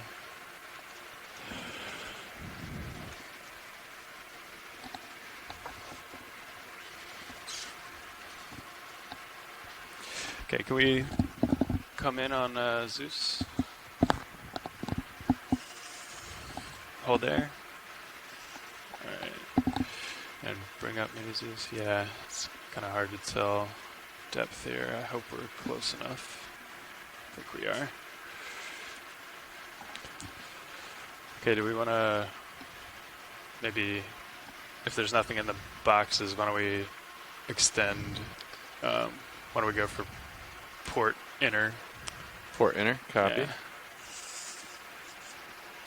Extending pin. Yeah, I have something listed in port outer. Oh, okay. Is it float? Is it float? It's bio. So I think they said it was kind of gelatinous, so. Come full wide video? Okay, well then we'll go starboard inner, I suppose. Copy that. And you want to hold off on extending the drawer? No, we can go ahead and do that. Copy that. Extending. Well, actually, we'll hold off. Copy. Yeah. Standing by. Thanks, sorry. No worries.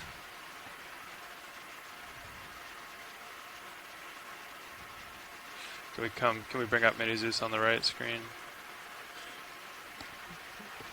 Video, could we do Mini Zeus on Copilot screen, please? We can do it here. Yeah. Gotcha. Thanks. Appreciate that. And then, can we push in on Mini Zeus, please? And Zeus. Slightly on Zeus. Yeah, a little bit on Mini Zeus.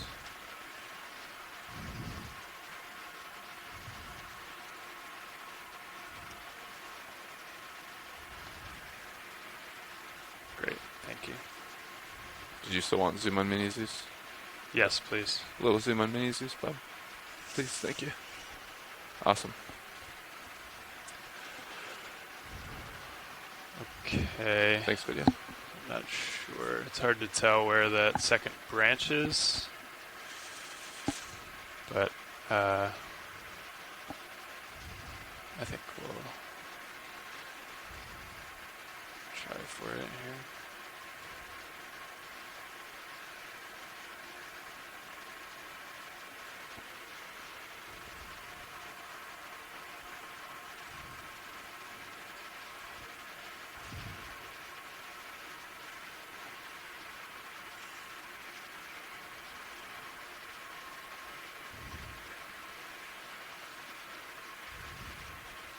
I think that's between them. How's that look, watch lead?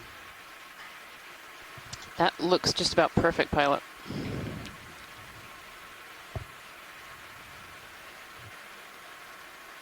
In fact, more than just about perfect. That looks exactly what was requested. Nice job. Okay, let's come wide on both.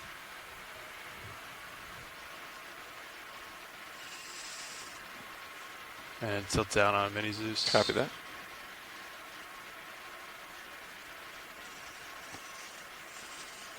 Okay, and then let's try to extend the drawer. Copy that. Ready for drawer out? Yeah. I'm gonna do it. Try to come out slow. Stand by. Yeah, because the left one might touch. Yeah. I can lift off if we need to. Yeah. I'll try to go slow and then let me know if you feel movement. Okay.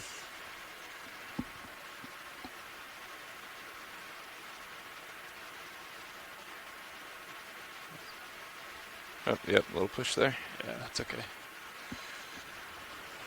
I'm gonna keep coming up. Is that not full? It's not full yet. Okay. I don't believe. Sure, just try it. Nice and slow. Yeah. Copy. I think you're clear. That might be full out. A little more there. Oh yeah, there you go. That's okay. Full. Oh, a little more. There you go.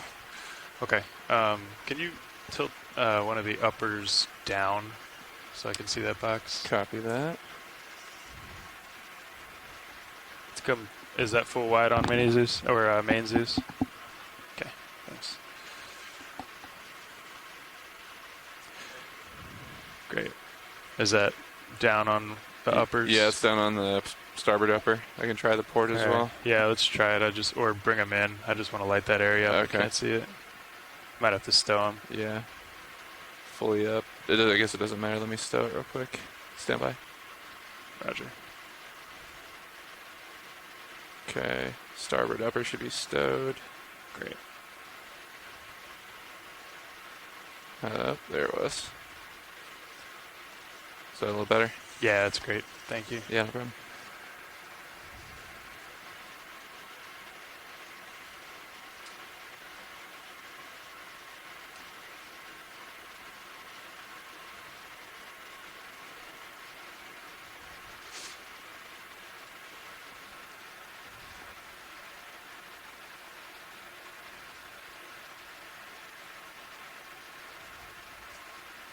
That's a little.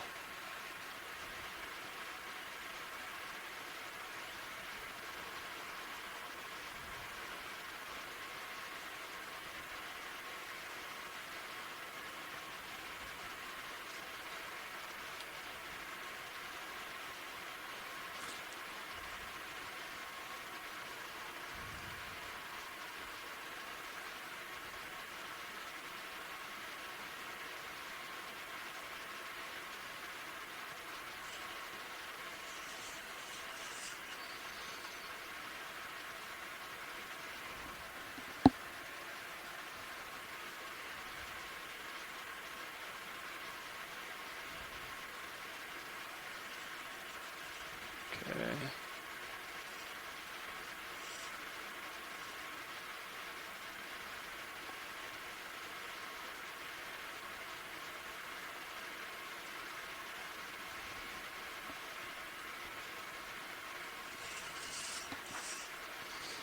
Okay, I think we're good. Copy that. Close. Drawers coming in.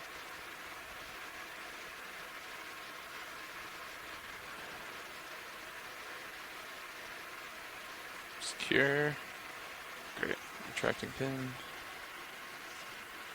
That's good. Centering Mini Zeus.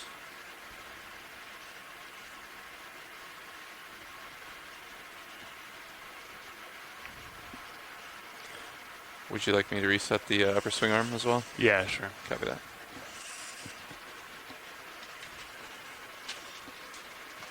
That's still that lighting was. I don't know what's going on with that. Usually we can brighten up the. I think might have to look at that camera or something. Copy that. It's hard to see like the edges of, but I think we got it. Yeah. Do you think port upper would have helped there? Or? Oh yeah. That was really well done, pilot. Thank you from myself and from all of the scientists in the chat room as well. Sure. Yeah, that was fun. All right.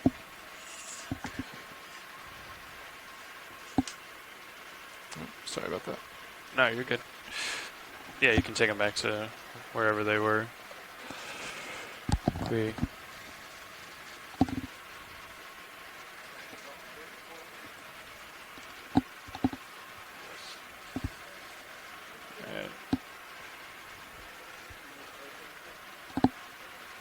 That should be good. Yeah, looks good. We got a target down. Yep. Yep. We're heading to the top. Okay.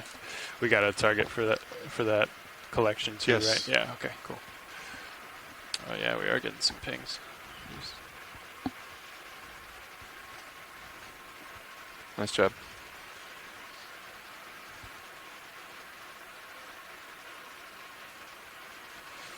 Thanks for the help there, co-pilot. Of course. Such a nice vantage point, Mini Zeus.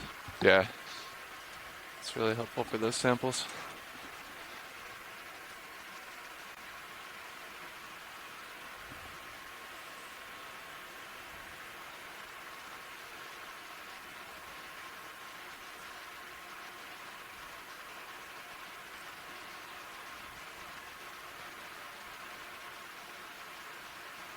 Correcting the 220 here. Oh, okay. Yeah, you turn your head a little. I didn't. It just wandered. Oh, okay. Yeah. I thought you came over to keep me in view. That was pretty good when we started. come back to your center screen here. Copy that.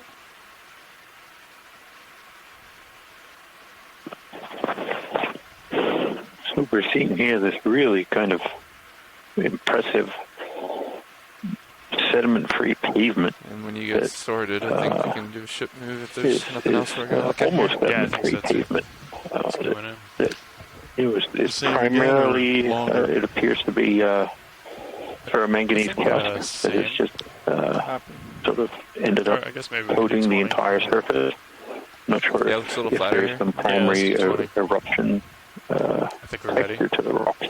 I think we're ready. But now we're going to kind of go over it and go down the side and actually get a cross section through. Bridge ROV nav. Through what we're seeing on top is kind of a smooth pavement. Range 20 below meters. Is bearing 220 degrees. Speed 0.2 knots. It gives you a really good 3D perspective of the geology of these features. Good copy. Thank you.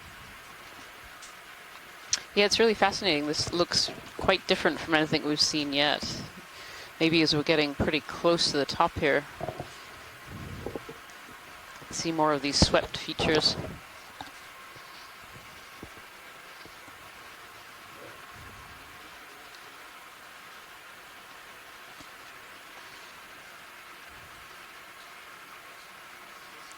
Certainly far less sediment. We weren't seeing a lot of sediment, but we're seeing almost none anymore, which is interesting.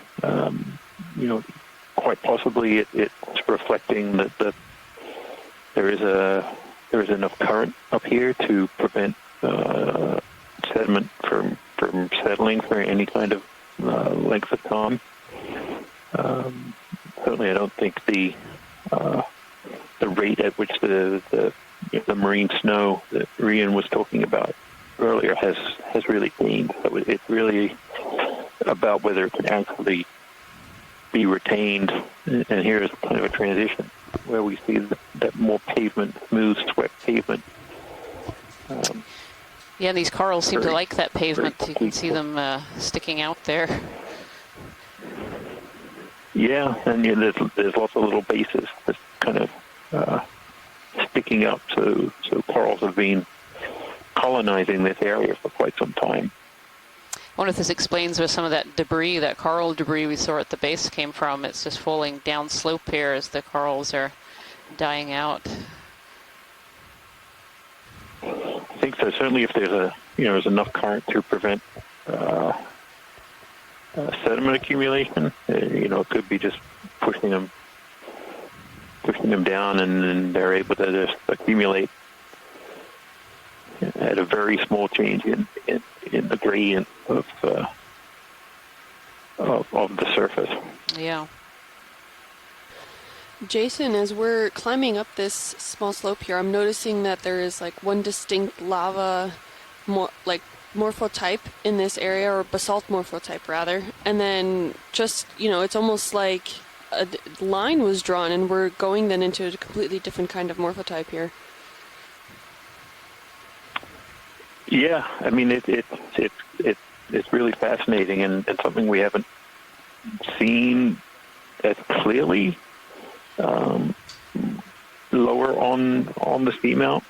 Almost at it. Again, this actually, once we get over this little edge, I wonder if it's kind of a little step. And then we sort of cut down into, something a little different.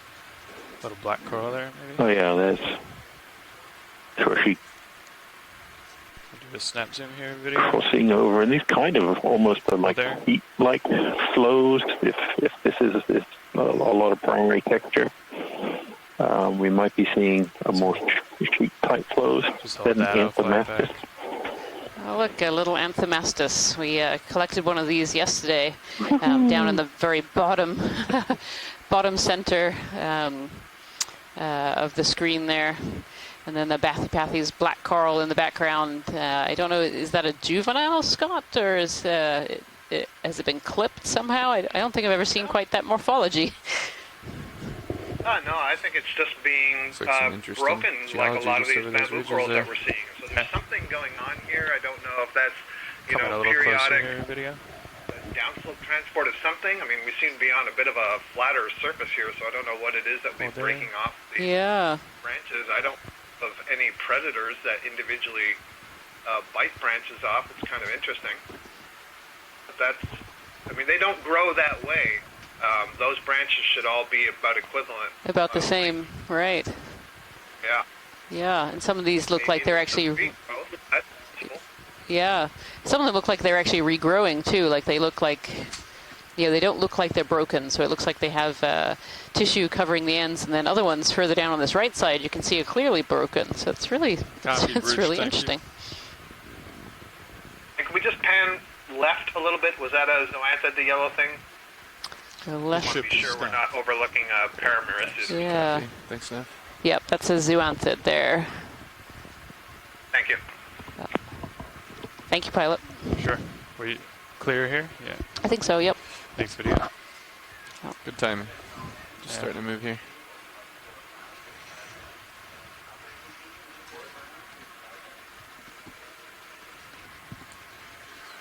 Yeah, we're going to do another one, is that what you said? Good timing for another one? We could put one in, yeah. I think we're moving right now. We just started kind of moving. Oh, the Sirius. Yeah, the ship just stopped, but I'm just now starting to catch up to you. I see. Yeah. Now I understand. Sorry. Should be more clear. No. That was me. Now we'll come over here to the right. Try to look down this crevasse. Copy that. If you will. Very interesting looking. That's one option.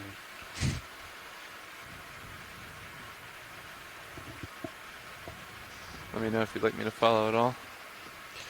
No, I think you just stay there. Copy. Well, actually, we're just peeking over the edge here while waiting for Sirius to catch up.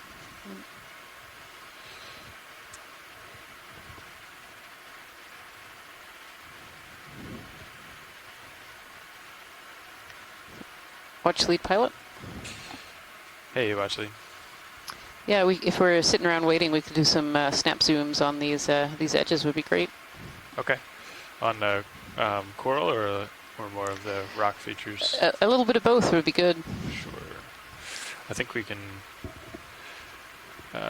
put in another move too, probably. What do you think? I'm okay with that. Just be advised, we got this ridge to get over here pretty quick. Okay, let's hold off on that then. Yeah. Let's do a quick snap zoom here, video. Hold there. And I'm just going to push forward so we can keep moving over ground. But you can keep it in there, video. Thank you. Or the zoanthids covering over bamboo corals. Oh, a little tiny sea star hanging out on a rock. Yep. Tether's okay here. Okay, great. We're just, Sirius is still settling a little bit. Okay. Well, let's come wide if the ship is stopped, and I'll push out ahead so we can keep moving. I know they want to reach the summit here. Thank you, pilot. Good copy.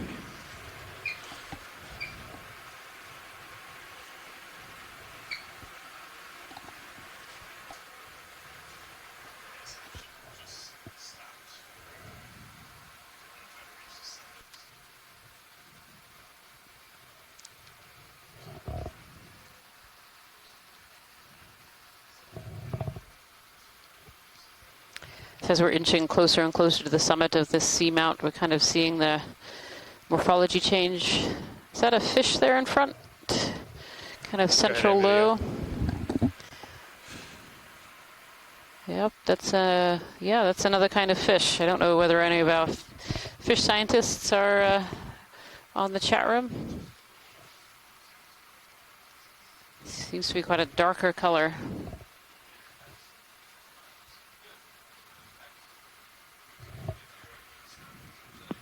Is this a hake, perhaps?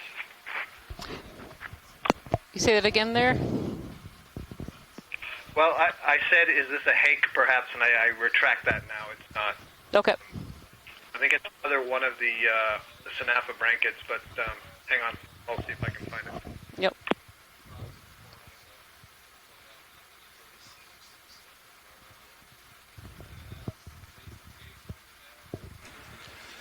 Okay, we can come wide here, video.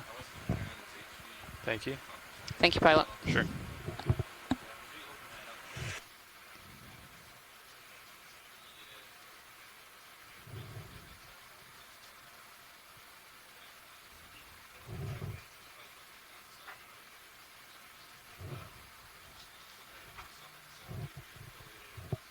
Looks like we're crossing over this zone here again from this pavement into more rubbly area.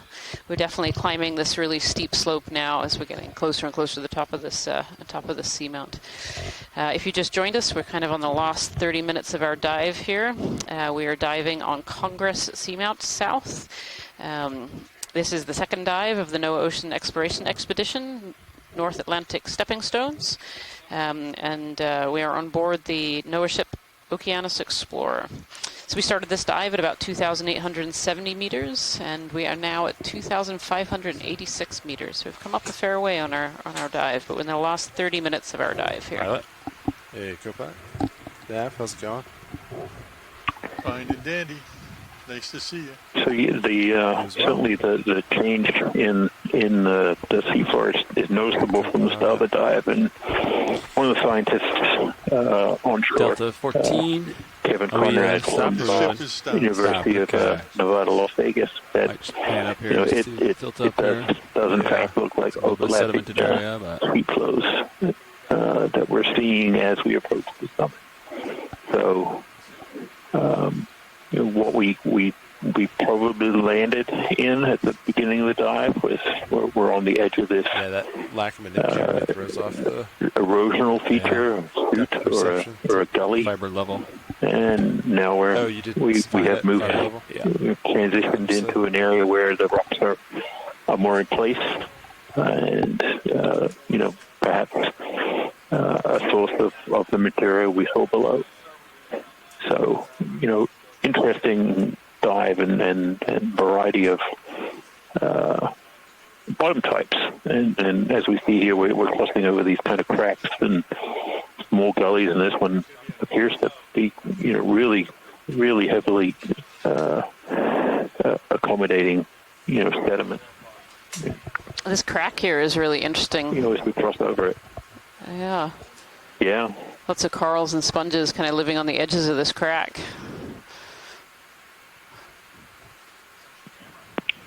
Yeah, these edges are good places to be for suspension feeders, those animals that get their food out of the water column, because the shape of the bottom pushes the water and causes it to accelerate, and so you actually get what do you think, Sean? You getting a little strung out?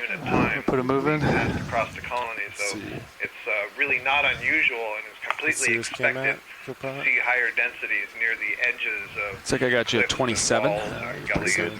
Delta 9. Yeah, and you can really see how steep that upper one is too. You can see that there's a kind of a dead coral bamboo skeleton there. Maybe in like just 1 second. It's fallen down. Copy. And it's a big swale of sediment. Look at this. Yeah, if we could zoom in on that sediment, and it certainly looks like there's some generated ripples. On the sediment or on the rock there? On the sediment. I think we're seeing the morphology that speaks to that increased flow speed that Scott was just talking about. Yeah, so it doesn't look dissimilar to what we saw further down. Yeah. I would have expected to see more of the bigger pieces of coral that would be living on the edges, accumulating in there. But video come on. Yeah. Thank you, pilot. Yeah, no problem. Yes, thanks. Quite a lot thicker.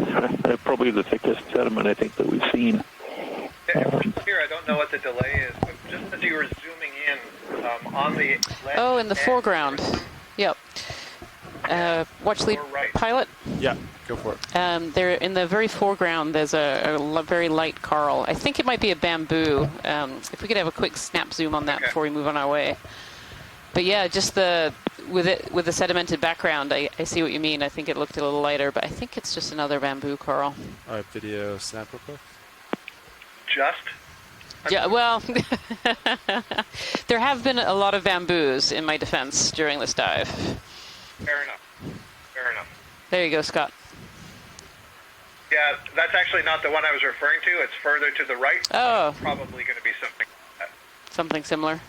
Similar, but to the right. Probably. But yeah, but it was further right. But that's a beautiful bamboo coral, and I appreciate that close-up. Okay. Yeah, I'm not seeing one similar that way. Yeah, it's just coming into frame for me. Is it the smaller one? Yeah, it's these two white things that are for me now in the center. Bamboos yep, these are either bamboos or if we get quick snap zoom on those. Thank you. There was something about the texture looked so different as we were zooming in, but it may have been the focus. Yeah, these are these zoanthids actually overgrowing the skeletons that have been so dominant during this dive. Okay. Yeah. That's why it looks different. Yep. Okay. Excellent. Thank you. Thank you, pilot. We can continue on our way. Copy that. Thank you.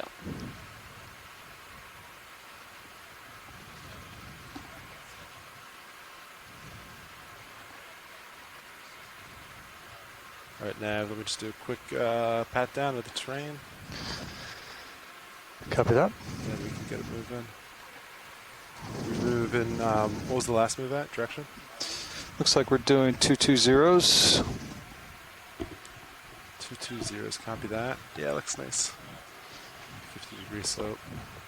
So we're almost at the point where we've now risen about 300 meters. We started the dive at 2,870 meters, and we're now close. We just passed 2,580. So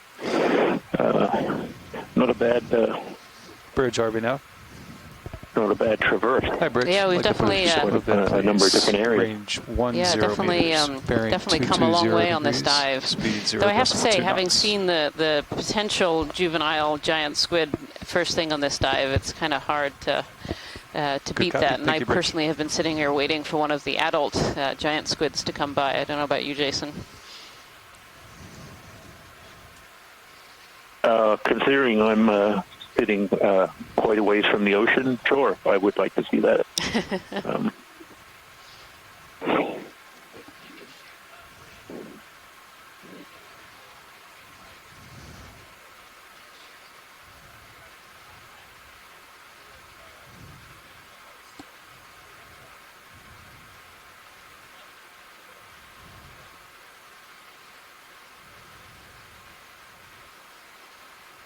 Here's your coral rubble on top of the sediment. It's kind of been trapped by this little area up top, it looks like.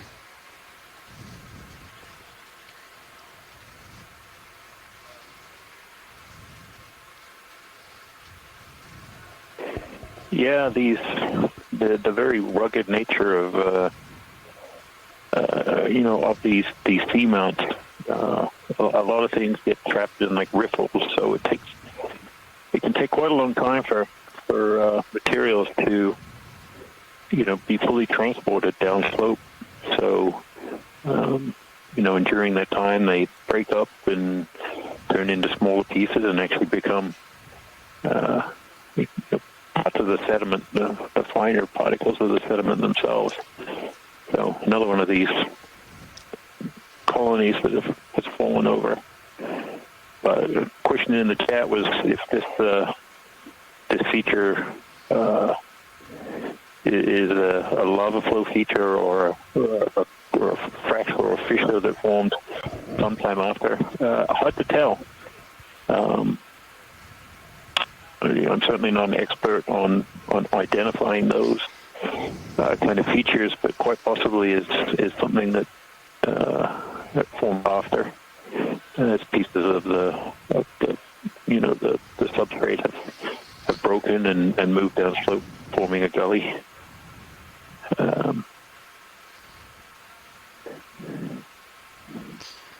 It can form a lot of weaknesses, even if during the eruption periods and other Copy. things. Thank you, Bridge. You get weaknesses in the rocks. You can get fractures and fissures that form later on. But, you know, the weak points that fail first. Oh. How far to the top? Looks like 280. Well. 200 meters.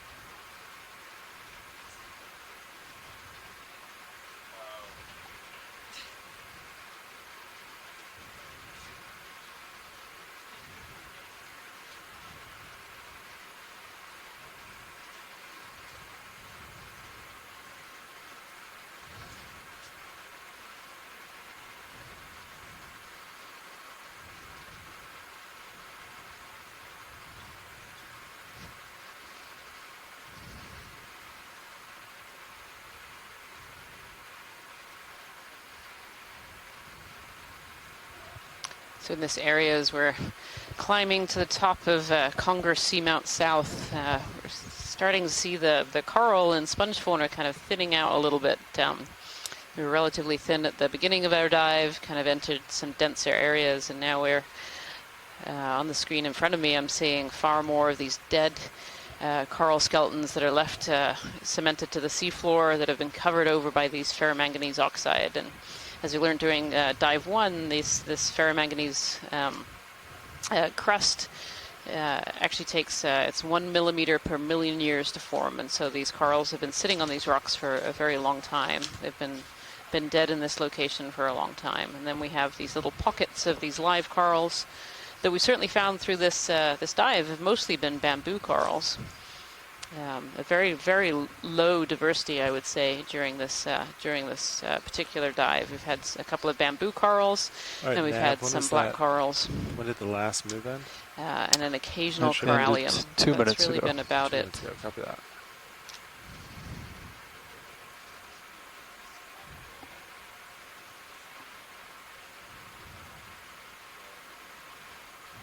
The reason these corals like these seamount features is these seamounts interrupt the flow of deep, cold, nutrient-rich water and cause it to come upwards, causing this upwelling.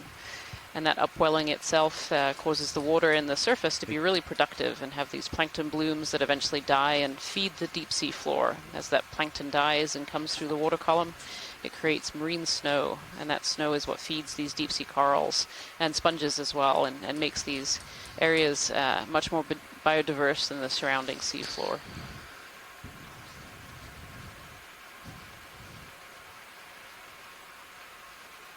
Here we can see some more recently dead skeletons as well, kind of on the right-hand side. We can see some skeletons that are lying on the seafloor that haven't yet been coated over by this ferromanganese crust or coating. And we don't really understand why a lot of these corals die. You know, there was some chatter on the chat room earlier today suggesting that maybe they do age out. They just get to a certain size and topple over. When they get very, very large, maybe some of them are being predated. We did spot a pycnogonid feeding on some zoanthids earlier during this dive. But we haven't seen too many of the normal predators that we'd see on some of these corals, like the big sea stars. We really haven't seen much of that today. All right, Copilot, how do you feel about another 10-meter move? Yeah, we're clear. Yeah. Copy. Plenty of space to come ahead. Looks good. All right, yeah, Nav, same thing again. Copy. Thank you, sir. Bridge, are we now? Hey, Bridge, we'd like to put another ship move in, please. Range 10 meters, bearing 220 degrees, speed 0.2 knots.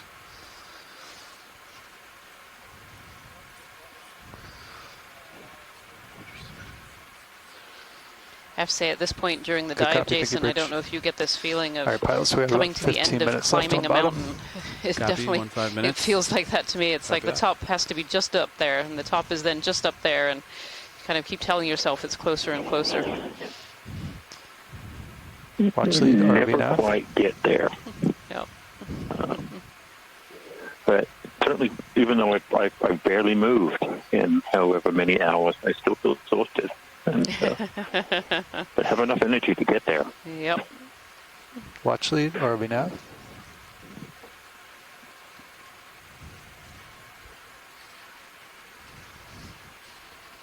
Oh. That's okay. I just wanted to let you know we have about 15 minutes left of bottom time. You're welcome.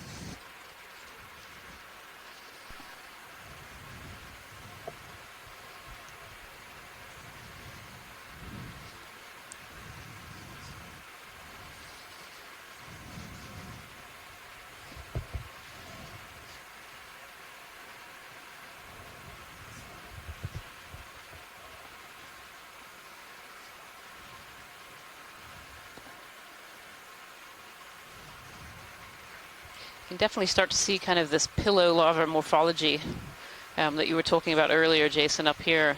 It's very clearly sticking out through the tiny little pockets of sediment. Right, yeah, a little puffier,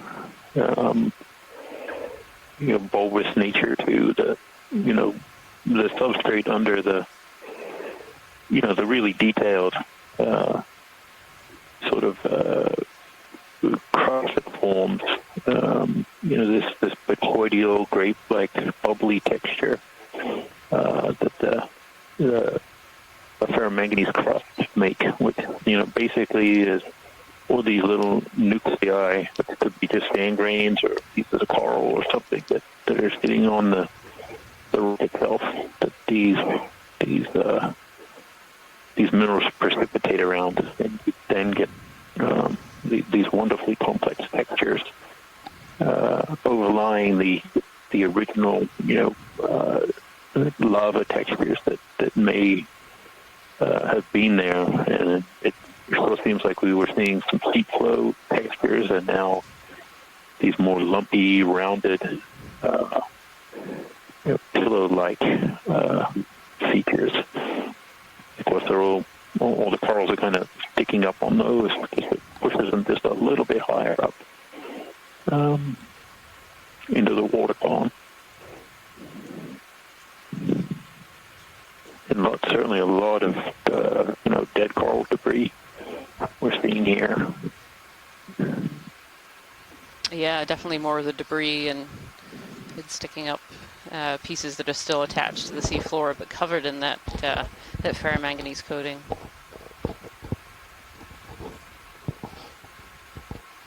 There's a bit of a discussion on the chat room a little bit about why we're not seeing quite as many species of coral as we saw certainly in dive 1, and that we know from previous dives in both the New England Seamounts and Corner Rise area. And we certainly don't know the answer from a single dive, but we can start to hypothesize about why this might be. So, these seamounts here are relatively new compared to some of the New England seamounts, and for corals to be able to grow, the habitat has to both cool. We have to have enough in the way of microbes to allow the coral larvae to settle.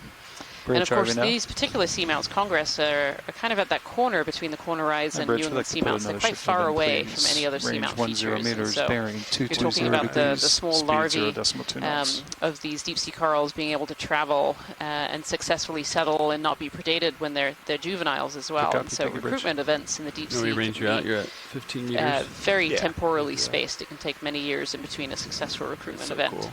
And so maybe these seamounts, this particular Congress Seamount South and its partner Congress 3, North 5 meters. May just be far enough away that those larvae don't settle very frequently.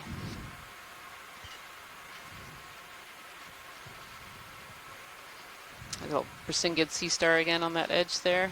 Looks like we have another one of these large gullies.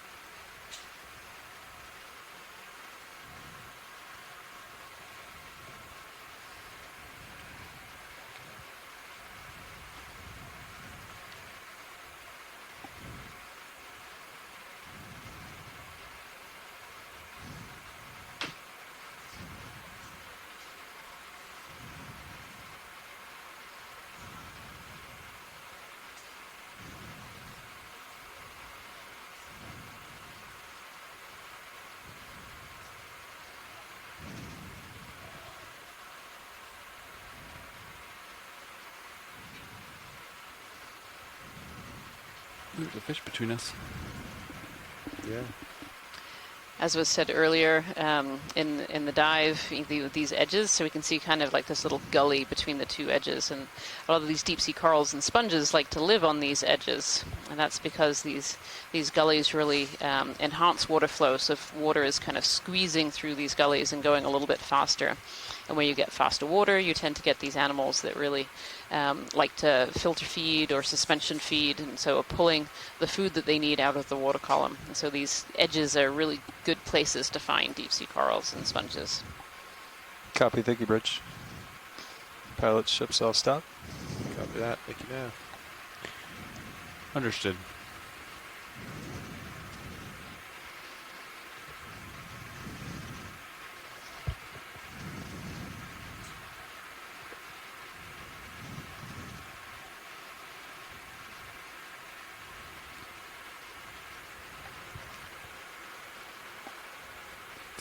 You're at 2565. There's a lot of that coral debris seems to be the. Oh, I think we might have lost Jason. I think he was going to comment that there was a fair amount of coral debris in these kind of sediment ripples that are in the middle of this gully, and those sediment ripples, I'm told, are created by fast currents that move through, and you can tell how fast the current is and how much it flows by the size of those ripples. I think you don't need me anymore. Hey, there you are. That's exactly what I was going to say. Well, you see, I did learn something. I'm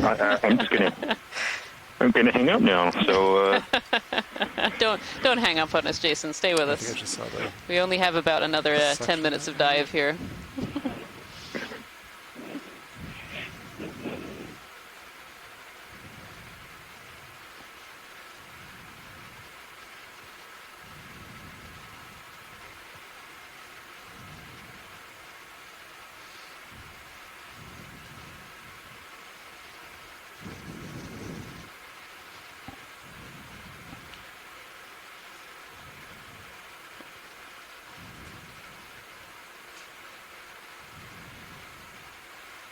Get more of these bamboo corals, both alive and some recently dead that still have fairly white skeletons, and then some more of the much older dead skeletons, which I'm told it takes 1 millimeter per million years for that black coating to appear. So a lot of those corals have been dead for a very long time.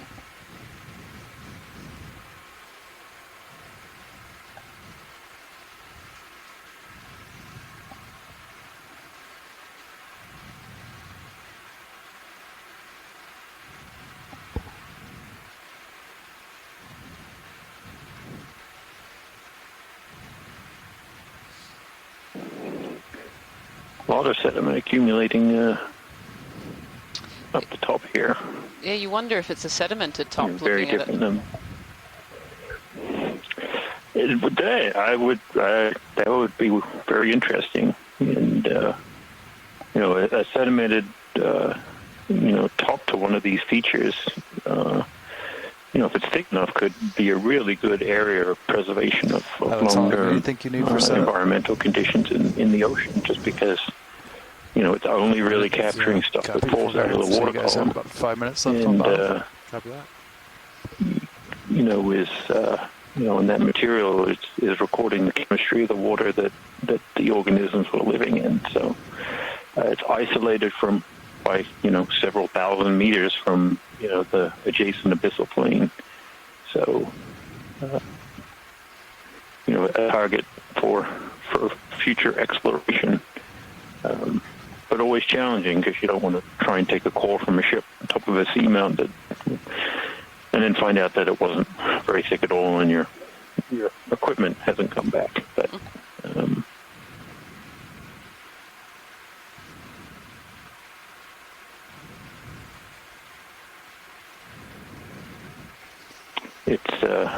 it really is part of the reason why dives like this with ROVs and submersibles are really valuable because we get really good mapping data and other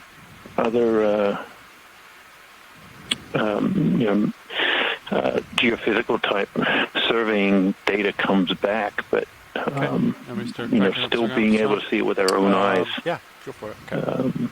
And the very detailed nature of the features is just something that still can't be captured. The stow on that upper is as well, and as completely as this type of technology. So there's tremendous value in visiting these places and identifying these spots.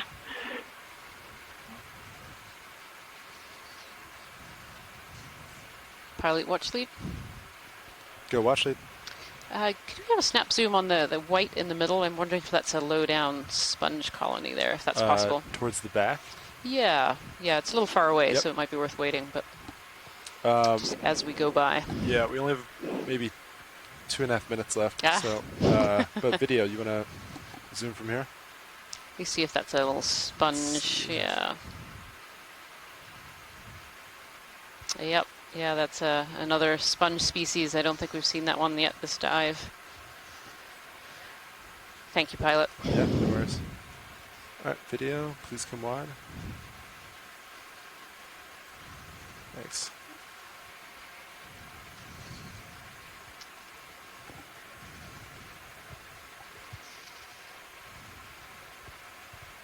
If we could snap zoom on some of these corals, if we have 2 minutes left, we could take a look and see. Yeah, you want snaps? Yeah, that would be great. Thank you.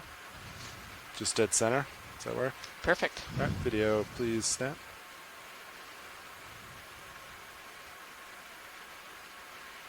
Yep, more of these zoanthids covering over these old coral skeletons. Thank you, pilot. No worries. Video when you're happy, come wide. And watch it. I might just stretch out. We have about 1.5 minutes left. Perfect. And see how far we can stretch out.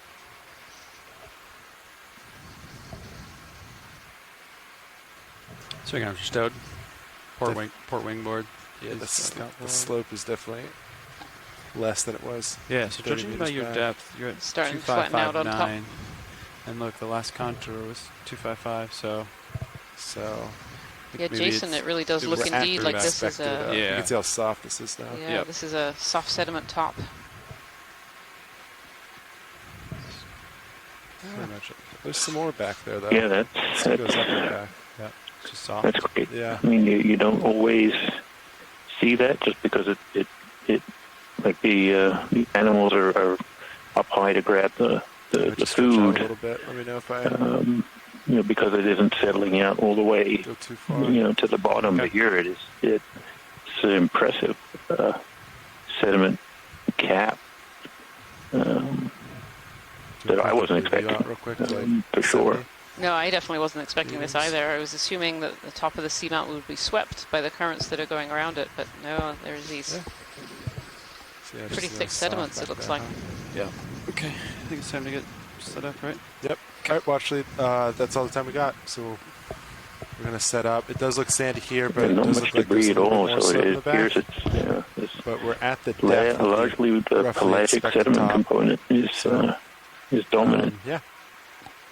We're going to start setting up. You can see that marine snow in the camera now with the lights kind of panned up. All right. Well, that eventually falls out. I'll center with you. You want to come up with me? maybe like 20 meters. Okay. And then we'll do a spin. Okay, I'm pretty much lined up. You got to go to starboard. So this brings us to the end of our dive. We've run out of time.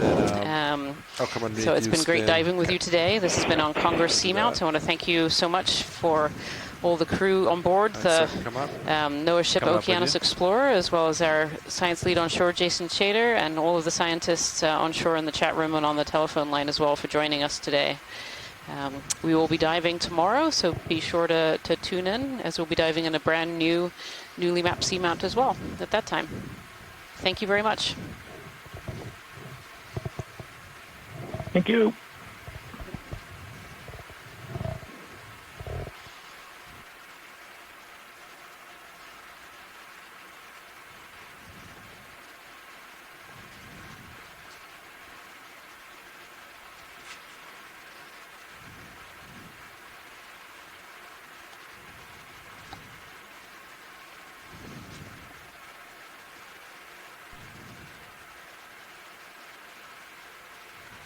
All right, looks good. I'll hold auto depth there. If you want to come up to 20 meters delta, I'll start slowly backing to you. Okay. And just follow me, come underneath you.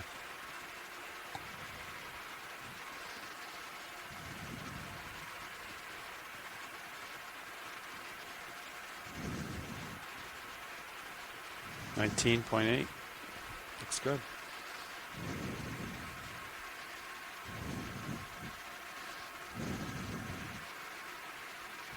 Tether's gone off that side, so it works out well for your turn to starboard. Yeah.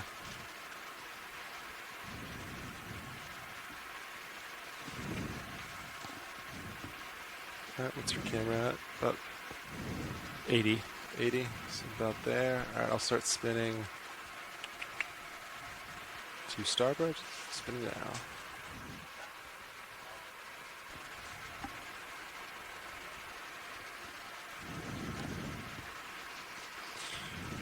Okay.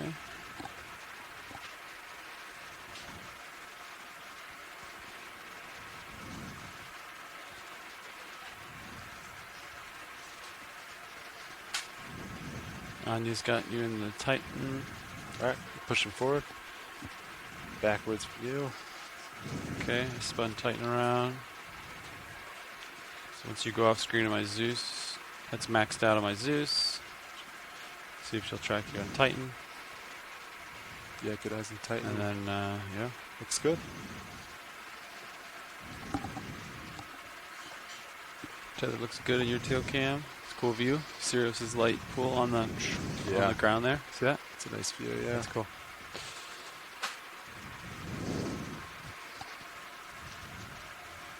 I'm going to slowly start coming up as I continue to push forward.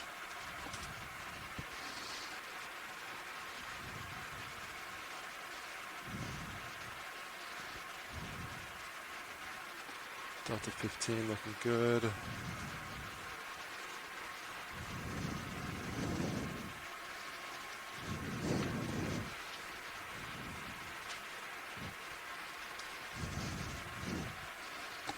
Bridge, are we now? So Delta 12 there. Hey, Bridge, just letting you know that the vehicles have left bottom. We are coming up for ascent.